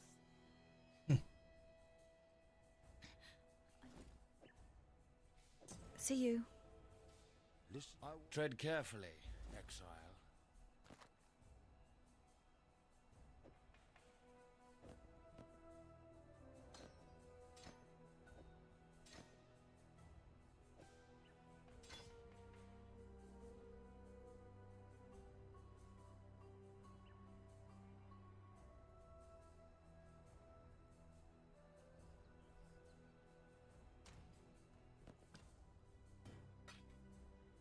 Zero and also quotes from Full Metal Jacket. Nice. Victoria was. Bring me back something nice, huh?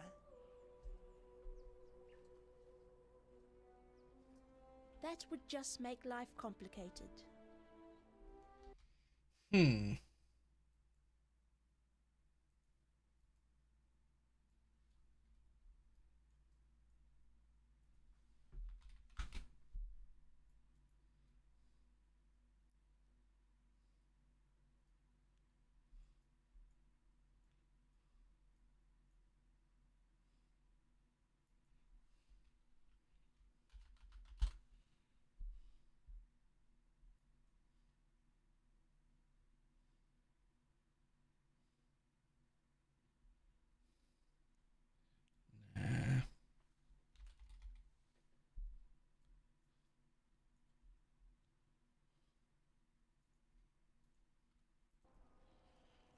What do you think Dillian Blow still work in? Yeah, should be fine. I mean, as fine as it ever was.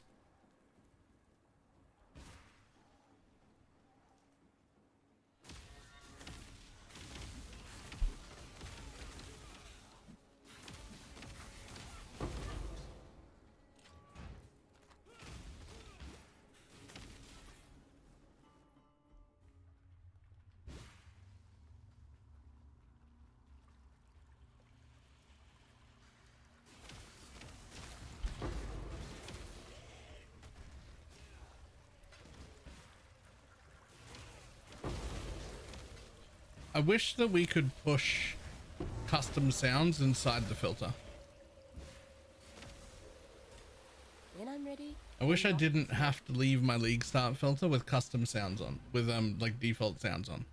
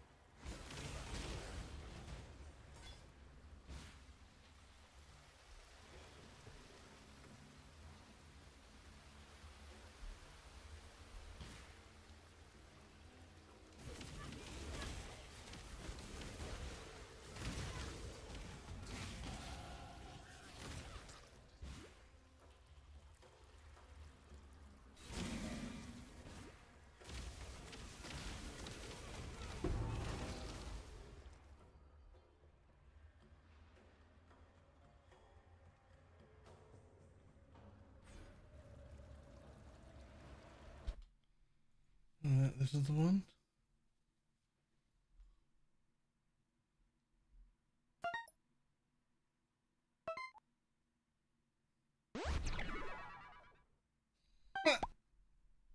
That's actually cool.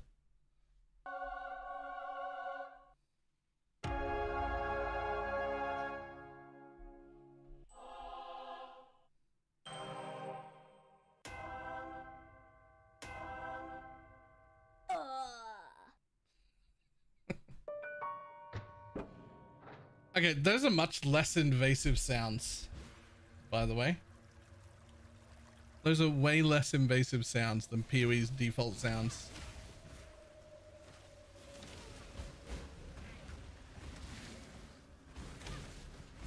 Like PoE's default sounds really are quite like harsh, I think is the word. Like they're very harsh on you. Ready, exile? It is time to hunt!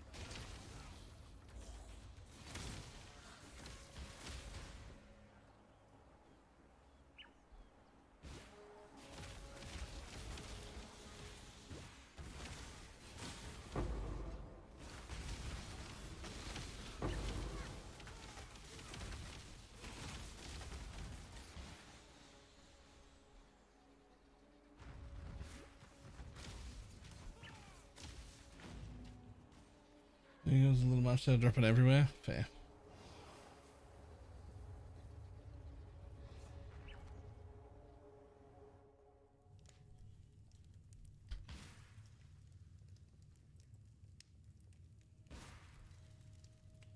When when I'm ready and not before.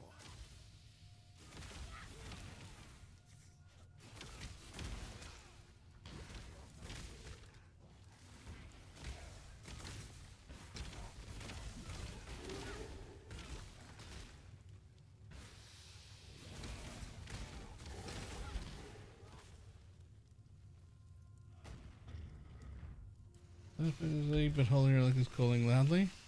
Yeah, well, it's trying to save you and you should let it. Spectres aren't really a good minion build.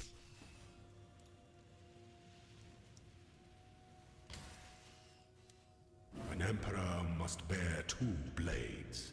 Hope in the left hand. That sound a Holy Relic surety calling? in It's the trying to right. save your league start.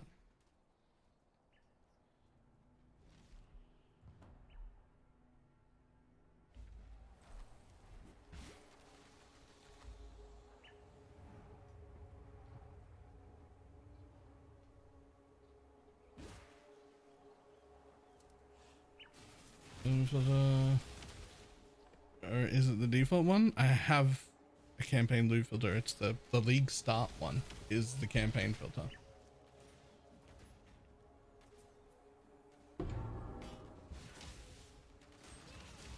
Exclamation mark filter. There are 3 of them. They are subscribable.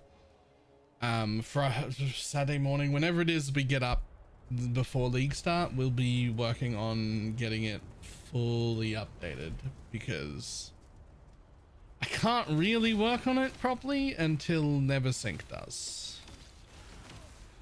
So we need to wait for that. We're going Mumble Strike, Prolift, or some sort of self-cast spell. If those are the 3 options, I'm going to go with self-cast spell because they got buffed. And Dominating Blow's okay, but it didn't really get any meaningful improvements.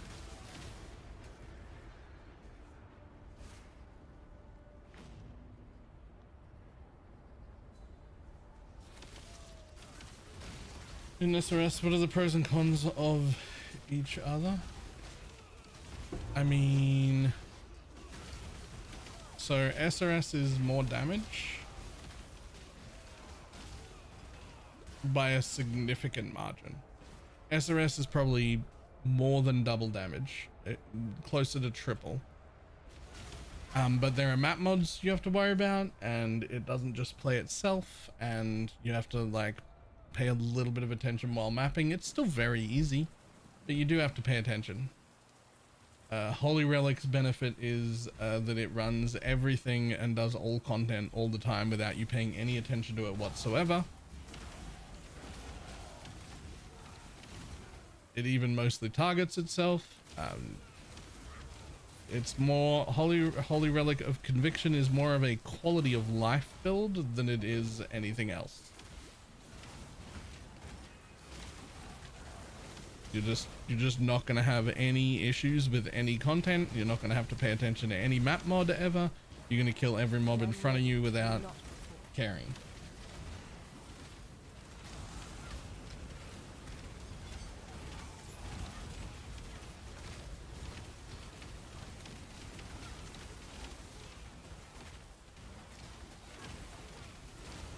Everything dies. But it is going to be less damage. So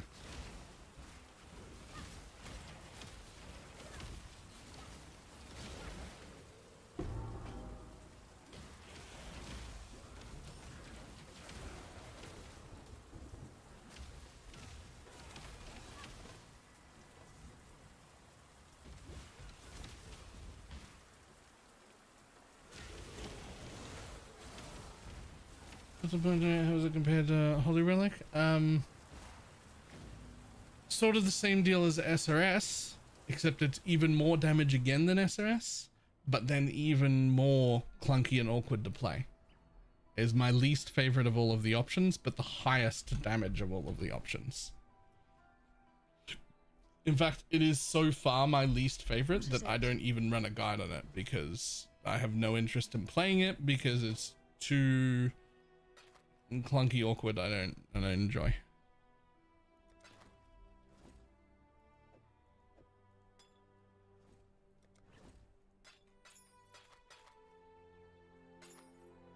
See you.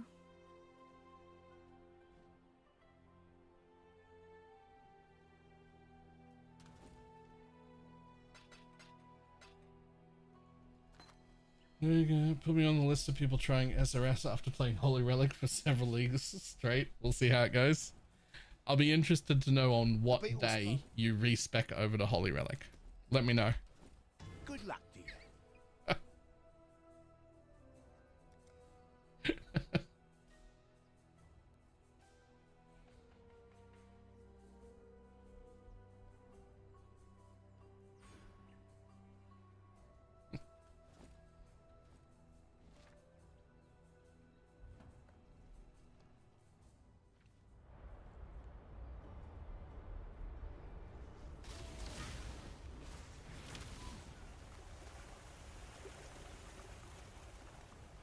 I was really hoping they'd nerf Holy Relic so I didn't have to play it for a 6th league in a row.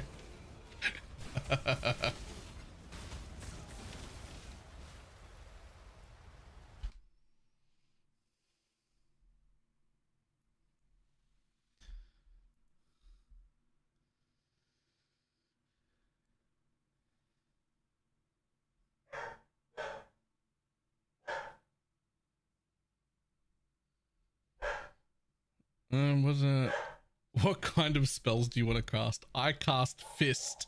What kind of weapon do you want to hold? An axe? How big? I cast Fist. I cast Fireball. I mean, literally Fireball. Fireball. I cast Balls of Fire, Rolling Magma Mines. So as a circle of fire would be acceptable. Righteous Fire. If I don't need balls. Wave of Conviction. Not what I meant. Pendant Spread.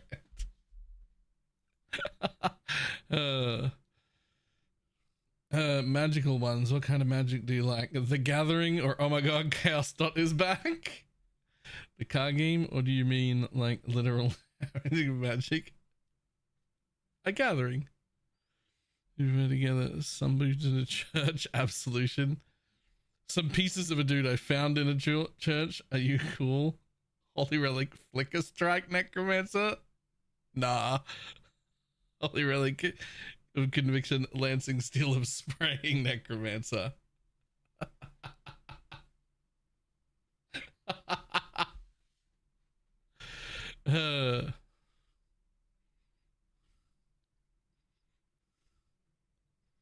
Some dudes I found in an alley. Work support luminary.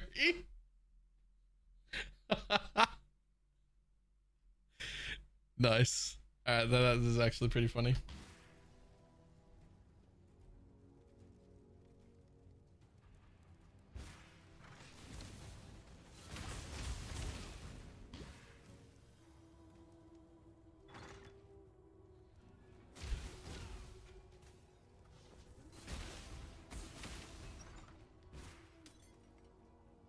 When I'm ready, and not before.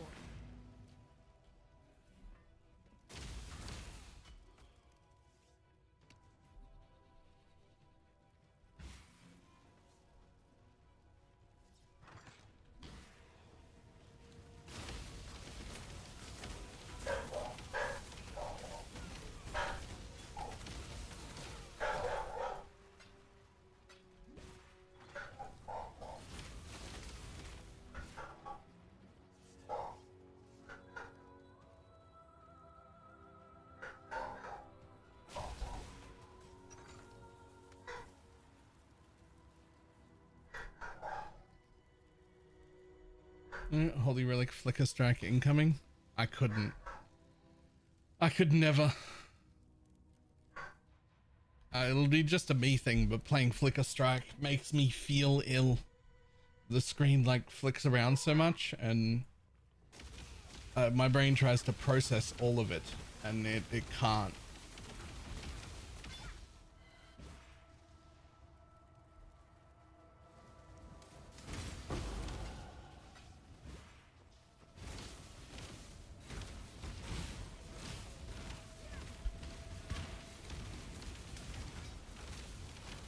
I need more mana.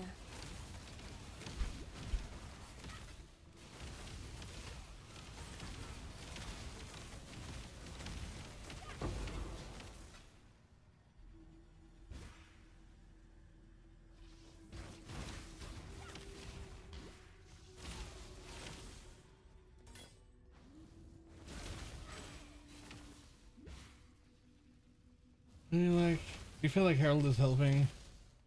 Does he have on it? Not that much, really. No. Just playing around with it.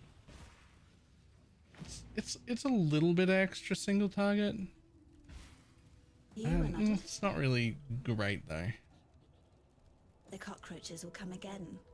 They want the twist. That cockroach emperor. The other bugs shout his name. Revisius. Cross the river. I like a dash. You may go.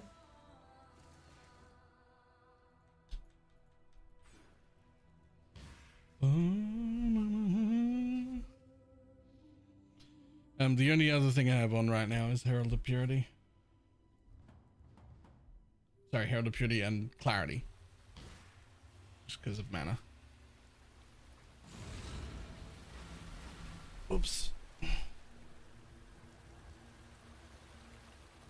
This new holy sweep seems dumb, but I also want it to work. Fair.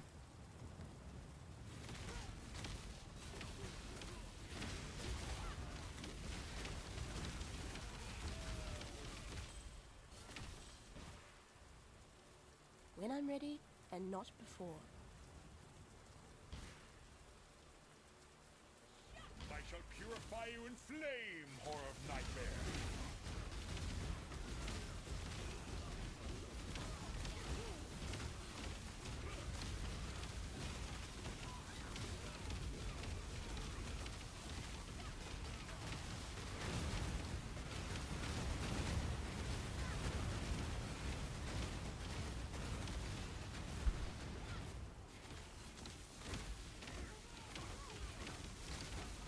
Place is at God's side. Make it holy. No one likes this skill, make it rain hammers. You utterly burned that glorious Revisius. That wasn't very nice. Where's shield charge? Yeah, I should have got shield charge.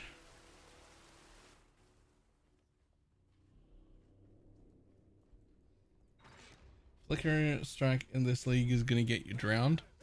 We don't know, maybe it won't flicker outside of the drowning area. Or maybe it will flicker you like...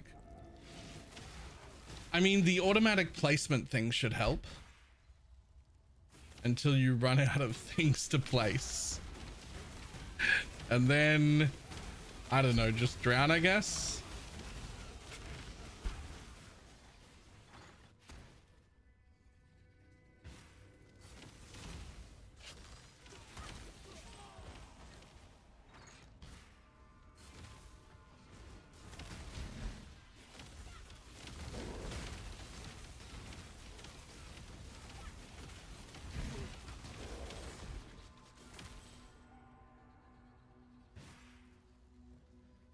Old Looney Tune ambles. Oh my god, some ambles. That would be great.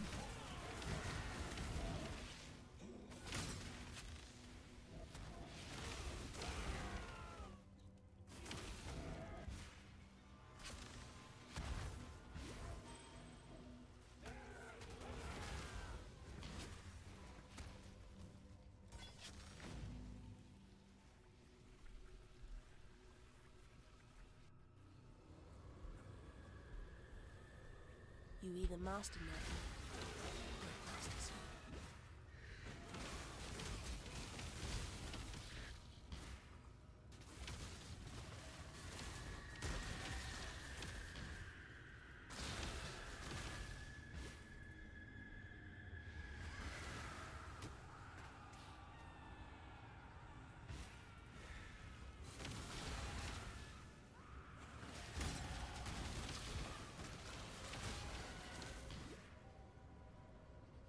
Gonna be a dead end, isn't it? Yep. Rude. When I'm ready, and not before.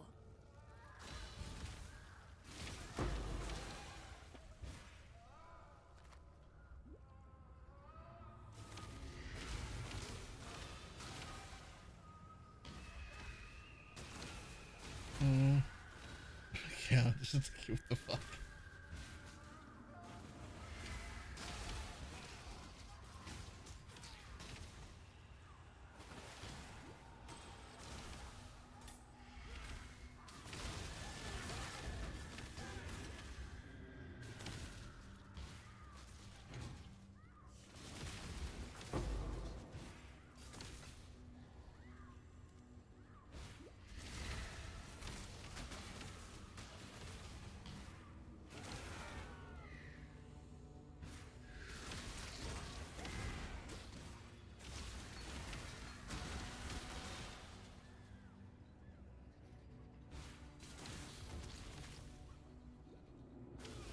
Yeah, you still didn't look at all the bloodlines. Yoink.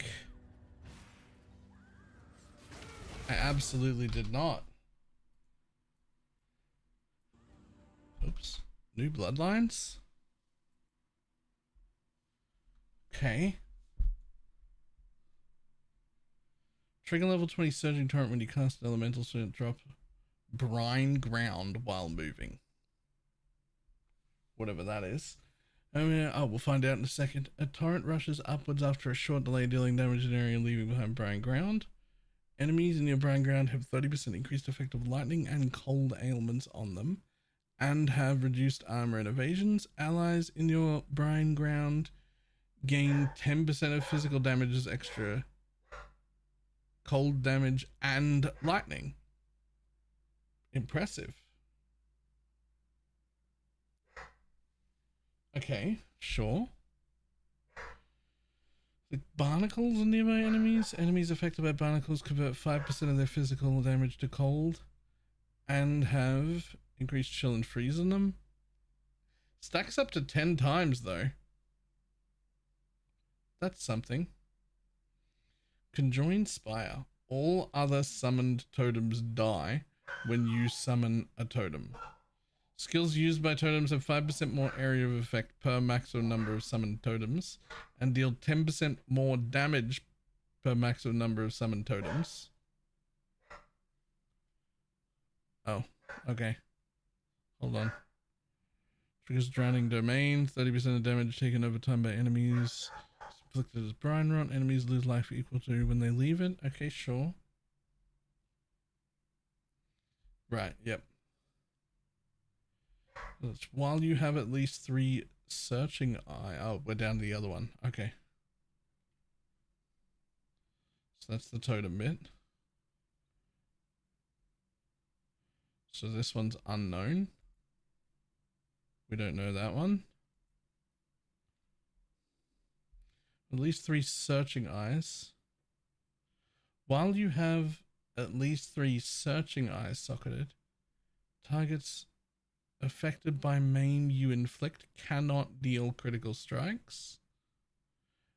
Maim you inflict causes hits against the target to have 20% more critical strike chance. Huh.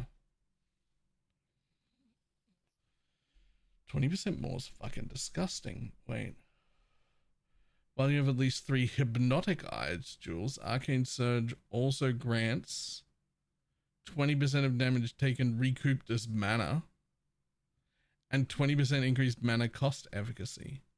And this is also grants, so that is scaled by Arcane Surge effect. Okay.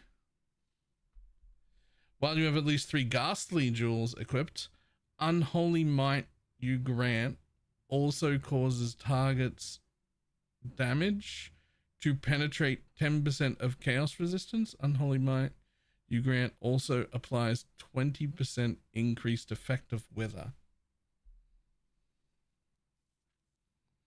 That is significantly weaker than the other options.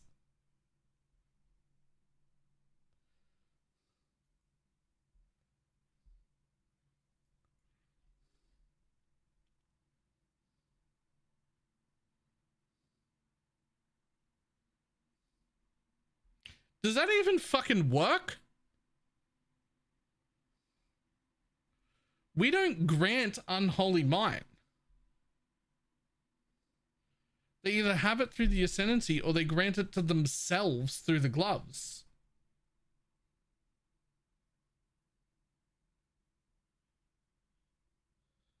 We don't grant them Unholy Might.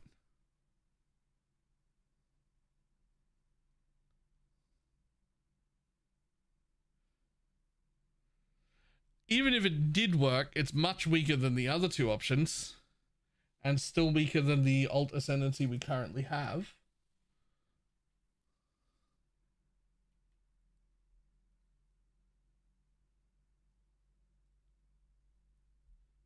But I also suspect it might not even work at all for minions, which would be weird.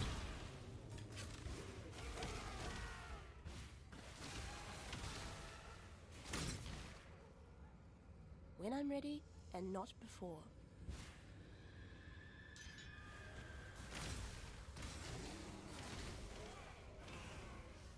Could just be a wording thing. It could be.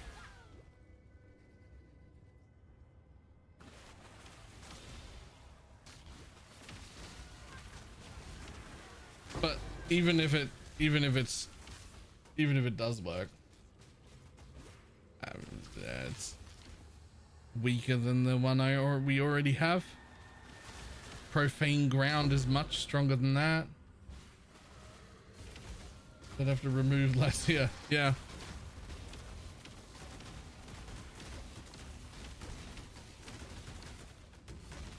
I need more mana.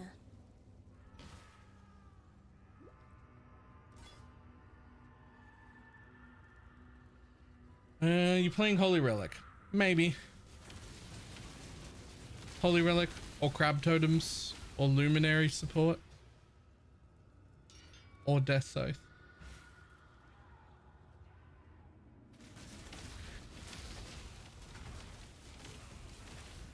Bladeful or Warp? Probably not Bladeful. I didn't like that one enough. We'll rule that out.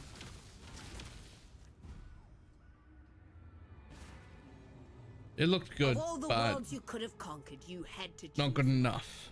Such power wasted on a feeble imagination. I'll mourn your passing, sister.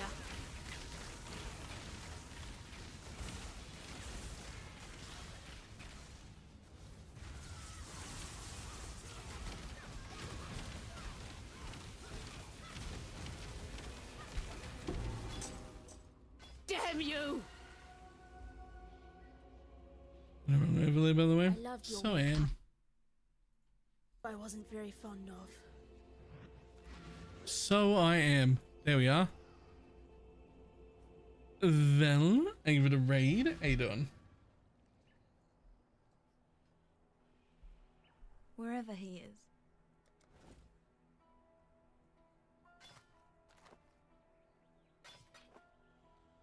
Pretty good. Just exhausted? Yes, me too. I had way too many things to do the last few days, but it's all done.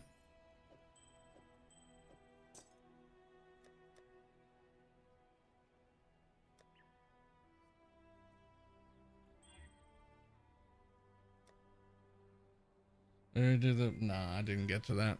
I was gonna just to color it up, just to make it all colorful, but I didn't. God.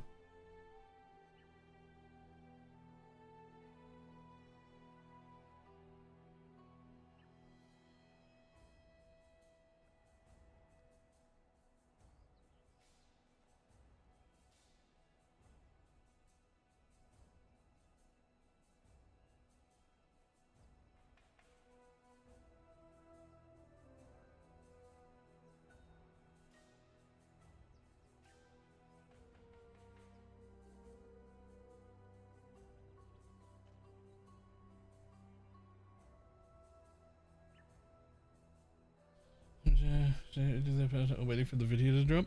I've done the recording and everything. The video will happen. I don't know if I'm gonna get time to. It's already laid out quite well. The only thing I was gonna do was like color match them to my other things, right? Like that's all I was gonna do. Maybe put in like 1 or 2 more leveling trees, but I don't know if I'm gonna. We quite fucking stupidly busy. I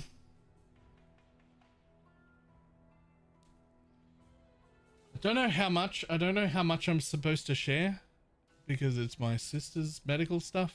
She's normally pretty comfortable explaining it all, but I didn't ask, so I'll wait until I know because it's her stuff, not my stuff. If it's my stuff, you guys get to know everything about me. But if it's other people's stuff, they get to make that call. But at least according to that phone call right there, I have to go pick her up and there will be a surgery for her on Monday. So that's gonna be interesting. We're definitely gonna have to call mum and dad and have them help deal with shit, because if she's gonna be doing that shit right here at League Start, it needs to also not be my problem. So we might have mum come and stay here in the spare room and look after her for a week.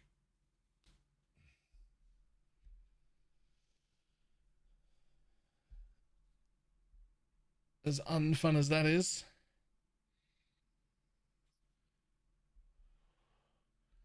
But don't forget the pins then. Move her to the parents' place. There's not really room there for an extra person. It's a smaller house than this one. Making care, keeping the bills paid as part of taking care of family and League Start is what pays the bills.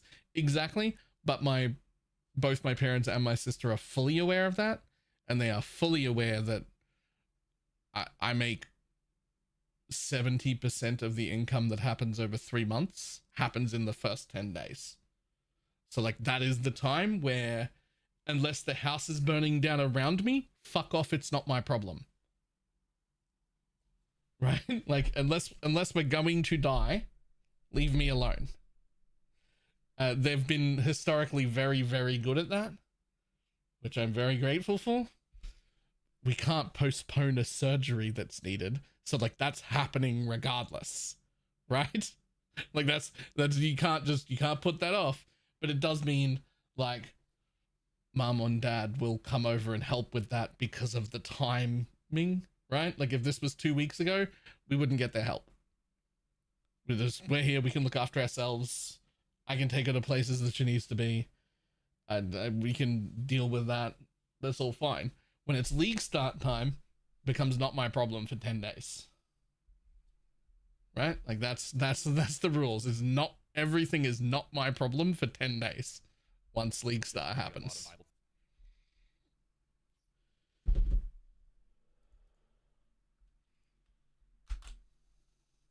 Because otherwise you're looking at the next few months of like, uh-oh, what do I do with the money? Right?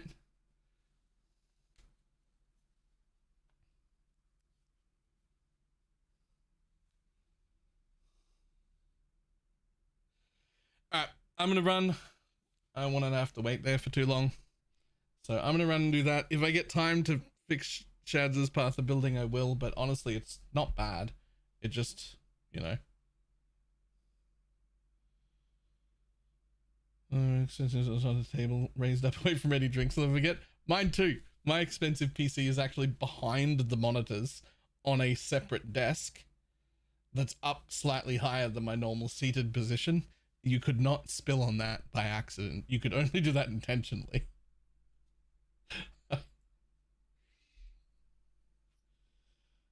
All right, let's send people there. All right, unfortunately I have to run right after host too, but it is what it is. They get my attention when they need it until it's League Start time. All right. Goodbye.